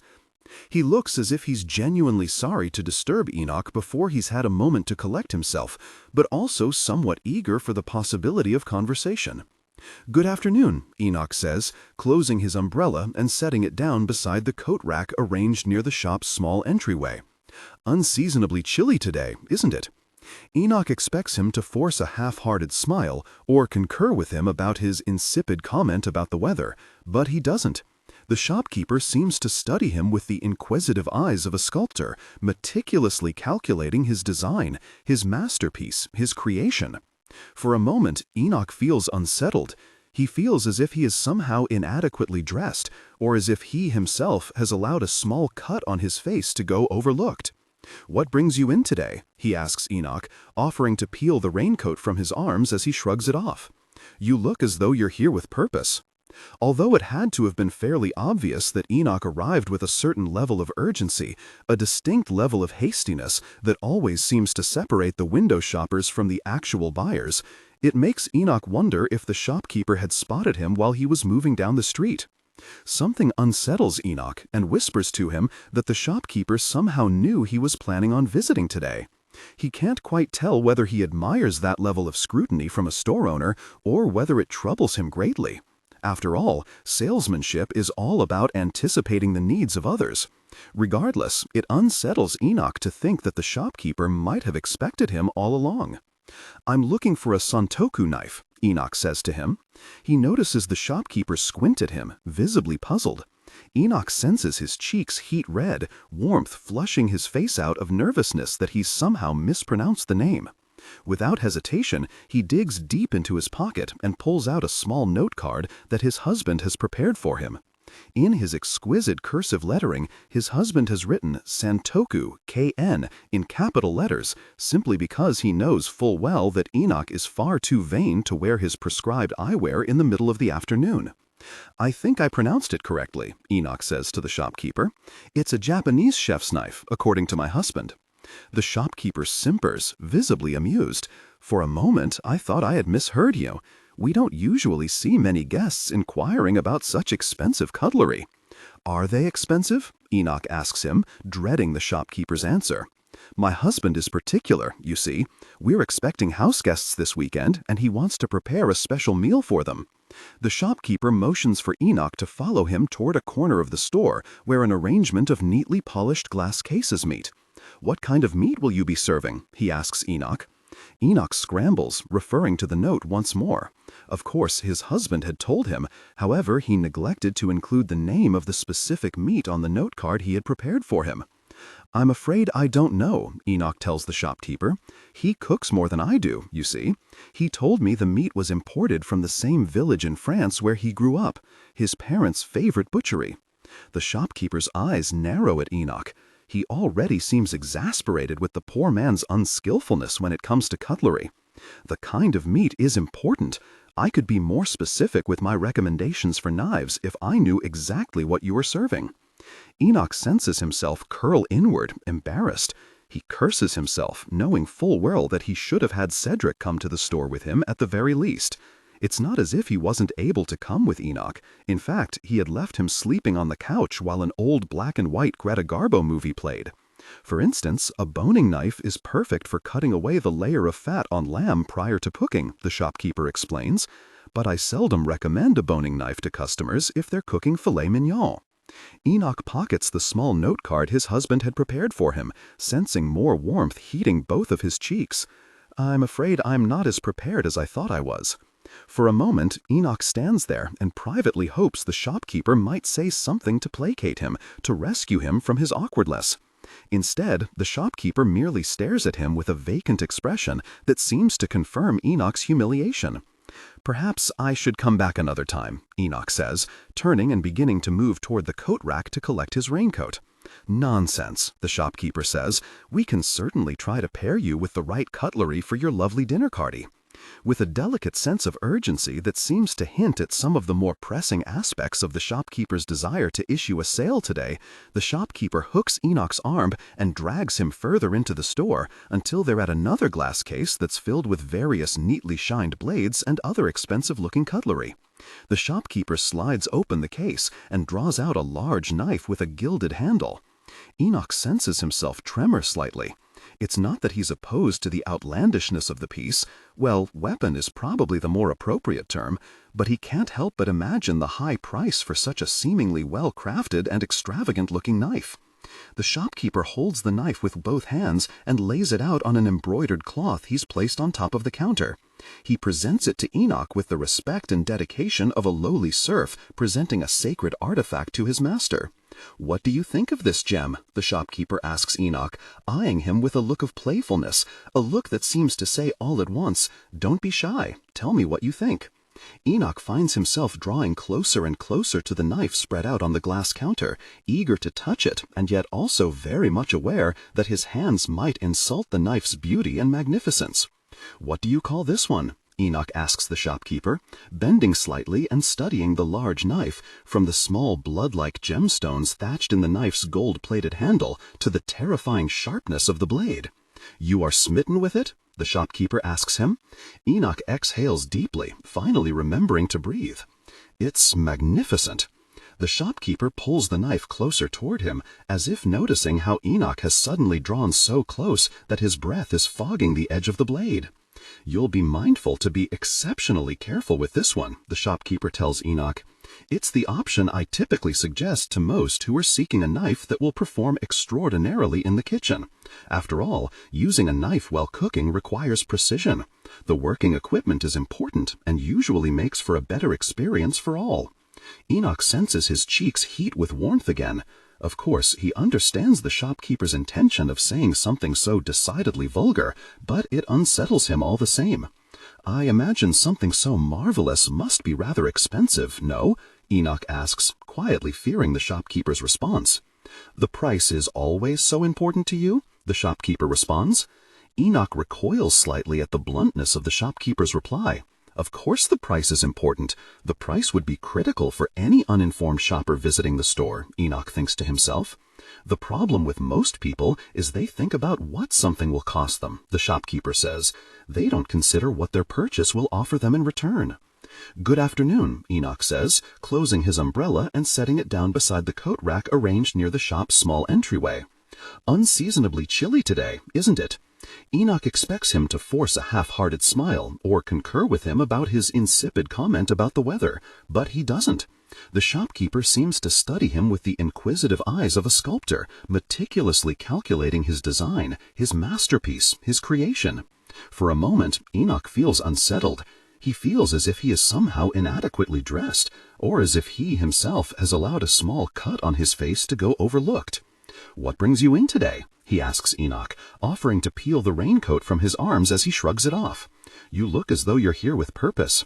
Although it had to have been fairly obvious that Enoch arrived with a certain level of urgency, a distinct level of hastiness that always seems to separate the window shoppers from the actual buyers, it makes Enoch wonder if the shopkeeper had spotted him while he was moving down the street. Something unsettles Enoch and whispers to him that the shopkeeper somehow knew he was planning on visiting today. He can't quite tell whether he admires that level of scrutiny from a store owner or whether it troubles him greatly. After all, salesmanship is all about anticipating the needs of others. Regardless, it unsettles Enoch to think that the shopkeeper might have expected him all along. "I'm looking for a santoku knife," Enoch says to him. He notices the shopkeeper squint at him, visibly puzzled. Enoch senses his cheeks heat red, warmth flushing his face out of nervousness that he's somehow mispronounced the name. Without hesitation, he digs deep into his pocket and pulls out a small note card that his husband has prepared for him. In his exquisite cursive lettering, his husband has written Santoku, KN, in capital letters, simply because he knows full well that Enoch is far too vain to wear his prescribed eyewear in the middle of the afternoon. "I think I pronounced it correctly," Enoch says to the shopkeeper. "It's a Japanese chef's knife, according to my husband." The shopkeeper simpers, visibly amused. "For a moment, I thought I had misheard you. We don't usually see many guests inquiring about such expensive cutlery." "Are they expensive?" Enoch asks him, dreading the shopkeeper's answer. "My husband is particular, you see. We're expecting house guests this weekend, and he wants to prepare a special meal for them." The shopkeeper motions for Enoch to follow him toward a corner of the store where an arrangement of neatly polished glass cases meet. "What kind of meat will you be serving?" he asks Enoch. Enoch scrambles, referring to the note once more. Of course, his husband had told him, however, he neglected to include the name of the specific meat on the note card he had prepared for him. "I'm afraid I don't know," Enoch tells the shopkeeper. "He cooks more than I do, you see. He told me the meat was imported from the same village in France where he grew up, his parents' favorite butchery." The shopkeeper's eyes narrow at Enoch. Enoch tilts his head at the shopkeeper, eyes narrowing to mere slits, struggling to comprehend. "A purchase like this will change your life," the shopkeeper tells Enoch. "I expect more shoppers consider it a loss to their pocketbook when they buy something, but I always urge them to reconsider, to think of what they're gaining." Enoch supposes that the shopkeeper is correct. After all, it seems all too inherent to think of buying something as losing a piece of one's wealth. But for Enoch, he can't help but think of the majesty and grandeur this purchase will bring him. More to the point, there's something about the shopkeeper that mesmerizes him, transfixes him. He wants to impress him. He wants to connect with him in such a way that will make him stay in good graces with the charismatic shopkeeper. "I suppose the price is unimportant," Enoch says. "The knife is exceptional. You think it will be ideal for our dinner party?" "I think it will transform your life," the shopkeeper tells him. "I have no doubts." Enoch slips his hand into his pocket and pulls out his leather wallet. "Will you wrap it up for me? I'd like to surprise my husband with it." The shopkeeper nods, smiling. "Of course. And how much?" Enoch asks the shopkeeper, sliding a credit card across the counter toward him. Funnily enough, the shopkeeper waves the card away before he crosses his arms. "How much is this knife worth to you?" the shopkeeper asks him. Enoch stammers at first, perplexed. "I'm afraid I don't understand." "If you were to put a price on something as magnificent, as glorious as this knife, what would you say?" the shopkeeper asks. "More to the point, what would you do to acquire this knife?" Enoch shakes his head, uncertain, and wonders if he heard the shopkeeper correctly. "What would I do?" The shopkeeper simpers, visibly amused. I can see you're not as creative as I had hoped you might be. Enoch's face scrunches, bewildered. I'm afraid I don't know. I have a proposition for you, the shopkeeper tells Enoch, cutting him off. I'll let you have the knife. I'll wrap it for you in beautiful tissue paper. I'll slip it inside a bag so you can surprise your husband with it. But I don't want money in exchange for the knife. I want you to do something for me. Enoch senses all the color drain from his face. He can't help but imagine what horrible things the shopkeeper could have in mind as another form of payment. His mind immediately wanders to something obscene and sexual. Of course, there's something powerfully alluring about the shopkeeper, something devastatingly unique about him, but Enoch couldn't do something so vile behind his husband's back. That would be unforgivable. Perhaps now isn't the best time, Enoch says, recoiling slightly from the shopkeeper and inching toward the door. All I ask is that you let me cut you, the shopkeeper says, his voice thinning to a whisper. Enoch stops himself, wondering if the shopkeeper had truly just uttered something so unsettling. You want to. I want you to let me cut you with this knife, the shopkeeper tells him, a very tiny cut. You'll hardly even feel it. I'll make certain that I'm as gentle as can be. Enoch senses his stomach curling with unease. Then, when I'm finished, you'll let me insert a small piece of glass inside the cut, the shopkeeper tells him, and that will be it. Enoch shakes his head in disbelief. You want to cut me open and stick a piece of glass inside? The shopkeeper chuckles slightly at the crudeness of Enoch's assessment. The way you say it doesn't make it sound as poetic as I had hoped, but yes, that's what I want from you. When finished, the knife will be yours, and I'll send you on your way. Enoch can hardly believe what the shopkeeper is suggesting. It seems too outlandish, too decidedly macabre to take seriously. Still, there's a quiet part of Enoch that remains curious. He finds himself sincerely considering the shopkeeper's peculiar offer, and his inquisitiveness frightens him. There's a curious and daring part of him that tells him it will be over before he knows it, and he will then be on his way. Why should he turn down such a simple offer?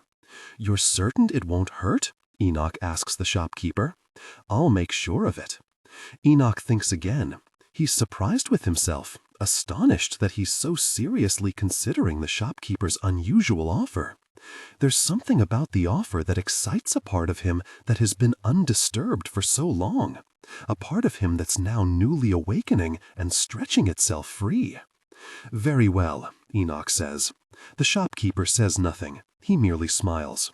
After the shopkeeper tells Enoch to roll up his shirt sleeve to expose his right arm, the shopkeeper swipes the knife from the countertop and prepares for his labor. Enoch watches in silence as the shopkeeper studies his exposed arm, visibly outlining where he'll choose to mark his skin for incision. Enoch says nothing when the shopkeeper presses the ice-cold tip of the blade against his arm, lingering there for a moment before eventually slicing down and opening the tiny, angry mouth of a wound in his naked skin. Enoch glances down and notices a line of dark red creeping from the hole the shopkeeper has opened there. The shopkeeper snatches a nearby cloth and presses it against the small wound until some of the bleeding stops. The shopkeeper orders Enoch to keep the cloth pressed against the tiny wound for a moment while he circles the counter and disappears into the back room. As Enoch stands there, cloth pressed against the leaking wound, he wonders why he agreed to something so unusual. Had he merely wanted to remain in good graces with the shopkeeper? Why should he care what the shopkeeper thought of him? Or was he excited by the notion of something so unusual, something so decidedly peculiar? As Enoch thinks, he comes to the realization that perhaps he likes the uncertainty of the situation. After all, his life has been so neatly ordered that it is refreshing to partake in something that seems to have no rhyme or reason. The shopkeeper finally returns with a small velvet bag with a drawstring. He pulls the drawstring and tilts the bag open on the counter. Small, glittering specks of glass spill out from inside the bag and scatter across the table like a tide of hail. The shopkeeper seizes a pair of tweezers and pinches a speck of glass there. Then he approaches Enoch with the same intent he possessed when he first approached him with the large knife. "This may hurt a little," the shopkeeper tells him. "I promise I won't go too deep." Enoch winces slightly, glancing away as he senses the shopkeeper push the tiny piece of glass between his wound's puckered lips.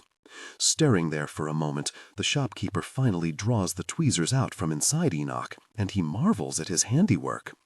Enoch flinches slightly when the shopkeeper touches his skin, squeezing the edges of the wound together as if forcing them to close over the broken bit of glass he slid inside.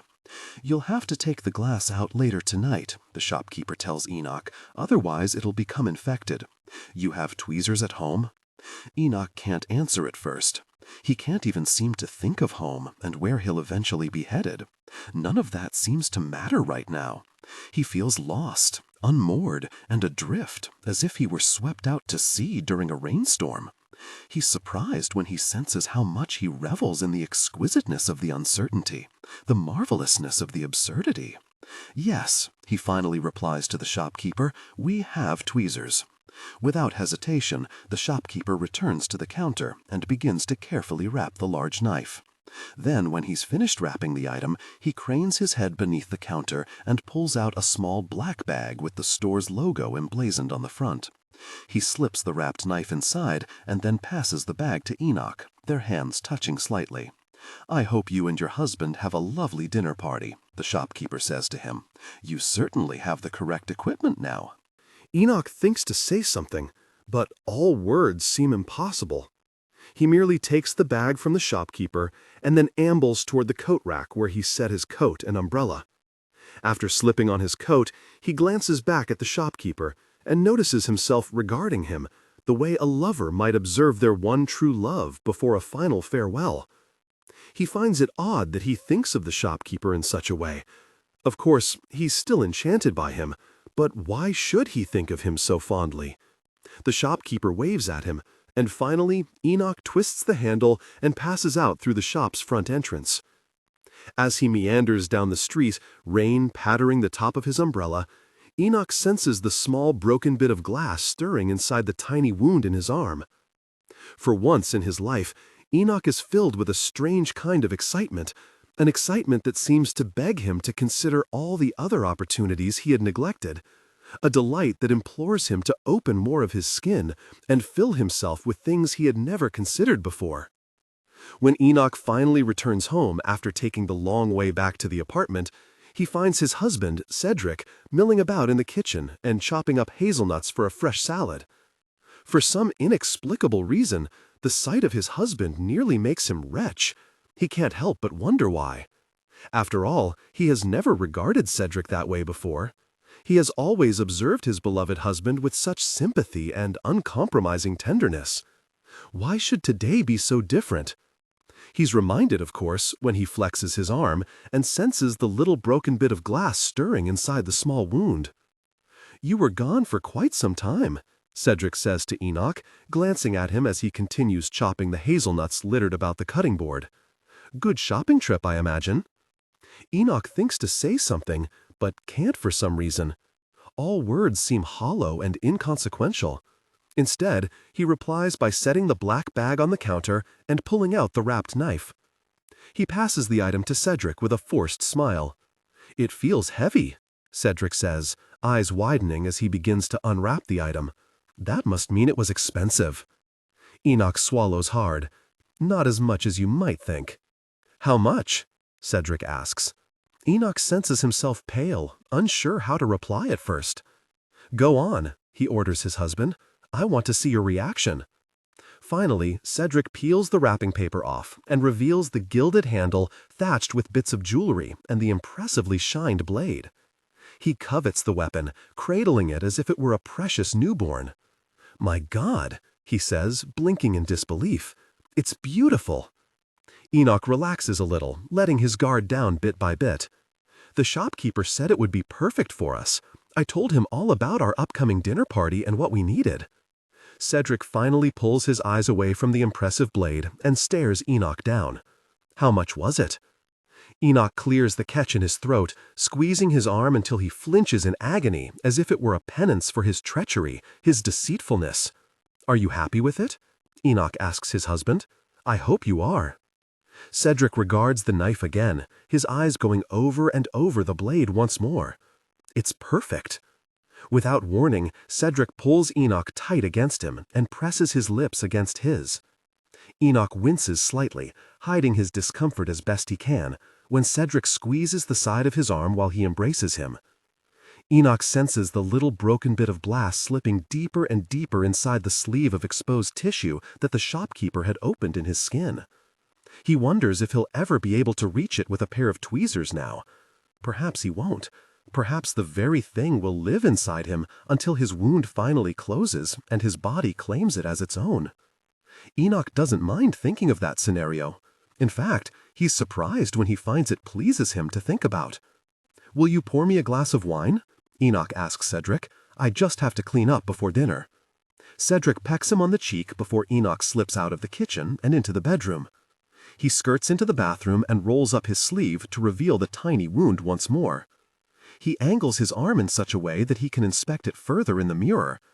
He's surprised how the rusted brown lips of the wound have already seemed to come together, threatening to close forever. Swiping a pair of tweezers from the medicine cabinet, Enoch pushes the tip inside the small wound and roots around for the shard of glass. Finally capturing it, he pulls it until the broken bit of glass arrives in the light. He stares at the sliver for a moment, inspecting the sharpness of its edges, admiring the beads of blood webbing on it. "I can't bear to part with this," he thinks to himself. Not yet.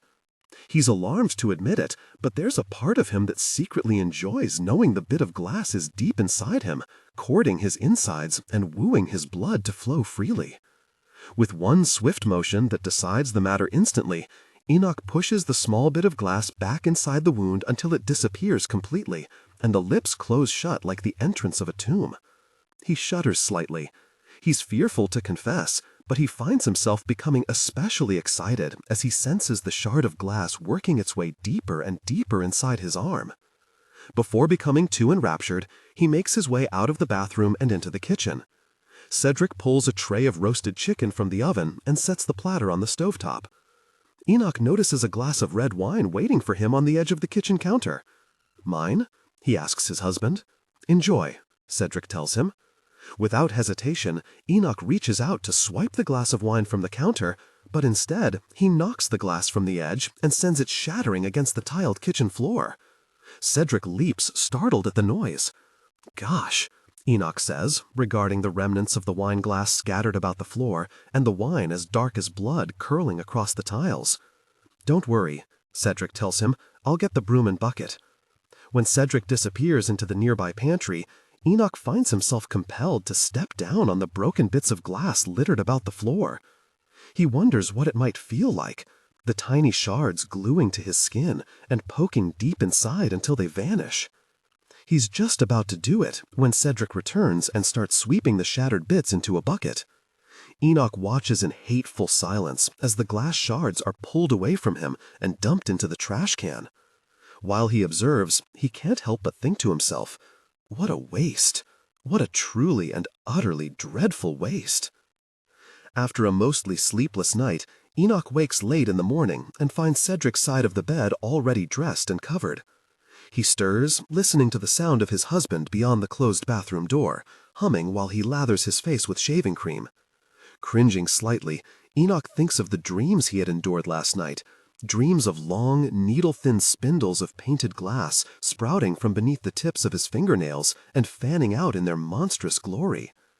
He thinks of how he dreamt of thin stems of more cathedral-like painted glass furrowing the skin on his backside and unfurling in regal splendor, as if he were a frightening creature from a children's storybook.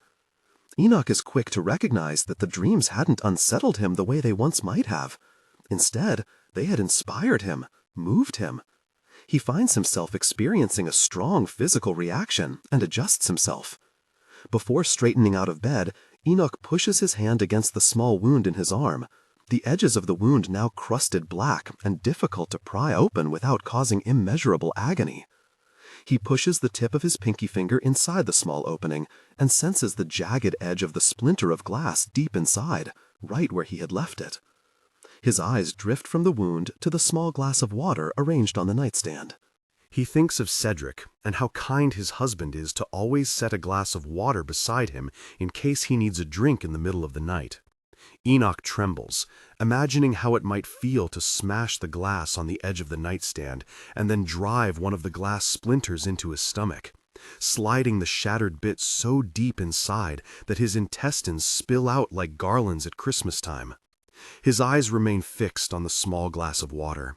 He thinks of picking it up and slamming it down so that it cracks, so that a tiny piece breaks off, something else he could take to stuff inside the small opening the shopkeeper had already so kindly and meticulously wrinkled in his arm.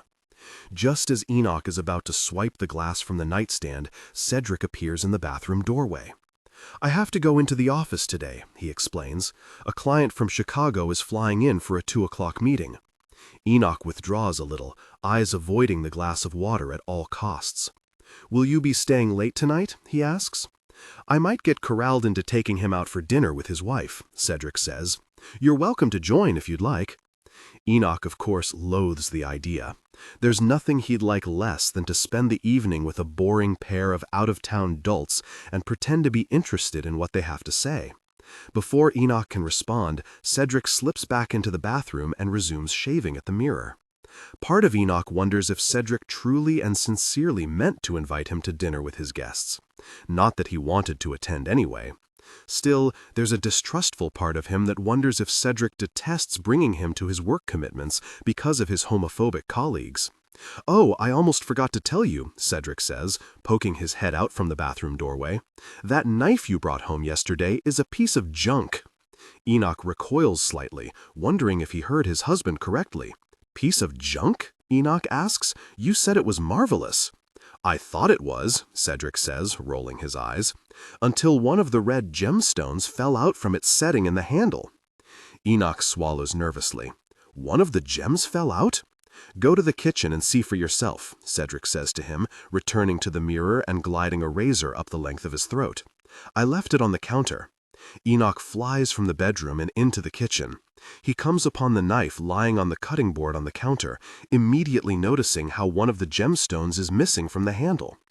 Enoch glances around, noticing the tiny red bead has rolled underneath a nearby dish.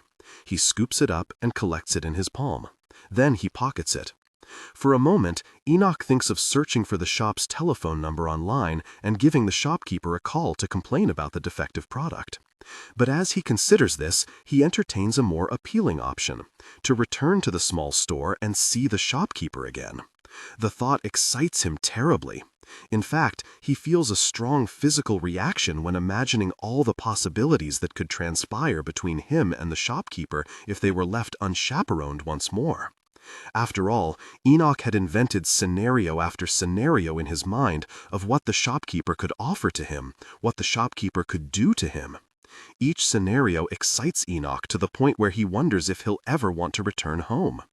Although he despises to admit it, his time at home with Cedric has felt different ever since he met the shopkeeper. Of course, he knows full well how tenderly and prudently Cedric cares for him and loves him.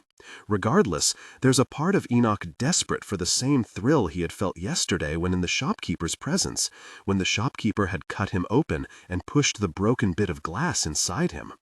It isn't long before Cedric arrives in the kitchen fully dressed in his suit for work.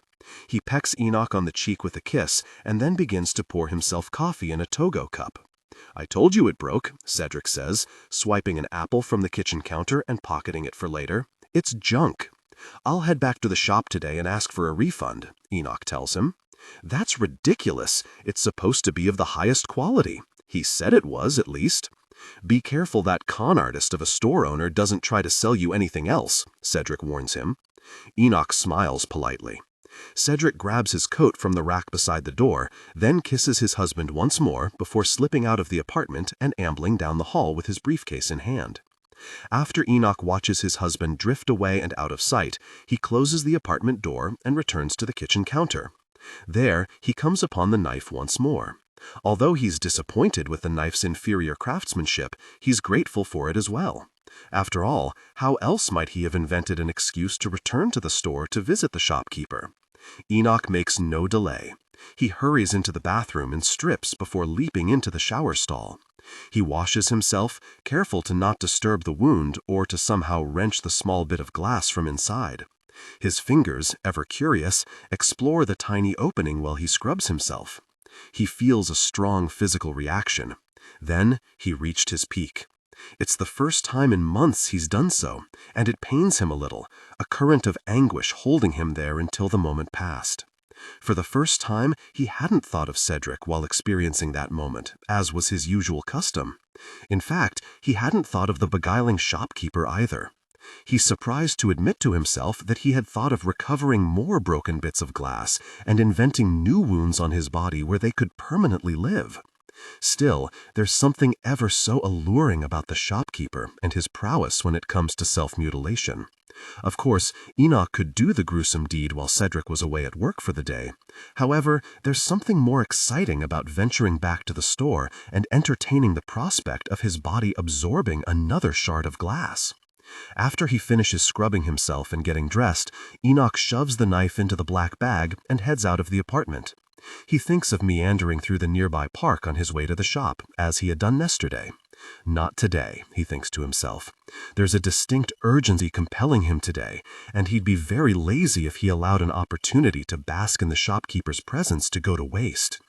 Enoch's heart races as he hurries to the shop, and, for a moment, he wonders if he's flying.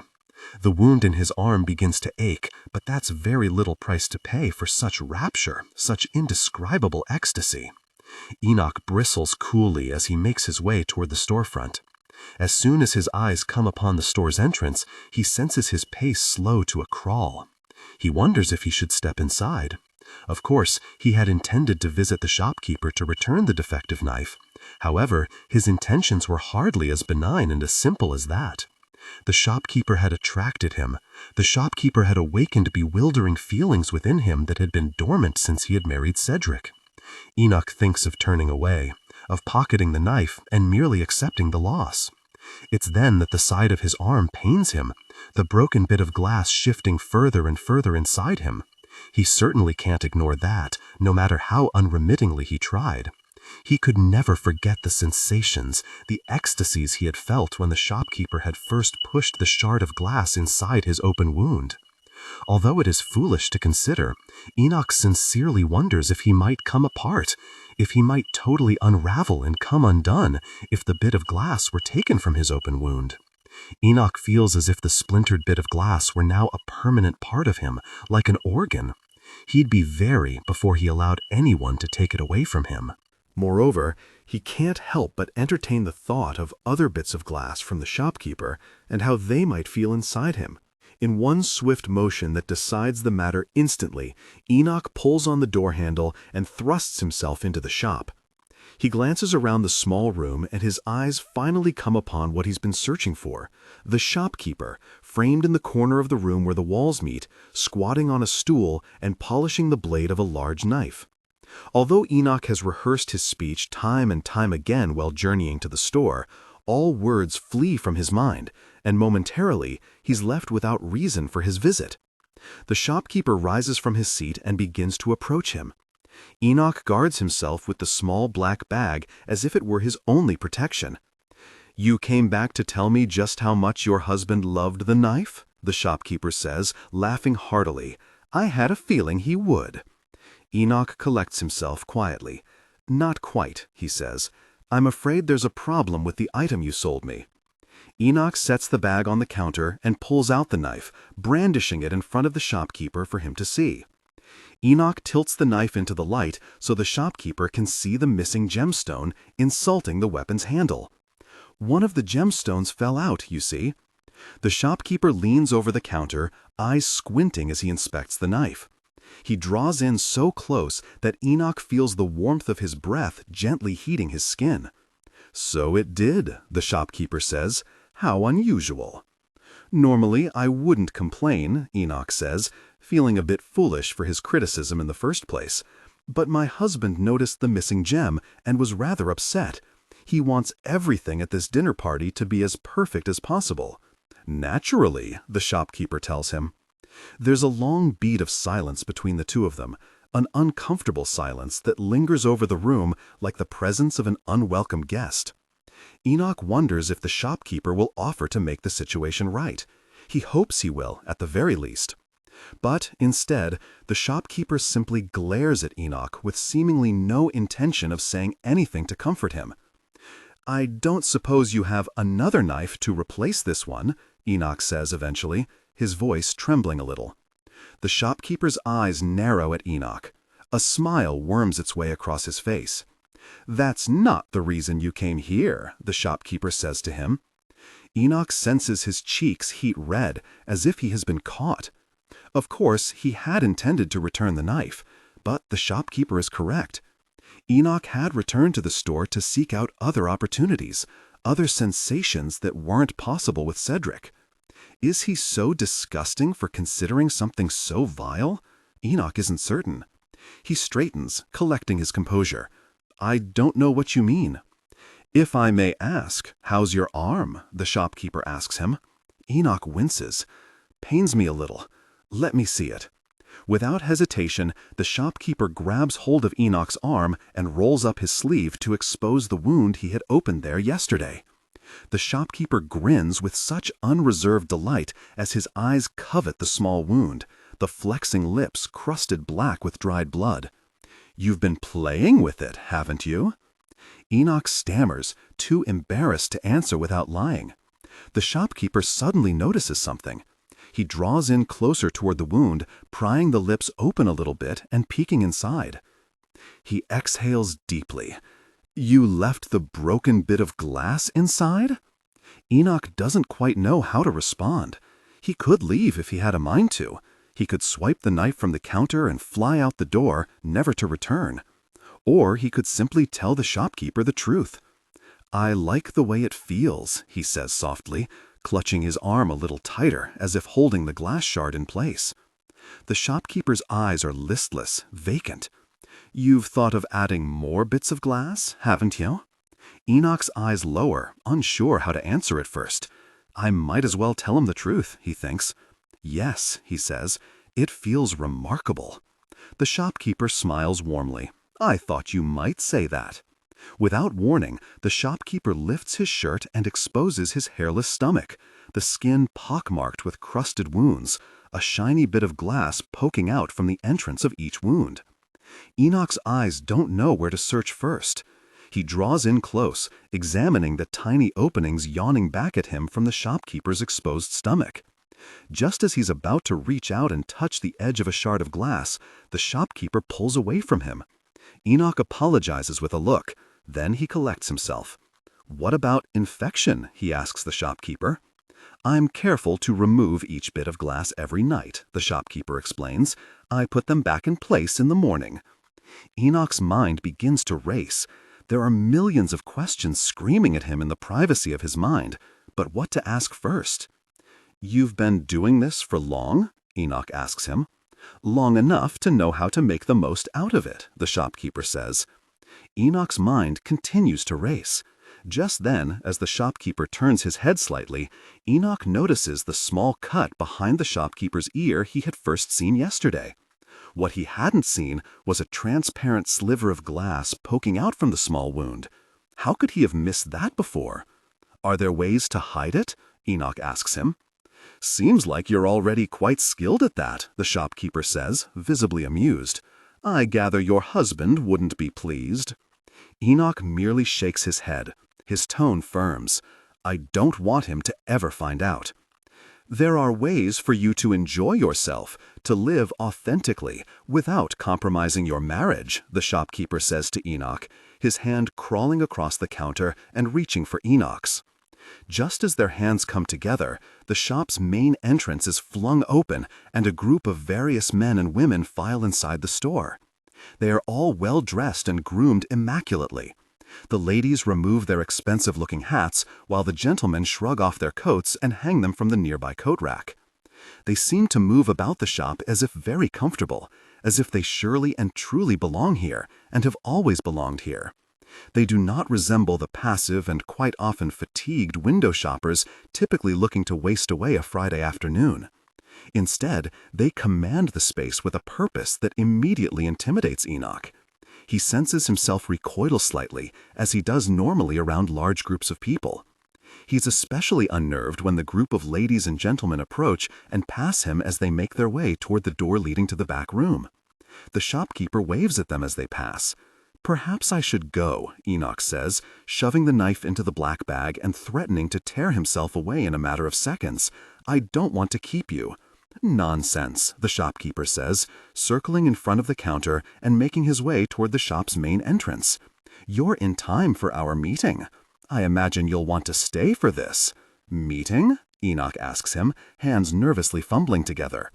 "A small group of my friends," the shopkeeper replies, "enthusiasts of a similar nature." Enoch struggles to comprehend. They also? The shopkeeper fastens the lock on the store entrance and posts a sign in the window that reads, "Gone to lunch, will return in 1 hour." When he has finished drawing the curtains over the few windows overlooking the street outside, the shopkeeper makes his way toward Enoch once more. "I think you should stay," the shopkeeper tells Enoch. "You'll be glad you did." Before Enoch can respond, the shopkeeper slips away from him and meanders over to the door leading to the back room. He glances at Enoch one final time and then disappears inside. Enoch feels his insides splitting apart as if he were made of damp straw. He knows full well once he crosses over the threshold, there is no turning back. There are no opportunities to end what he started once the dance has finally begun. A sharp pang of agony coils its way up his arm, a sudden reminder that tells him in no uncertain terms that the dance has already started. Realizing there's no point in denying he's already been issued a clear invitation, Enoch swallows hard and makes his way toward the door leading to the back room. While he stands at the threshold, he can't help but wonder what sights, what sensations the shopkeeper and his constituents will show him. Enoch knows full well there's only one way to find out. As Enoch files inside the small room at the rear of the store, he notices how all the well-dressed attendees shift and regard him with such scrupulous curiosity. He recoils a little, feeling very much out of place. He feels particularly underdressed in his stained khakis and knitted sweater, seeing as the other gentlemen are wearing lavish, custom-tailored suits, while the women are gowned in equally impressive garments. As he inhales and exhales, he notices how most of the guests seem to accept his presence and glance away from him. Finally, he's not the center of attention. Enoch inches further into the room, where the guests have assembled in chairs arranged in a large circle. He notices the shopkeeper loiter on the periphery for a moment and then drift into the middle of the enclosure, gesturing for Enoch to take an empty seat near where he's standing. Enoch obeys without comment, sitting beside an elderly gentleman with a beard and a middle-aged woman wearing the most ostentatious brooch of a golden dragonfly pinned to her collar. Enoch watches silently as the shopkeeper mills in the center of the space, presumably waiting for the room to quiet before he speaks. When the chatter dims to a mere murmur, the shopkeeper addresses his guests and welcomes them with a polite grin. "Friends," he says, "today we are gathered to welcome a visitor." Enoch senses his face pale, his stomach gurgling with indigestion. He hopes the shopkeeper isn't referring to him. His hopes are dashed immediately once the shopkeeper eyes him and asks him to stand and introduce himself. Although he wonders why he's being so obedient in the shopkeeper's presence, his indecision isn't enough to prevent him from submitting to the shopkeeper's each and every whim. Enoch rises from his seat and addresses the unimpressed throng of guests. "Hi," he says shakily. "I'm Enoch." He looks at the shopkeeper as if begging to be rescued. He stammers, uncertain. "I'm always terrible at these things," he confesses. "I suppose I'm just very curious and looking to seek out new and exciting opportunities." The shopkeeper nods. "You've certainly come to the right place, Enoch." Whispers filter throughout the small crowd of guests, as if harmonizing with the shopkeeper. "Blessed be those who come here," the shopkeeper says, closing his eyes and closing his hands together. They will know salvation unlike anything else. Enoch watches as the guests bow their heads, their lips moving with muted prayers. After they pray, the shopkeeper drifts to a table arranged in the corner of the room that's been decorated with various religious-looking paraphernalia. Enoch notices candles, books, matchsticks, and some crosses. It isn't long before the shopkeeper returns, carrying a small velvet satchel that's bulging with something inside. Enoch watches, mouth hanging open, as the crowd of guests begin to remove pieces of their clothing. Some gentlemen roll up their sleeves to reveal skin pocked with various cuts and bruises. Others unbutton shirts to expose their chests cratered with similar wounds. Some of the ladies remove their stockings and show the skin of their legs pitted with obscene bruising. Enoch looks closely and suddenly notices how there's a tiny shard of glass poking out from each and every open wound. One by one, the shopkeeper goes to each guest and inserts a sliver of glass inside a fresh wound they had apparently opened earlier today. Enoch watches, stunned, while some of the guests convulse violently when the shopkeeper pushes the bit of glass inside them. Some of them thrash, others clench their thighs together and squeeze tight, as if they were on the brink of an unbearable peak of sensation. Finally, the shopkeeper arrives at Enoch. Although Enoch had prepared for this and had expected this, he goes wanting. The shopkeeper merely shakes his head at him and moves to the next guest in line. Enoch glances around the room, as if to appraise whether or not anyone was paying attention to his humiliation. Thankfully, most of the others are far too enraptured with the new bit of glass they've received from the shopkeeper, or are touching themselves underneath their clothing. When all have met with the shopkeeper, the guests begin to filter out through the door and back into the shop. Enoch throws a look at the shopkeeper, hoping he might say something to him. But he doesn't. Instead, the shopkeeper makes a dash toward the main entrance where he unlocks the door. The guests collect their coats and belongings before eventually meandering out through the shop's main entryway and into the bustling street. Enoch composes himself, wondering what he could possibly say to the shopkeeper. After all, he had been invited to the meeting. But to be humiliated in front of everyone and denied what he so dreadfully desired seems almost too cruel to consider. Enoch wonders if this was all a ruse orchestrated by the shopkeeper. He wonders if the shopkeeper had simply invited him to attend just to disgrace him, to tease him with what would never be completely and utterly his. Enoch doesn't seem to notice the shopkeeper approaching him until it's too late, and he's already at his side. "You're upset, I gather," the shopkeeper says to Enoch.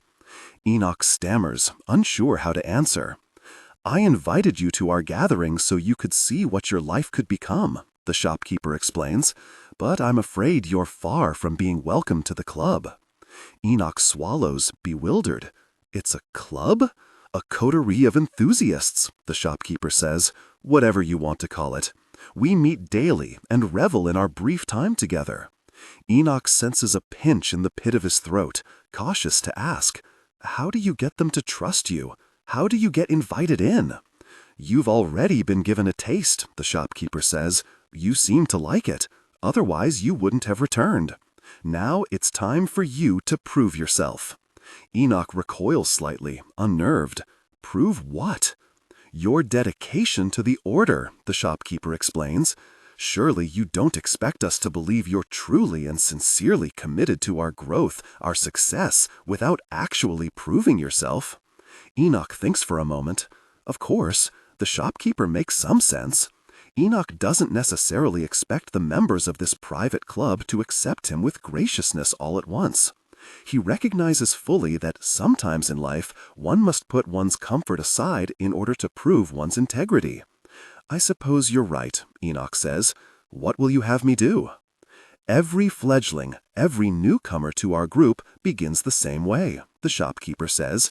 "We assign them with the task of recruiting someone else, introducing another person to our fixation." Enoch shakes his head in disbelief, uncertain what to say at first. "You want me to find someone off the street?" he asks, laughing. The shopkeeper isn't as amused. He glares at Enoch, a little visibly suspicious for the first time.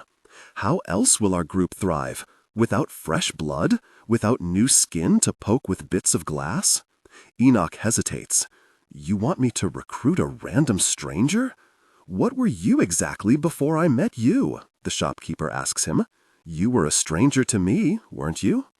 Enoch wonders. Of course, the shopkeeper is correct. They were strangers when they first met, and there's still so much of the shopkeeper that Enoch doesn't understand. However, there had been so many times, so many quiet moments, when Enoch wondered to himself if he had known the shopkeeper before. There was something about the shopkeeper, something so unusual and yet comforting, that made Enoch wonder if they had known one another in a former life.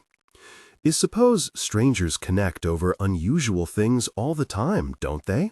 Enoch asks, hoping for a semblance of reassurance from the shopkeeper. He merely nods. When do you want this new recruit? Enoch asks him. Our next gathering is tomorrow at 2 in the afternoon, the shopkeeper says. Enoch's stomach drops. Tomorrow's our dinner party. We've been planning it for months. The shopkeeper merely glares at Enoch. The sooner you bring a new recruit, the sooner you'll be welcomed. You want that, don't you? Of course, Enoch thinks to himself. He wants that more than anything. After all, it's been nearly unbearable to exist in the shopkeeper's presence without being stabbed with a small shard of glass. Enoch shakes his head in disbelief, positively uncertain how he could have developed such an unusual and repulsive fetish. Still, it's something that seems to define his life entirely. He reasons that he will now refer to his life in the span of 2 separate eras, before glass and after glass. Yes, Enoch replies, I want that, more than anything. The shopkeeper smiles in such a way that lets Enoch know he's pleased with him. Then I urge you to get to work, the shopkeeper says, passing Enoch a small velvet bag filled with broken bits of glass. I expect to see you and our new recruit tomorrow afternoon, the shopkeeper says. The ushers Enoch toward the store's entryway and, without another word, pushes him out into the street. Enoch stumbles onto the sidewalk, a little dazed, and catches his footing. After collecting himself for a moment, he begins his journey back to the apartment. He winces each time he passes a stranger and doesn't introduce himself. All the missed opportunities of human connection, all the fulfillments gone to waste. While he makes his way home, Enoch's mind returns to the shopkeeper over and over again. From the meticulous presentation of the gentleman's well-coiffed mustache to the way his lips seem to purse whenever Enoch draws near. Enoch finds the thoughts nearly unbearable. Perhaps even more excruciating, the thought of recruiting a random stranger to the shopkeeper's unusual coterie. Of course, Enoch has never shied away from meeting new people and forging new relationships. However, how could he possibly convince someone to be attracted to something so grotesque, so obscene? After all, it's such an unusual and decidedly peculiar fixation. Enoch hadn't realized that he cared for it until it had finally happened to him. He supposes he might get lucky and locate someone with a generously open mind. That said, it's also just as likely that he'll capture the attention of the wrong individual and consequently oust the shopkeeper's private club to the whole community. Finally, after a long walk, Enoch arrives home and finds the apartment empty. Naturally, he hadn't expected Cedric to have returned home before him. Still, he's unsettled when he realizes he's very much alone and will continue to be alone for the next few hours. It's not that he despises the thought of being on his own, not at all. But for some reason, it's almost intolerable for him to exist in an empty apartment right now. He thinks of heading back out onto the street and striking up a conversation with the first person he bumps into. He finds himself leaning toward the door, hands fumbling with the handle. But something suddenly stops him, something deep within that paralyzes him. There's a part of Enoch that's afraid, fearful that he might come across someone who judges him for his predilection, or perhaps even worse, someone who's so enraptured with it that they lose their selves in one another. Of course, he doesn't want that to happen. Enoch knows full well how he loves Cedric and wants to go on loving him. In fact, he even wonders if he might be able to get away with bringing Cedric to the meeting tomorrow as a new recruit. But he shakes the thought away as soon as it comes, knowing full well that such an arrangement would never work for too many reasons to list. Although a thought of the excitement and the rush of recruiting a new member fills his mind, it eventually dissipates like a low-hanging curtain of fog curling back out to sea. He sits in one of the living room chairs, holding the knife in his right hand and going over the gilded handle again and again. He does this for a few hours until Cedric finally arrives home. Enoch hides the defective knife where he knows Cedric will never look. Cedric asks Enoch if he's already eaten dinner. Enoch lies and tells his husband that he has, doing his best to quiet his gurgling stomach, the hunger that's been swelling within him for quite some time. They go to bed together, and it isn't until the following morning that Enoch tells Cedric he'll be going out for most of the day. "The whole day?" Cedric asks him, hoisting a pair of jeans around his waist. "You remember the dinner parties tonight, don't you?" Enoch senses himself blush. "Yes, of course. I won't be too long, I promise. I just have a few errands to take care of." "Nothing that can wait?" Cedric asks. Enoch loathes how inquisitive Cedric has become so abruptly. He's never usually so investigative. But Enoch supposes that tonight's dinner party might be the reason for his husband's meddling curiosity. After Enoch finishes washing himself and dressing, he swipes the black bag containing the knife from his hiding spot and makes his way out of the apartment. He calls to his husband, who's still getting dressed in the adjoining room, that he'll return later. Cedric agrees, his tone a little bristly. But Enoch suspects his husband will cool down and collect himself in a matter of hours once he's home again for the party. Enoch eventually finds himself strolling through the large colonnade, taking in the open gallery of the public park as he passes across the narrow walkway. He tips his hat at others when they pass, and usually he's met with cordial hellos and other pleasant greetings. However, each person he passes doesn't seem to possess the qualities he's searching for in a new recruit. If asked to list those qualities, Enoch would blush and stammer with cloying uncertainty. He couldn't possibly name the qualities he was searching for, or the type of person he needed to find. He simply knew that when the person appeared to him, he would know full well that they were the perfect match for him. After circling the large pond flanked by various hedges and other bits of greenery, Enoch meanders toward a small bench positioned on the side of a pathway leading to the park's main gate. He figures he'll be able to clearly see all who enter and leave. Moreover, he reasons, with such a prime location, he'll be able to make the most of his assessment and take his time when slimming down his choices. After all, since it's such a busy afternoon in the park, he's optimistic he'll be able to commandeer someone within an hour or so. As he perches on the bench, he sets the black bag between his feet. Occasionally, he glances down and spots the knife and the small satchel filled with broken bits of glass the shopkeeper had given him. His eyes wander to the nearby hillside, where he sees children racing one another from one end of the park to the other. He notices young men and women, their arms intertwined, strolling up and down the pathway in front of where he's seated. That won't do, he thinks to himself. Enoch knows full well he needs to find someone who's noticeably isolated, someone who hasn't arrived at the park with a companion. He continues his search, his attention becoming weaker and weaker as the minutes pass.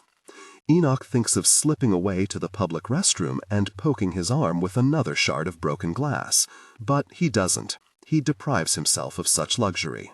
He knows how he needs to sort this matter out before he does anything else, before he allows himself to truly and fully unwind. His attention suddenly snaps to the sounds of two gentlemen shouting at one another further down the pathway. He spots a young, broad-shouldered man dressed in baggy, tattered clothing shouting at a middle-aged businessman wearing an expensive-looking suit. Although Enoch can barely make out the words of their shouting match because of the nearby traffic, he notices the young man pointing repeatedly at a lighter the businessman continues to flick open. He watches as the young man shrinks away whenever the older gentleman teases him with the lighter, brandishing the small flame in front of him. Finally, after what feels like hours, the young man skirts away from the businessman and begins to make his way up the path toward where Enoch is sitting. For some reason, Enoch finds himself drawn to the young man. There's something so decidedly curious about him. He can't explain it, but he knows immediately that he must speak to the young man before he leaves. The young man's pace slows to a crawl, and eventually he arrives in Enoch's vicinity. Enoch straightens in his seat, preparing to speak, but he doesn't quite know what to say at first. The young man seems flustered, pacing back and forth in front of Enoch like a caged beast. Enoch's eyes beg the young man to look at him, but the young man doesn't seem to notice. "Is everything okay?" Enoch finally asks. The young man recoils, a little surprised. Whether he's astonished by Enoch's mere presence or that Enoch would care enough to ask, Enoch cannot be totally certain.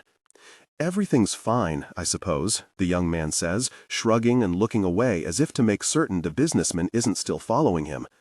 "Was that gentleman harassing you?" Enoch asks. "If you could even call him a gentleman," the young man says, sneering. "I told him to not light his cigarette in front of me. I told him how I didn't care for the smoke. Or the way he used his lighter?" Enoch leans forward. "How did he use it?" "He flipped it open so carelessly," the young man says. "I thought the flame might leap out and onto me." The young man laughs, visibly uncomfortable. "I know that's probably not likely," he says, "but once I got the idea in my head, I couldn't get it out. Ideas are tricky like that. If the mind is like a glue trap, then a bad idea is like a rat that gets caught there. For me at least, anyway." Enoch nods, pretending to completely understand. "You don't care for smokers?" "I don't care for the things that light them," the young man says, wincing so dramatically that Enoch wonders whether he's having a seizure.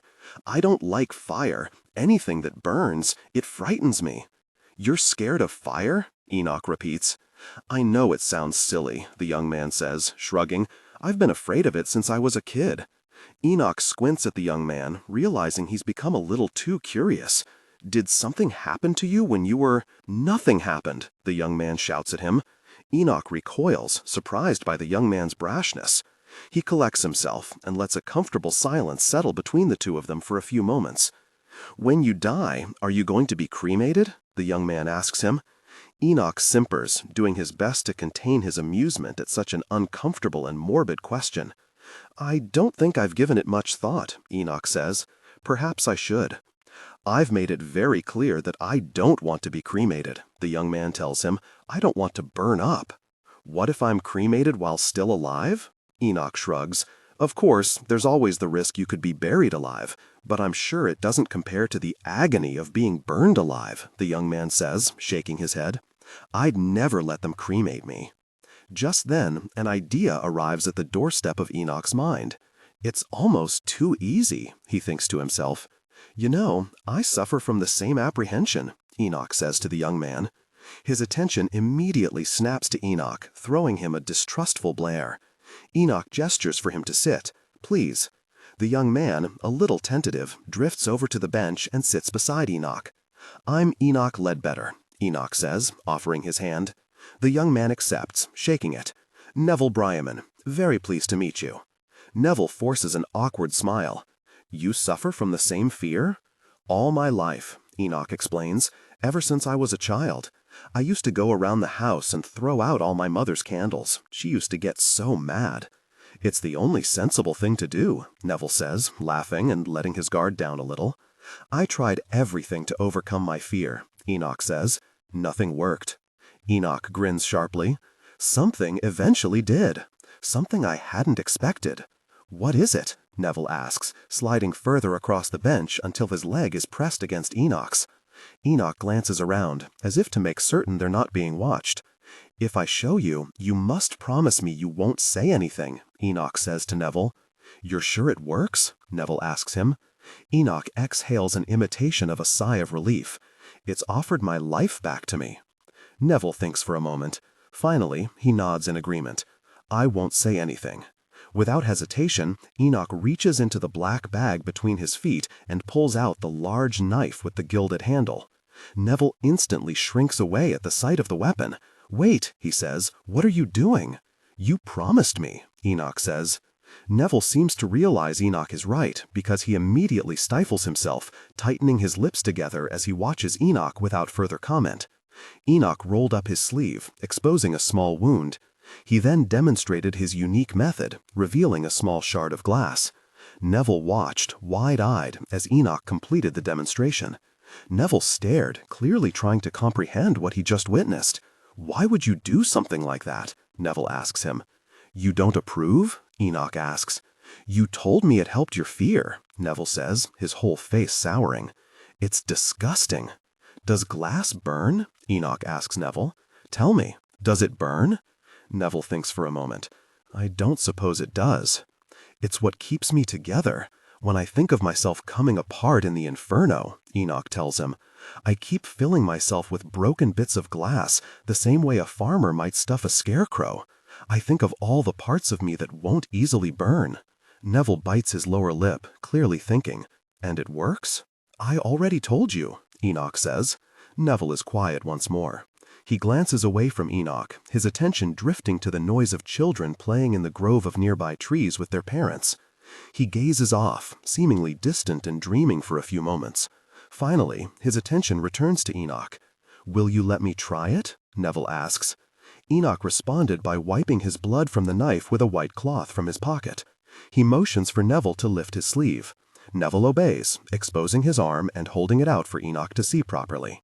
"Now, this might hurt a little," Enoch warns him. "I promise to be gentle." Enoch then proceeded with the demonstration. Neville winced at the initial pain, then softened, experiencing a profound and unexpected sensation. Enoch watches him for a moment, taking in the sight as Neville stirred in his seat.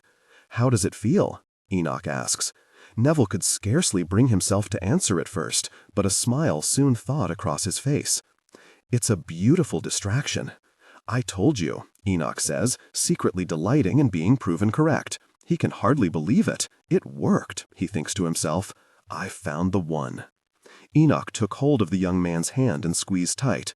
Neville's attention returned to Enoch as they sit together. "There are some people I'd like you to meet," Enoch tells him. Enoch and Neville hardly speak to each other, let alone look at one another, as they make their way toward the small shop situated near the waterfront. Although Enoch entertains the prospect of initiating some semblance of polite conversation, everything he thinks of sounds entirely insipid or dull. Of course, he's curious about Neville, the young man in baggy clothing who seemed all too eager, a little too delighted to indulge in such an unusual and intense shared experience. But he still feels somewhat awkward in his presence, despite the bond they had developed. Finally, they arrive at the shop's entrance. Neville peers through one of the grime-covered windows, gazing inside the dimly lit store. "A shop for cutlery?" he asks him. Enoch doesn't answer. Instead, he pulls on the door handle and whisks the young man inside the store. The bell attached to the door chirps as they arrive, as if it were a tiny trumpet heralding their entrance. Enoch glances around the empty shop and surveys the rows of glass cases stretching to the rear of the store. A deafening silence lingers over the space, and Enoch notices how Neville seems to shrink, as if feeling inadequate, as if decidedly feeling as though he did not belong there. "Shall I ring the bell again?" Neville asks, looking to Enoch for some sense of guidance. "Wait," Enoch tells him, inching further and further into the shop. Just then, the shopkeeper appears in the doorway at the end of the room. Neville shudders, a little startled at the sight. "Mr. Leadbetter," the shopkeeper says warmly, "we thought you might not be joining us today. We started without you." Enoch pushes Neville toward the shopkeeper. "I brought someone with me." The shopkeeper eyes Neville up and down the way a snake might appraise its prey. "Certainly. I hope he brought his curiosity with him." The shopkeeper motions for Enoch and Neville to follow him. Enoch and Neville obey, trailing after the shopkeeper until they arrive in the small room already filled with various well-dressed and immaculately manicured gentlemen and ladies.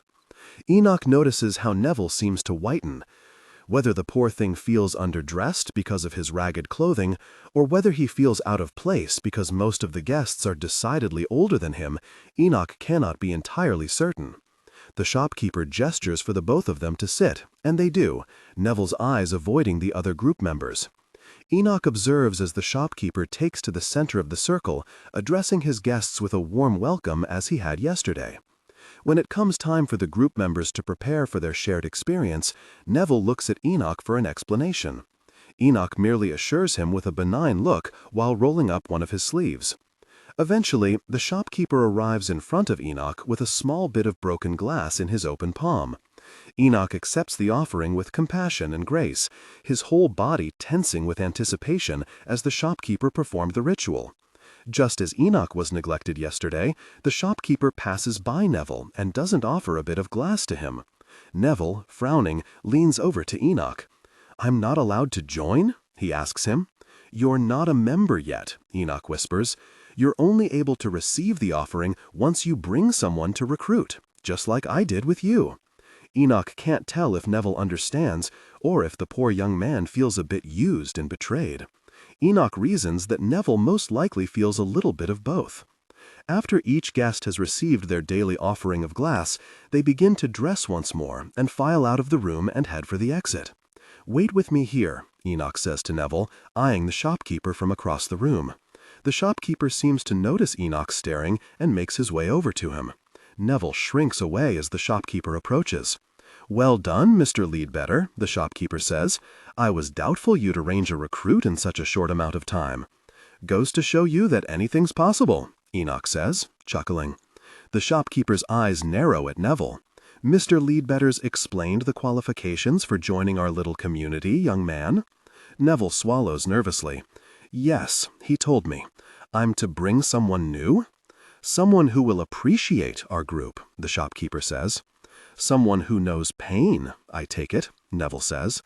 Enoch senses himself pale, a little surprised by Neville's morbid revelation.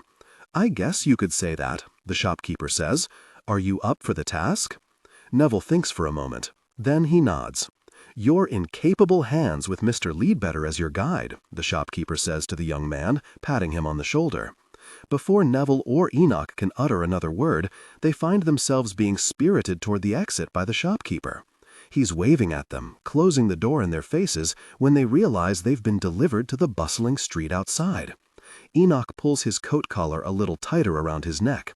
He looks overhead and notices how dark clouds have begun to drift toward them. "Looks like it might rain again," Enoch says. "I suppose I should catch a cab home." Glancing at Neville out of the corner of his eye, he recognizes how the young man seems to stand without movement, as if he has been frozen there. His eyes avoid Enoch at all costs, his lips moving with muted words. "Something wrong?" Enoch asks him, leaning closer and testing Neville's comfort. "I don't want to be alone right now," the young man says. "I don't want to go back to an empty room." Surely Enoch could understand. After all, he had spent enough time in empty rooms to know full well how devastatingly lonely they can be for a fragile soul. Enoch could tell without a shadow of a doubt that Neville was fragile. The poor young thing looks malnourished even, the vague outline of his rakishly thin frame hardly visible beneath his oversized clothing. "My husband is hosting a dinner party tonight," Enoch tells him. "I'm afraid I don't have much time to spare." "Just come back and have a drink, won't you?" Neville asks him. "Something to settle my nerves before I work up the courage to go out and find someone to recruit." Enoch searches his mind for an excuse. When he realizes he has none to spare, he glares at Neville and nods in approval. "A quick drink won't do much harm," Enoch says to him. "I can join you for a bit." Neville's face softens, creasing with a polite smile. "This way," he says, turning slightly and leading Enoch further up the street. Enoch follows, until something suddenly pains him, his arm. He senses the shard of glass stirring inside his open wound. Only this time, the agony isn't as exquisite as before. It's a dull, relentless ache that seems to tell him all at once that more suffering is on the way. When Enoch arrives at Neville's cramped apartment, he searches his mind for pleasantries to share, polite conversation, while Neville hastens to the kitchenette and begins to prepare the drinks. Enoch feels immediately unsettled, surveying the small living space and how the floor is littered with various cardboard boxes and half-empty takeout containers. He notices how some of the lamps in the room are outfitted with brightly colored Chinese paper lanterns, and he simpers a little, amused at the absurd thought of Neville attempting to make the squalid little room look moderately presentable to guests. Enoch figures Neville doesn't entertain friends very often, especially given how unsafe the neighborhood seemed as they walked through it. Neville encourages Enoch to take a seat on the couch and says he'll bring him a drink as soon as he opens the bottle of whiskey. But Enoch finds himself struggling to locate an area to sit that hasn't already been piled with unwashed clothing. Finally, Enoch uncovers a place to sit and does so. He tightens his grip about the black bag with the knife inside. He glances inside the bag and notices the drawstring purse filled with shards of glass that the shopkeeper had given him. "Perhaps we should add another bit of glass today," Enoch asks Neville, swiping the drawstring purse and pulling it open. "It calms me down." Neville approaches Enoch with a small glass filled with whiskey. "Let's wait first," the young man says to him. "I'm feeling a bit out of place right now." Enoch finds it unusual that Neville might confess to something so bizarre. After all, it's his apartment. Why should he feel so out of place in his own home? "A sliver of broken glass might help," Enoch says, teasing him with the small purse of broken bits. "I think it would make you feel better." For a moment, Neville gazes at Enoch. Enoch winces, a little unsettled by Neville's scrupulous glare. "You know, I'm glad I met you," Neville says to him. "I've always had a difficult time meeting others, connecting with people, you know?" Of course, Enoch could understand. He stirs quietly in his seat, fully prepared to allow Neville to speak as much as he'd like. "People tend not to want to linger around me unless I make them," Neville explains. "I don't know how to make anyone care for me the same way I care for them." Enoch tenses, a little worried by Neville's confession. After all, why is he sharing something so decidedly personal? It's not that Enoch isn't opposed to Neville becoming so vulnerable. However, it seems so improper given how recently they've connected.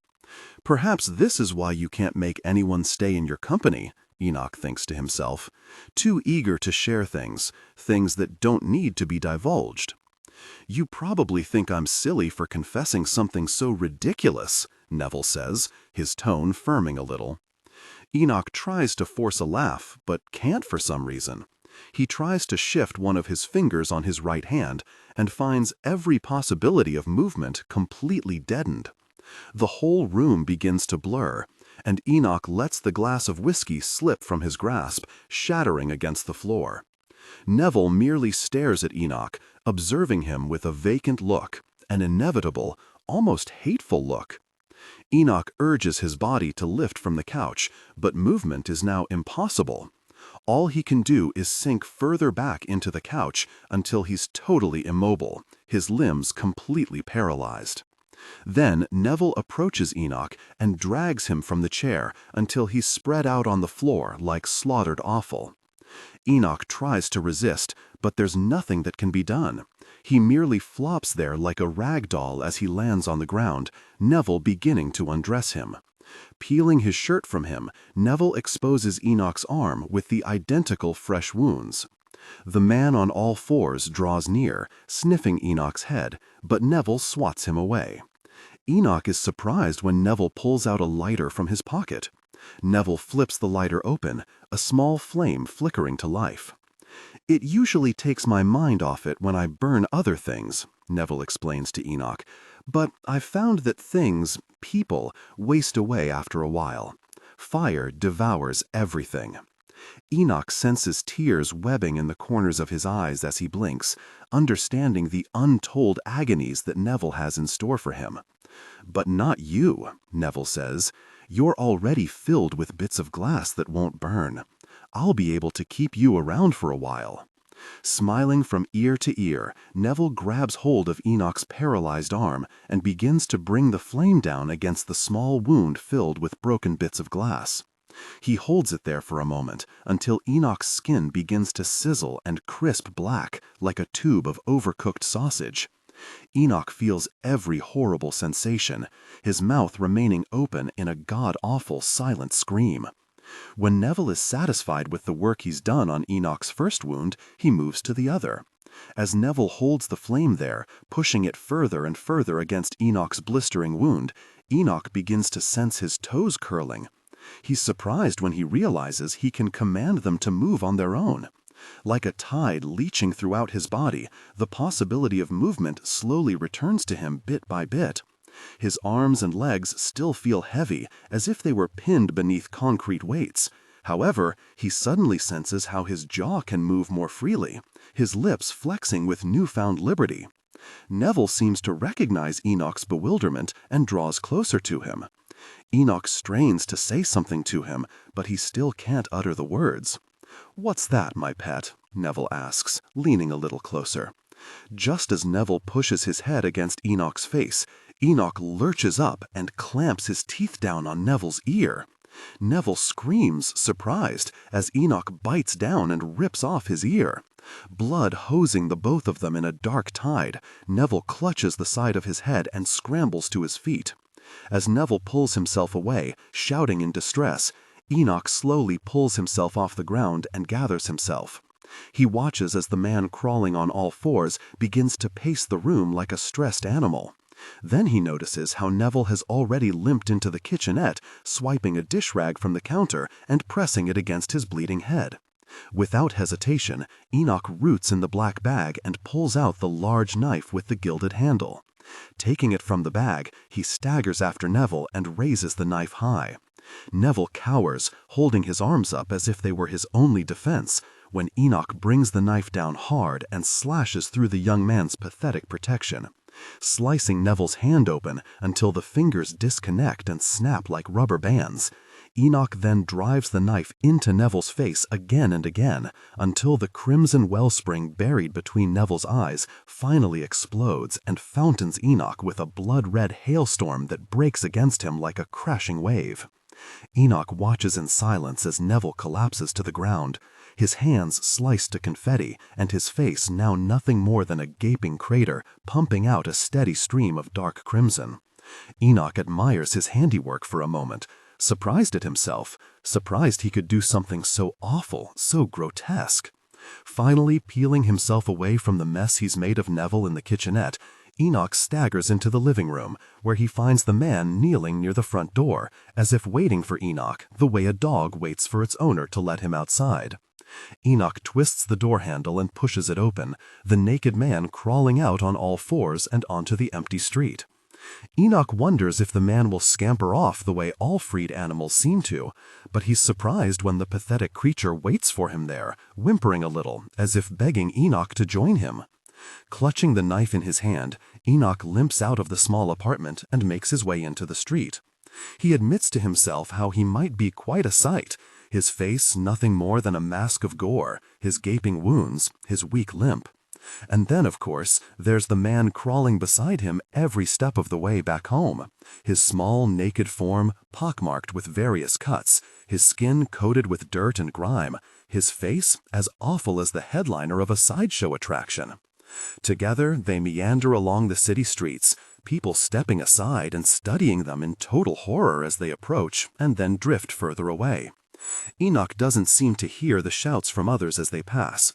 He doesn't pay attention to the commotion that seems to boom whenever both he and his new friend are in the vicinity of people who don't understand the agony they've endured.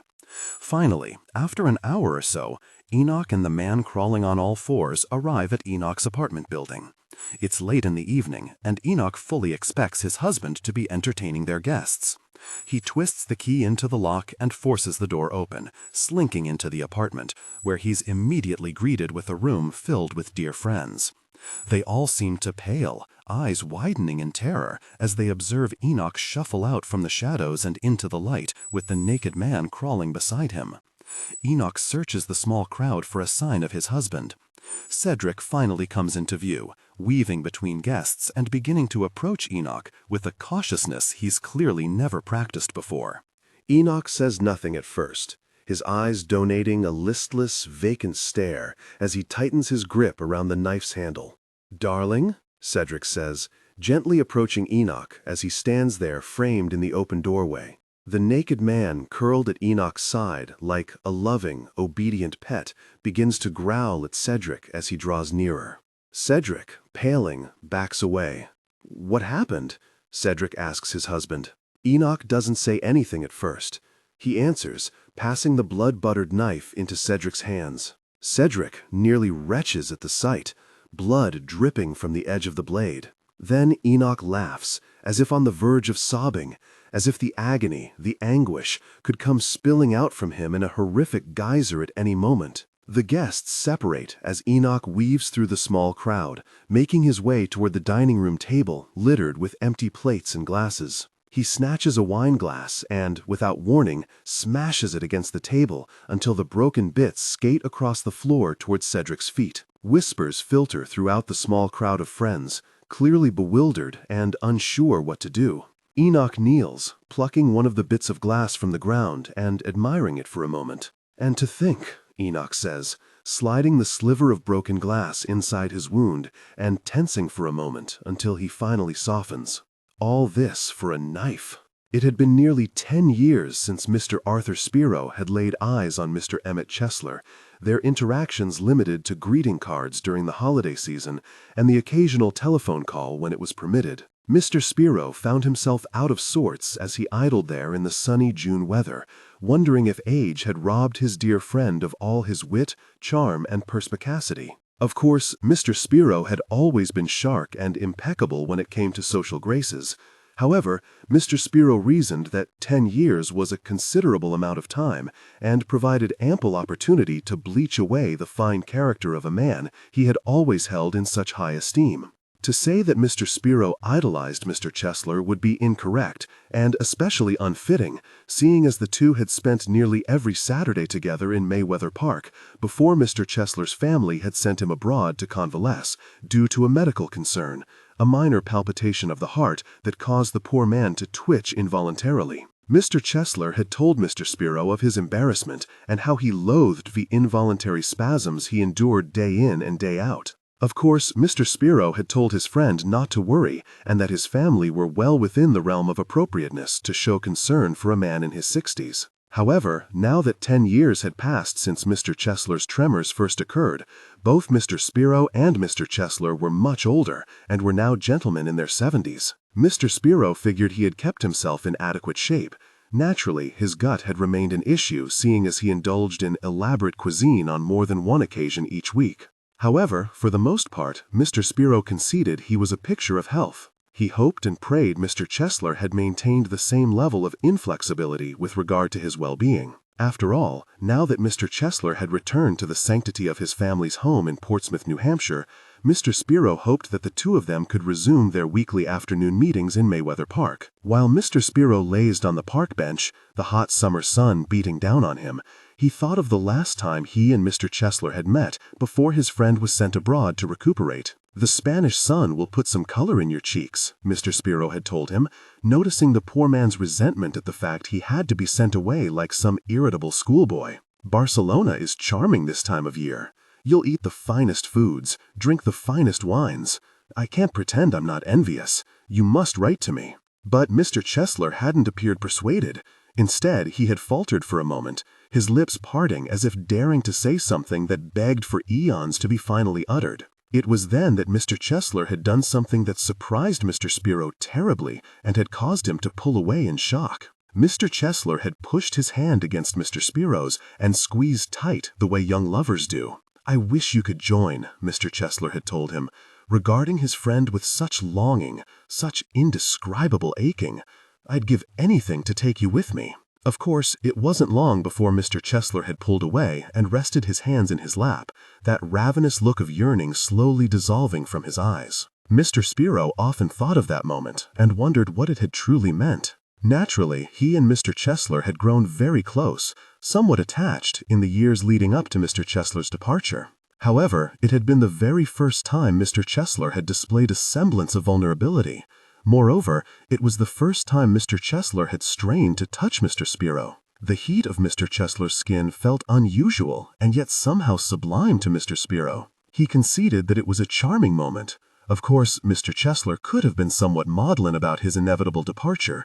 However, something deep inside Mr. Spiro whispered to him that there was another reason for the man's look of craving, a reason that perhaps was the motivation for his family to send him away. Mr. Spiro wondered if Mr. Chesler harbored feelings for him, perhaps not the same intense feelings as between two romantic partners. However, the same sentiment lingered in the air. After all, Mr. Spiro could scarcely forget that look of desire in Mr. Chesler's eyes right before he left, that intense look of unrequited passion that flickered in the poor man's eyes like brightly burning street lamps. What could he have meant? Mr. Spiro wondered to himself, his attention occasionally drifting to the group of families milling about the nearby gated park entrance. Did he mean that he wished he could up and run away with me? Surely his family would disapprove. It was then that Mr. Spiro was reminded of Mr. Chesler's overbearing and equally over-assertive daughter, Rebecca. He recalled how Mr. Chesler once confided in him how Rebecca had detested his weekly meetings with Mr. Spiro, how she berated him and begged him to stay home. There was a part of Mr. Spiro that wondered if Rebecca somehow suspected her father of his seemingly unnatural feelings. Of course, it wasn't completely out of the question for Mr. Chesler to harbor feelings for someone.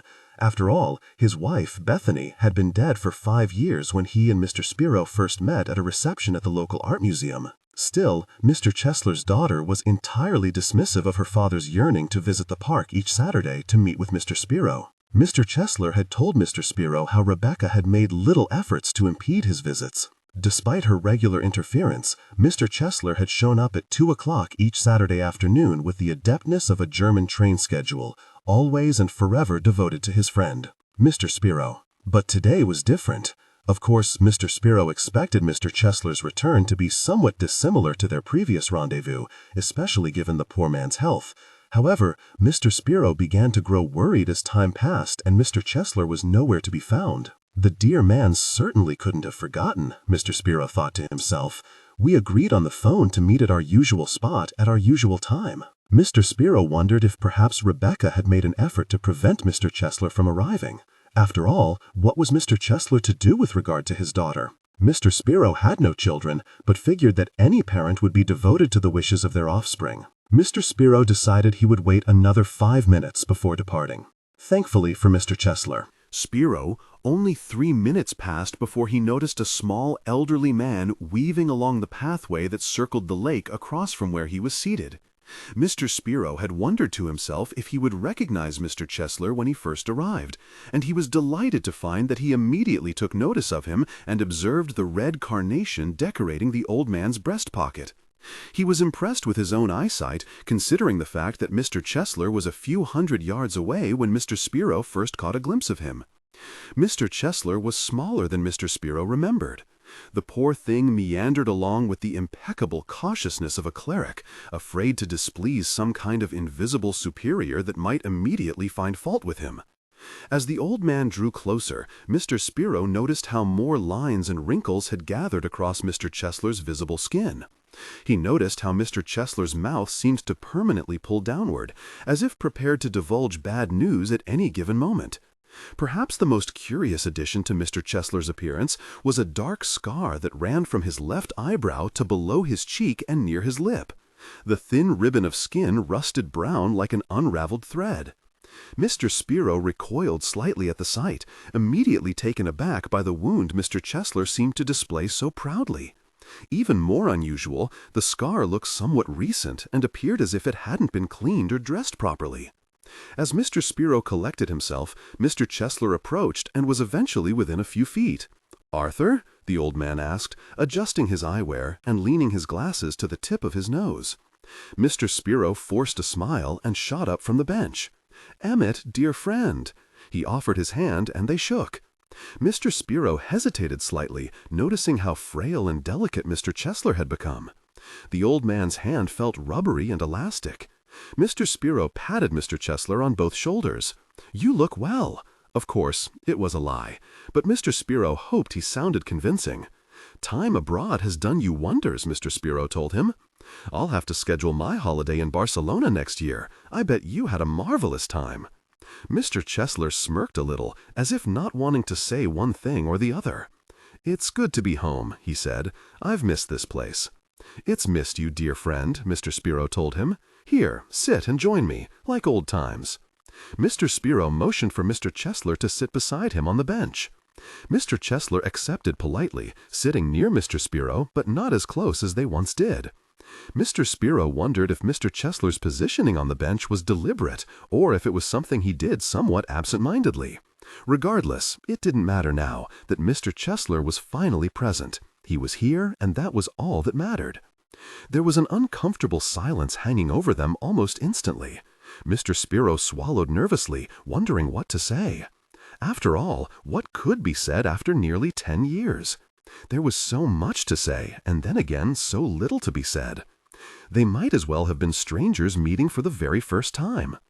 "You'll have to tell me all about the exceptional Spanish cuisine you've been eating," Mr. Spiro said, always more than eager to discuss food. "Even though I'm sure my skin will turn green with envy the moment I hear you describe some of the wines you must have sampled." Mr. Chesler adjusted his collar slightly, his throat flexing. "The doctors usually discourage me from drinking any wine, I'm afraid. You might be surprised to know that I've been living like some sort of Cistercian monk for the past several years." "I know all about doctor's orders," Mr. Spiro said. "Better to be safe than sorry." Once again, an uncomfortable silence lingered over the two of them. Mr. Spiro tried to think of things to say, but everything seemed so artificial, so stupidly calculated, that he knew for certain Mr. Chesler would see right through his pretense. More than anything, he wanted his friend to feel comfortable. It couldn't have been easy, after all, living all those years in a strange foreign country because family members had sent him away like a problem to be fixed by doctors. Of course, it was entirely possible that Mr. Chesler was healthier for it now. However, Mr. Spiro wasn't completely convinced yet. "How's your daughter Rebecca?" he asked Mr. Chesler. The old man shrugged a little with the disinterest of a sullen teenager. "She's fine, I suppose. Hovers too much. She always did that, you know." "Yes," Mr. Spiro said, "you told me how she always worried about you." Mr. Chesler's eyes pulled downward with a look of resentment. "Still does, I'm afraid." "You look well enough," Mr. Spiro said. "Surely some of her concern must be misdirected." It was then that Mr. Spiro glanced down and noticed how the skin around Mr. Chesler's fingernails was raw, blistered, and red, as if he had been relentlessly biting and picking at them. "She and her husband want to send me back," Mr. Chesler confessed. "Not to Barcelona, however. They've been in touch with a doctor in Norway. They're trying to convince me to go. But who knows for how long?" Mr. Spiro, of course, had expected this. He wondered if Mr. Chesler desperately needed the medical care. After all, in the few moments they had been together, he noticed how Mr. Chesler's right eye involuntarily twitched. He had also noticed how his hands seemed to tremor slightly as well. Perhaps this was for the best. "I suppose, if they think it will do you good to go," Mr. Spiro said. "How could you argue with that?" Mr. Spiro seemed to notice how Mr. Spiro was staring at his blistered fingernails and immediately tucked them beneath his armpits so they were out of sight. "I can't begin to tell you how much I loathe living abroad," Mr. Chesler told him.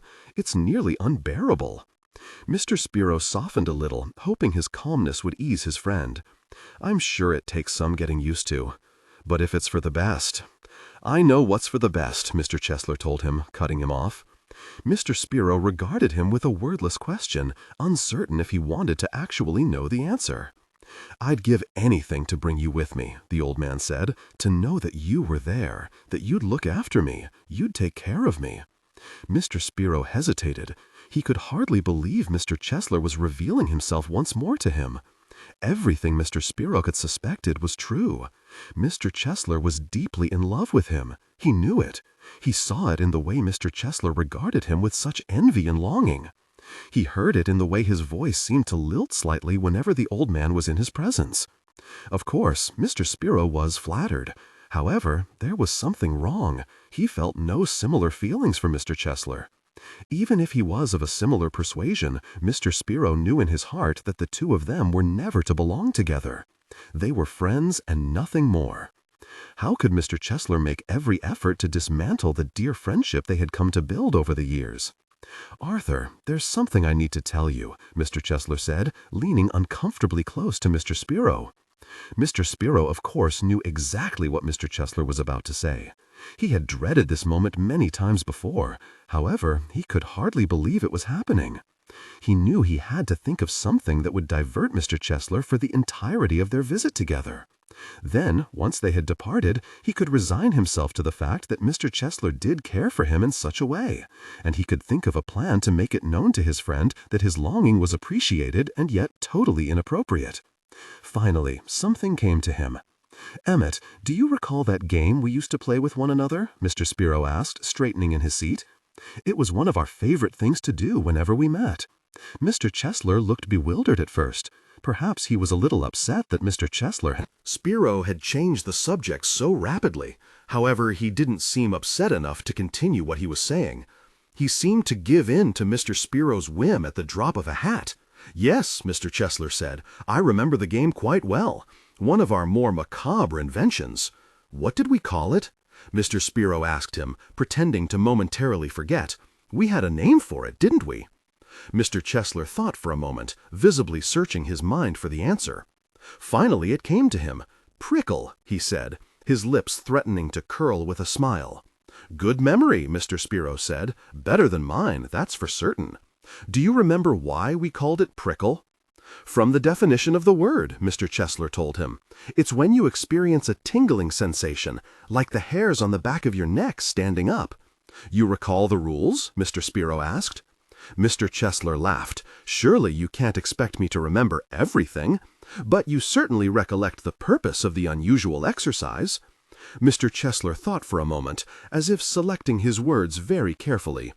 "I suppose it was to inconvenience others." Mr. Spiro nodded. "More to the point, to perform little cruelties on people we don't know and will never see ever again." A smile leached across Mr. Chesler's face. He regarded Mr. Spiro with such unreserved curiosity. "Was there a reason you brought that up?" he asked him. Mr. Spiro shrugged slightly. "Perhaps we should play around for old time's sake, especially if you say you'll be leaving again soon." Mr. Chesler's eyes lowered once more with a look of mournfulness. "I haven't played that wonderful game in years." "Not since we saw each other last?" Mr. Spiro asked him. But Mr. Spiro was surprised when Mr. Chesler shook his head slightly. "No," the old man told him. "There was another time, when I was living abroad. I played it with a gentleman I had met at the opera. But I'm afraid things didn't go as planned." Mr. Chesler's attention suddenly drifted far and away, as if his very soul had been sucked out of his body through the valve of his open mouth. He remained like this for several moments before eventually returning and throwing a glance at Mr. Spiro. "Shall we play?" Mr. Spiro asked him.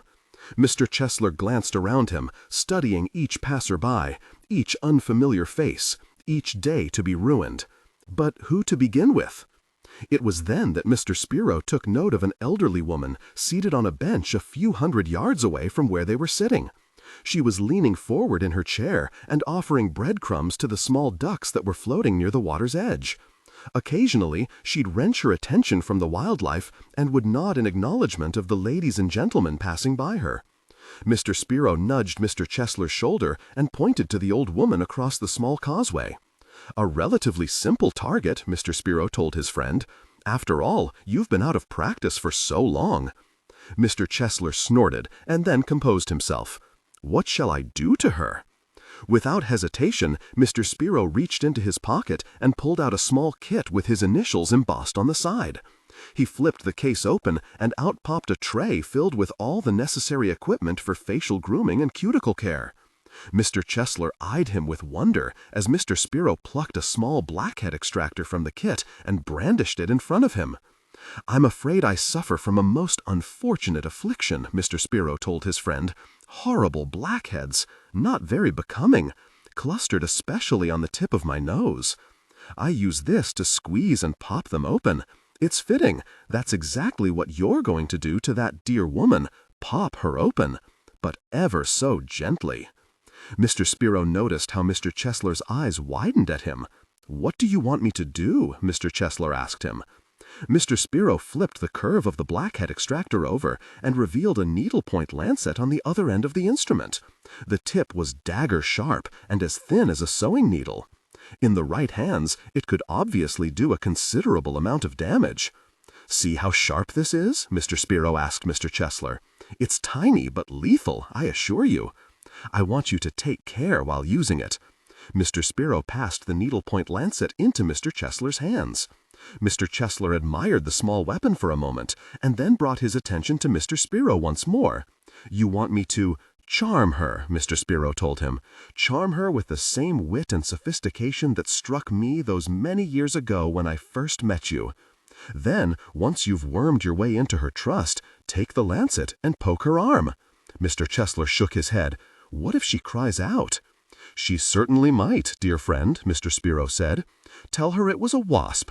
I'm sure you'll be able to convince her of anything if she's especially smitten with you." Mr. Chesler regarded the instrument once more, his attention glued to the device, and seemingly imagining each and every horrible scenario that could happen. "I don't know," he said. "It could be dangerous." "My dear friend, that's the joy of prickle," Mr. Spiro told him. "The thrill of being caught.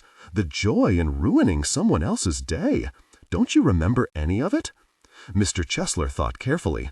"Yes, I suppose I do," he said, gripping the extractor a little tighter and with a little more confidence.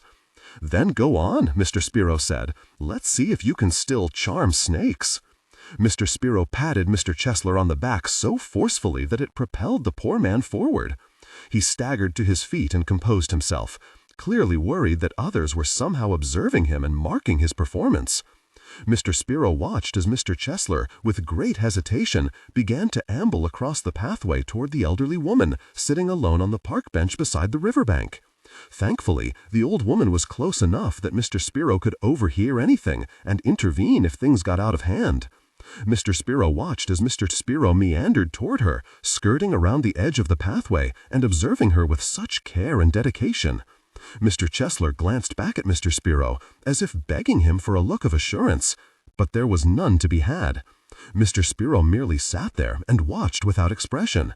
Finally, after several moments of dawdling, Mr. Chesler circled the bench and came into the old woman's peripheral vision at the river's edge, where the small ducks were gathered.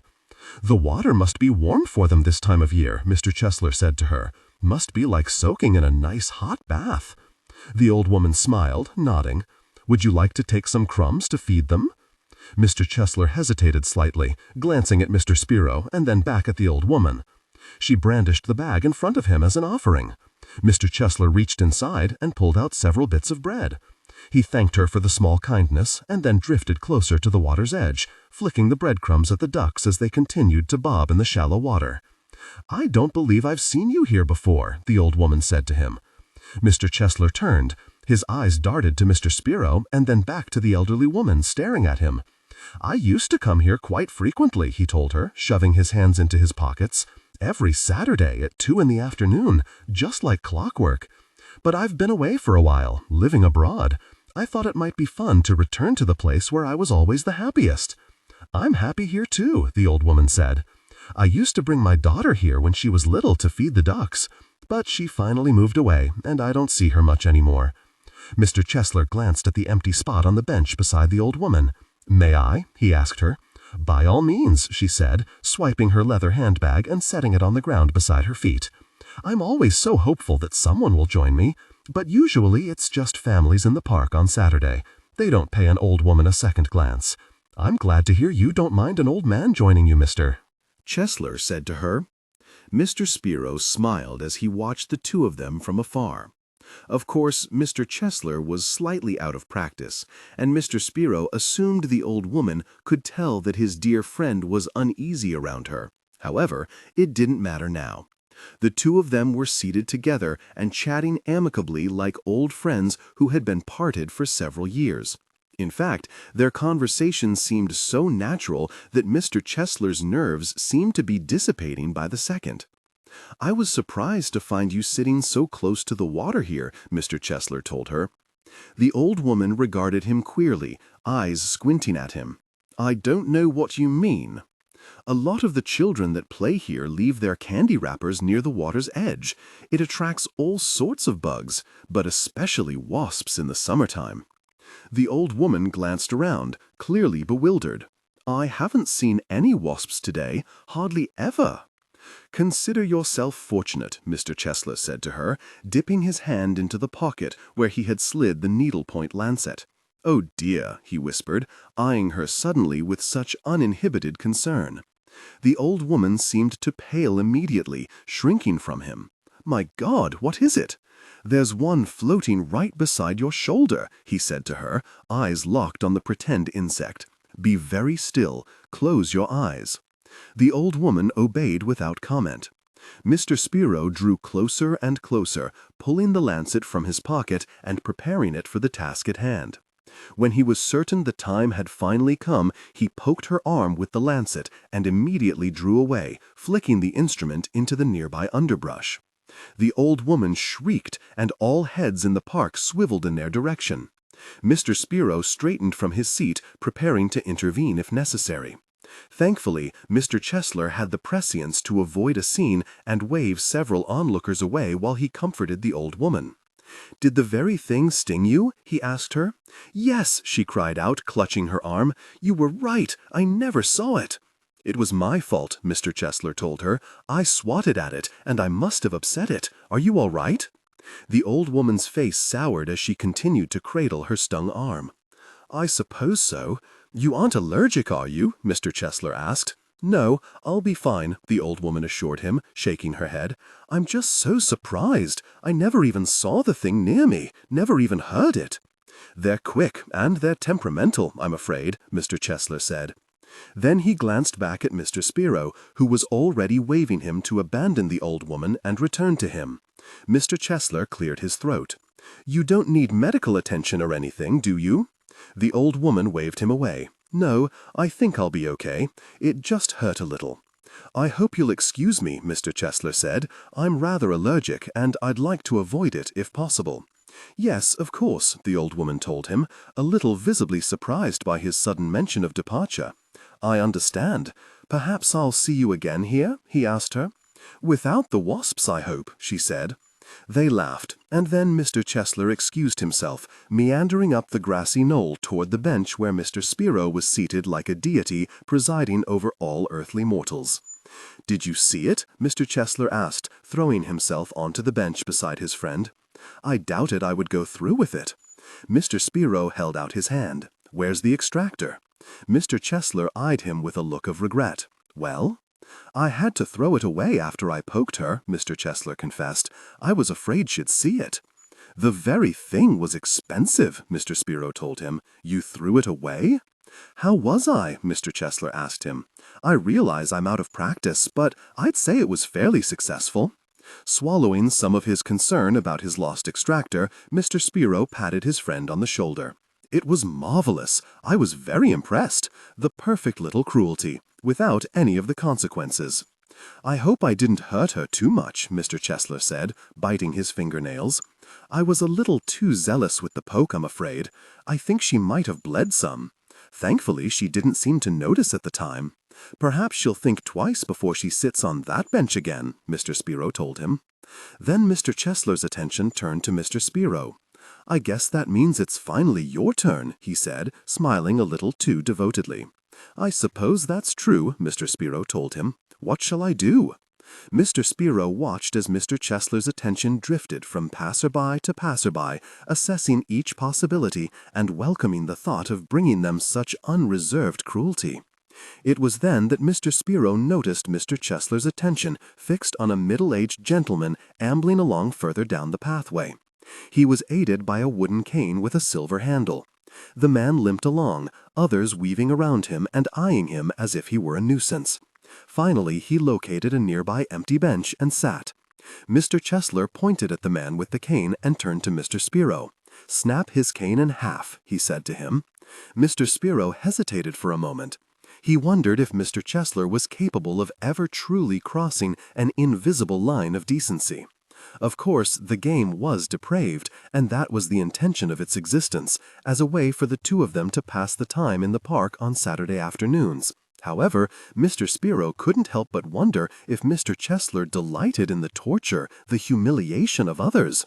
He wondered if Mr. Chesler secretly relished these cruelties and wished they could inflict more misery upon their unsuspecting victims.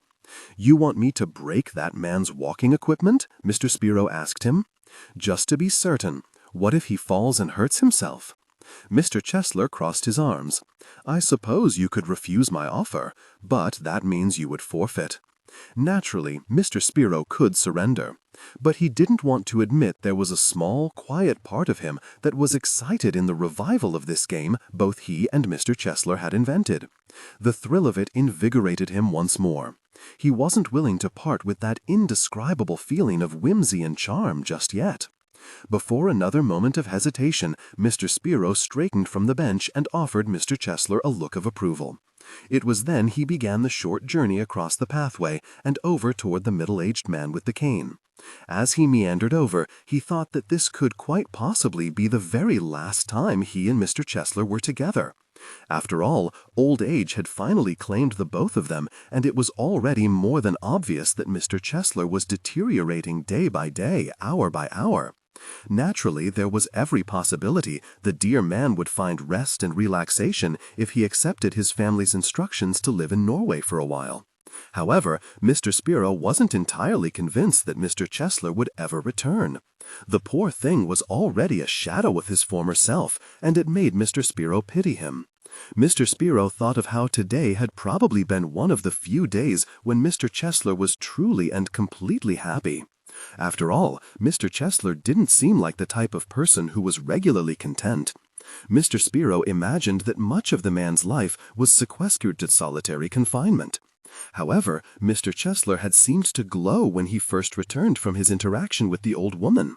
He glimmered cheerfully in a way that Mr. Spiro had never seen before. The dear man was truly happy.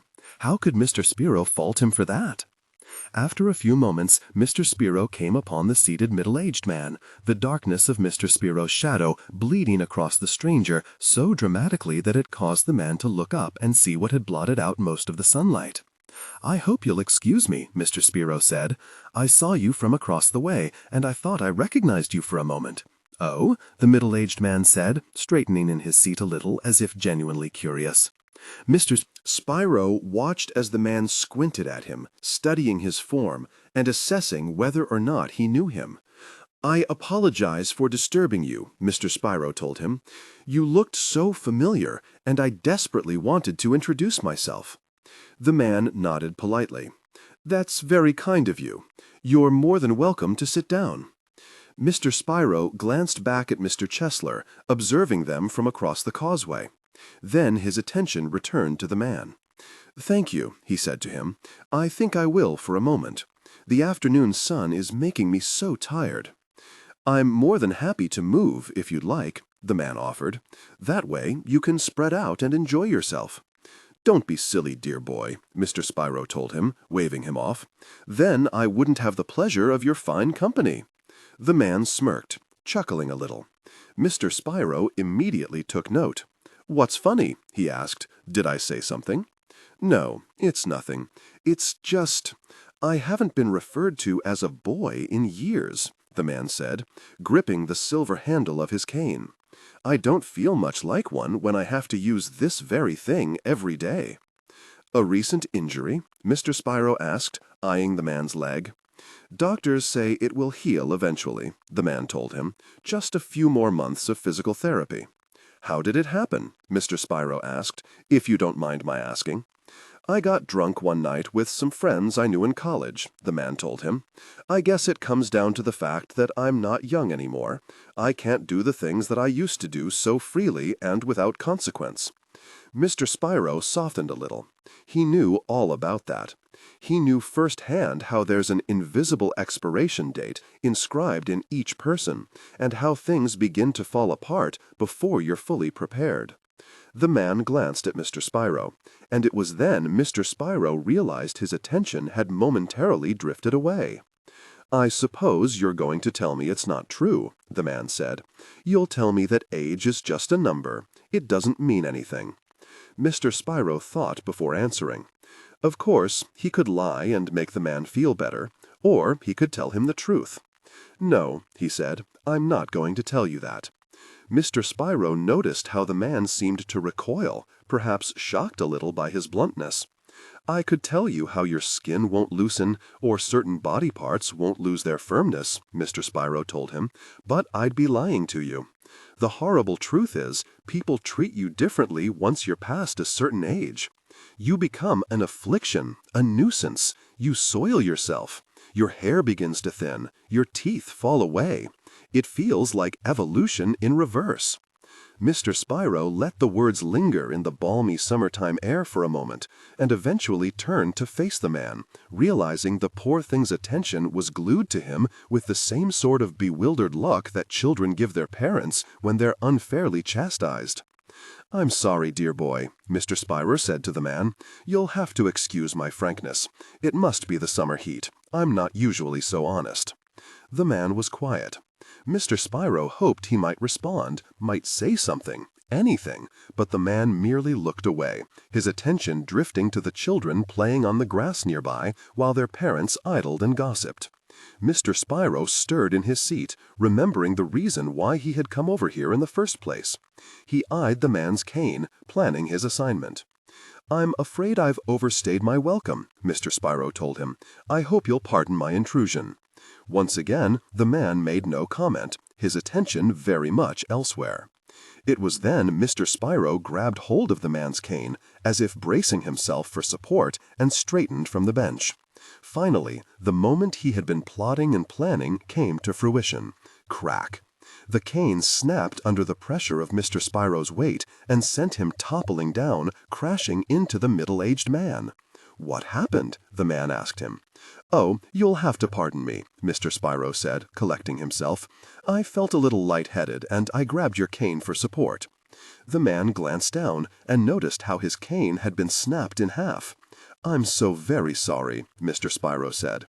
The man's eyes remained glued to his cane, going over and over the broken bits as if planning how he could make every effort to put them back together. "Please forgive me, dear boy," Mr. Spyro told him. "It was a horrible accident. I should have never used your cane for support. I'm afraid I'm heavier than I think I am." The man's eyes lowered, and he spoke softly. "At least you weren't hurt." Mr. Spyro finally relaxed, realizing the man wouldn't fly off the handle as he had expected he might. "Very kind of you to say," Mr. Spyro told him. "Please excuse me, won't you?" Before the man could respond, Mr. Spyro lurched off the bench and began making his way back toward the bench where Mr. Chesler was seated, at the opposite end of the causeway. As he walked, he occasionally glanced over his shoulder and took note of the man as he mourned the loss of his cane. It wasn't long before the man swiped the broken pieces from the ground, lurched from his seat, and began limping away. For a moment, Mr. Spyro felt a sense of guilt for what he had done, the agony he had inflicted on that poor, unsuspecting stranger just for the sake of a game. He watched in silence as the man staggered down the path in the other direction until he was out of view. Mr. Spyro felt a familiar pang in the center of his chest, a feeling of guilt and pity that seemed to spread to the furthest corners of his body. But before he could do anything about it, he heard Mr. Chesler calling to him and imploring him to hurry up. Finally, Mr. Spyro arrived at the bench where his friend was seated. Mr. Chesler greeted him with warmness and affection, as usual. "Splendid," Mr. Chesler told him. "I saw the whole thing. You were magnificent, of course. Not as rusty as I was with the old woman." Mr. Spyro forced a polite smile. "I suppose I should probably go soon." "What?" Mr. Chesler said, shocked and dismayed at the thought of Mr. Spyro abandoning him. "You can't leave yet. We're tied at the moment. We need to play another round to decide the winner." But Mr. Spyro shook his head, waving Mr. Chesler away. "I'm too tired to keep playing." "Nonsense," Mr. Chesler said, grabbing hold of Mr. Spyro's arm. "You have to play until we're finished." For the very first time, Mr. Spyro felt a sense of fear for what he had created with Mr. Chesler. He was trapped. He knew for certain there wasn't much he could do to maneuver out of the situation without upsetting his friend. After all, he knew this would most likely be the very last time the two of them were ever together. Mr. Chesler would probably be sent away again and would perish while living abroad. And what then? Mr. Spyro would have soiled the memory of his friend by leaving him on such poor terms. He couldn't live with himself, knowing he had upset Mr. Chesler, especially since the poor man felt some kind of romantic attachment to him. "What shall the final round be?" Mr. Spyro asked him, imitating a smile. He watched in silence as Mr. Chesler's attention drifted from one end of the park to the other. It was then he noticed how Mr. Chesler seemed to fix his attention, quite naturally, on a pair of mothers chatting near the edge of the riverbank, their children playing with one another in the grass nearby. One of the mothers regularly attended to a small infant curled inside a pink-colored pram with bits of paper cut in the shapes of stars and hearts threaded and dangling from the handlebars. "An idea," Mr. Chesler told Mr. Spyro, grinning at him. "Yes?" "I want you to go over the riverbank and find a small pebble," Mr. Chesler told him. "When you found it, I want you to go over to the pram. When the mother's not looking, I want you to feed the pebble to the baby." Mr. Spyro could hardly believe what his friend was saying. It was too impossible, too disgusting to even consider. Of course, it was one thing to ruin the day of an elderly woman or a middle-aged man with a limp. However, it was something entirely different to bring agony upon a poor, defenseless child. "You can't be serious," Mr. Spyro told him. "That's too sickening to even consider." "Then you forfeit?" Mr. Chesler asked. "It's a ludicrous assignment. Consider something else." "I'll do it," Mr. Chesler told him. Mr. Spyro sensed himself recoil a little, shocked by his friend's admission. The thought that he could commit something so reprehensible, so vile, nearly made his stomach churn. "Think of something else," Mr. Spyro begged him. "I won't do it." "I know you won't," Mr. Chesler told him. Before Mr. Spyro could utter another word, Mr. Chesler was already up, off the bench, and marching over toward the edge of the riverbank, near where the group of middle-aged mothers had gathered to chat. Mr. Spyro thought of lunging after Mr. Chesler, doing anything to stop him, prevent him from going through with the horrible ordeal. But more than anything, he didn't want to bring too much attention to himself. After all, Mr. Spyro conceded there was every possibility that Mr. Chesler wouldn't go through with the very thing. Mr. Spyro clung to every invisible thread of hope that Mr. Chesler would lose his nerve and wouldn't be able to perform. Mr. Spyro watched silently as Mr. Chesler knelt beside the riverbank and began to comb through the bed of rocks and pebbles that had washed ashore. Watching him carefully go through each and every possible option was nearly unbearable for Mr. Spyro. Moreover, it felt so decidedly ghoulish to observe Mr. Chesler while he searched for the proper stone to use to hurt the small child. But Mr. Spyro figured there was nothing he could do. After all, Mr. Chesler had already made up his mind and would be winning this game of prickle whether Mr. Spyro liked it or not. Finally, Mr. Chesler located a pebble that was to his liking, a small, round stone no bigger than a quarter. Mr. Spyro observed as Mr. Chesler scaled the embankment where he had been kneeling and slowly approached the unsuspecting mothers and the child lying asleep in the pram. He maneuvered near them as stealthily as he could, skirting around the edge of the riverbank and coming upon the small pram while they had their backs turned. Mr. Spyro sensed his stomach leap into his throat as he watched Mr. Chesler peer inside the pram and observe the sleeping baby. "What can I do?" he wondered to himself. "Surely we've reached a point in this ridiculous affair where if I say something, he'll be caught and reprimanded." Mr. Spyro thought the only proper thing he could do would be to wait for Mr. Chesler to finish his business and pray to God that he won't be caught. Mr. Chesler lifted the covering of the pram, exposing the infant. The small child stirred gently, stretching its arms. It was then that Mr. Spyro wondered if he saw Mr. Chesler hesitate slightly, if perhaps the very sight of the child might cause him to run away, or at the very least think twice about what he was about to do. But no such luck. Mr. Chesler seemed to be invigorated by the sight of the cooing infant, all the possibilities of torture he could inflict upon the poor, helpless thing. Before he could hesitate again, Mr. Chesler pushed the small pebble between the child's elastic band lips. At first there was silence, but then the child began to resist slightly, struggling against Mr. Chesler's force as he continued to try to pry open the infant's lips and slide the pebble inside its tiny mouth. The child began to cry. Mr. Chesler lurched back, surprised at the loudness of the infant's shrieks. It was then that the nearby mothers turned and saw what Mr. Chesler was attempting to do. They shouted at him, starting to approach. Mr. Spiro straightened from the bench, preparing to intervene, but also somewhat hesitant to get involved in case things became truly difficult. Just then, in a moment that seemed to happen in slow motion, Mr. Chesler snatched the shrieking infant from the pram and hurled the poor thing into the river. Mr. Spiro sensed his eyes widen with horror, trying to make sense of what he had just seen. Has Mr. Chesler really just done that? He thought to himself. Surely that can't be possible. But it was true. It had happened. Mr. Spiro observed without comment as the mothers rushed toward Mr. Chesler at the pram and seemed to stop short as soon as he flung the child into the river. One of the mothers screamed and dove into the water, swimming after the poor child. It was no use, however. The child's body had already slipped beneath the water's oily black surface, sinking to the bottom of the river as if it were tethered to concrete weights. A crowd began to gather around the scene, some of the women shouting for Mr. Chesler to be restrained. Several men came forward and took hold of him, while the old man fell to his knees, laughing. It was the hearty, emphatic laugh of a madman, the horrible kind of laugh that reached deep inside Mr. Spiro and twisted his guts into ribbons while prickling the hairs on the nape of his neck.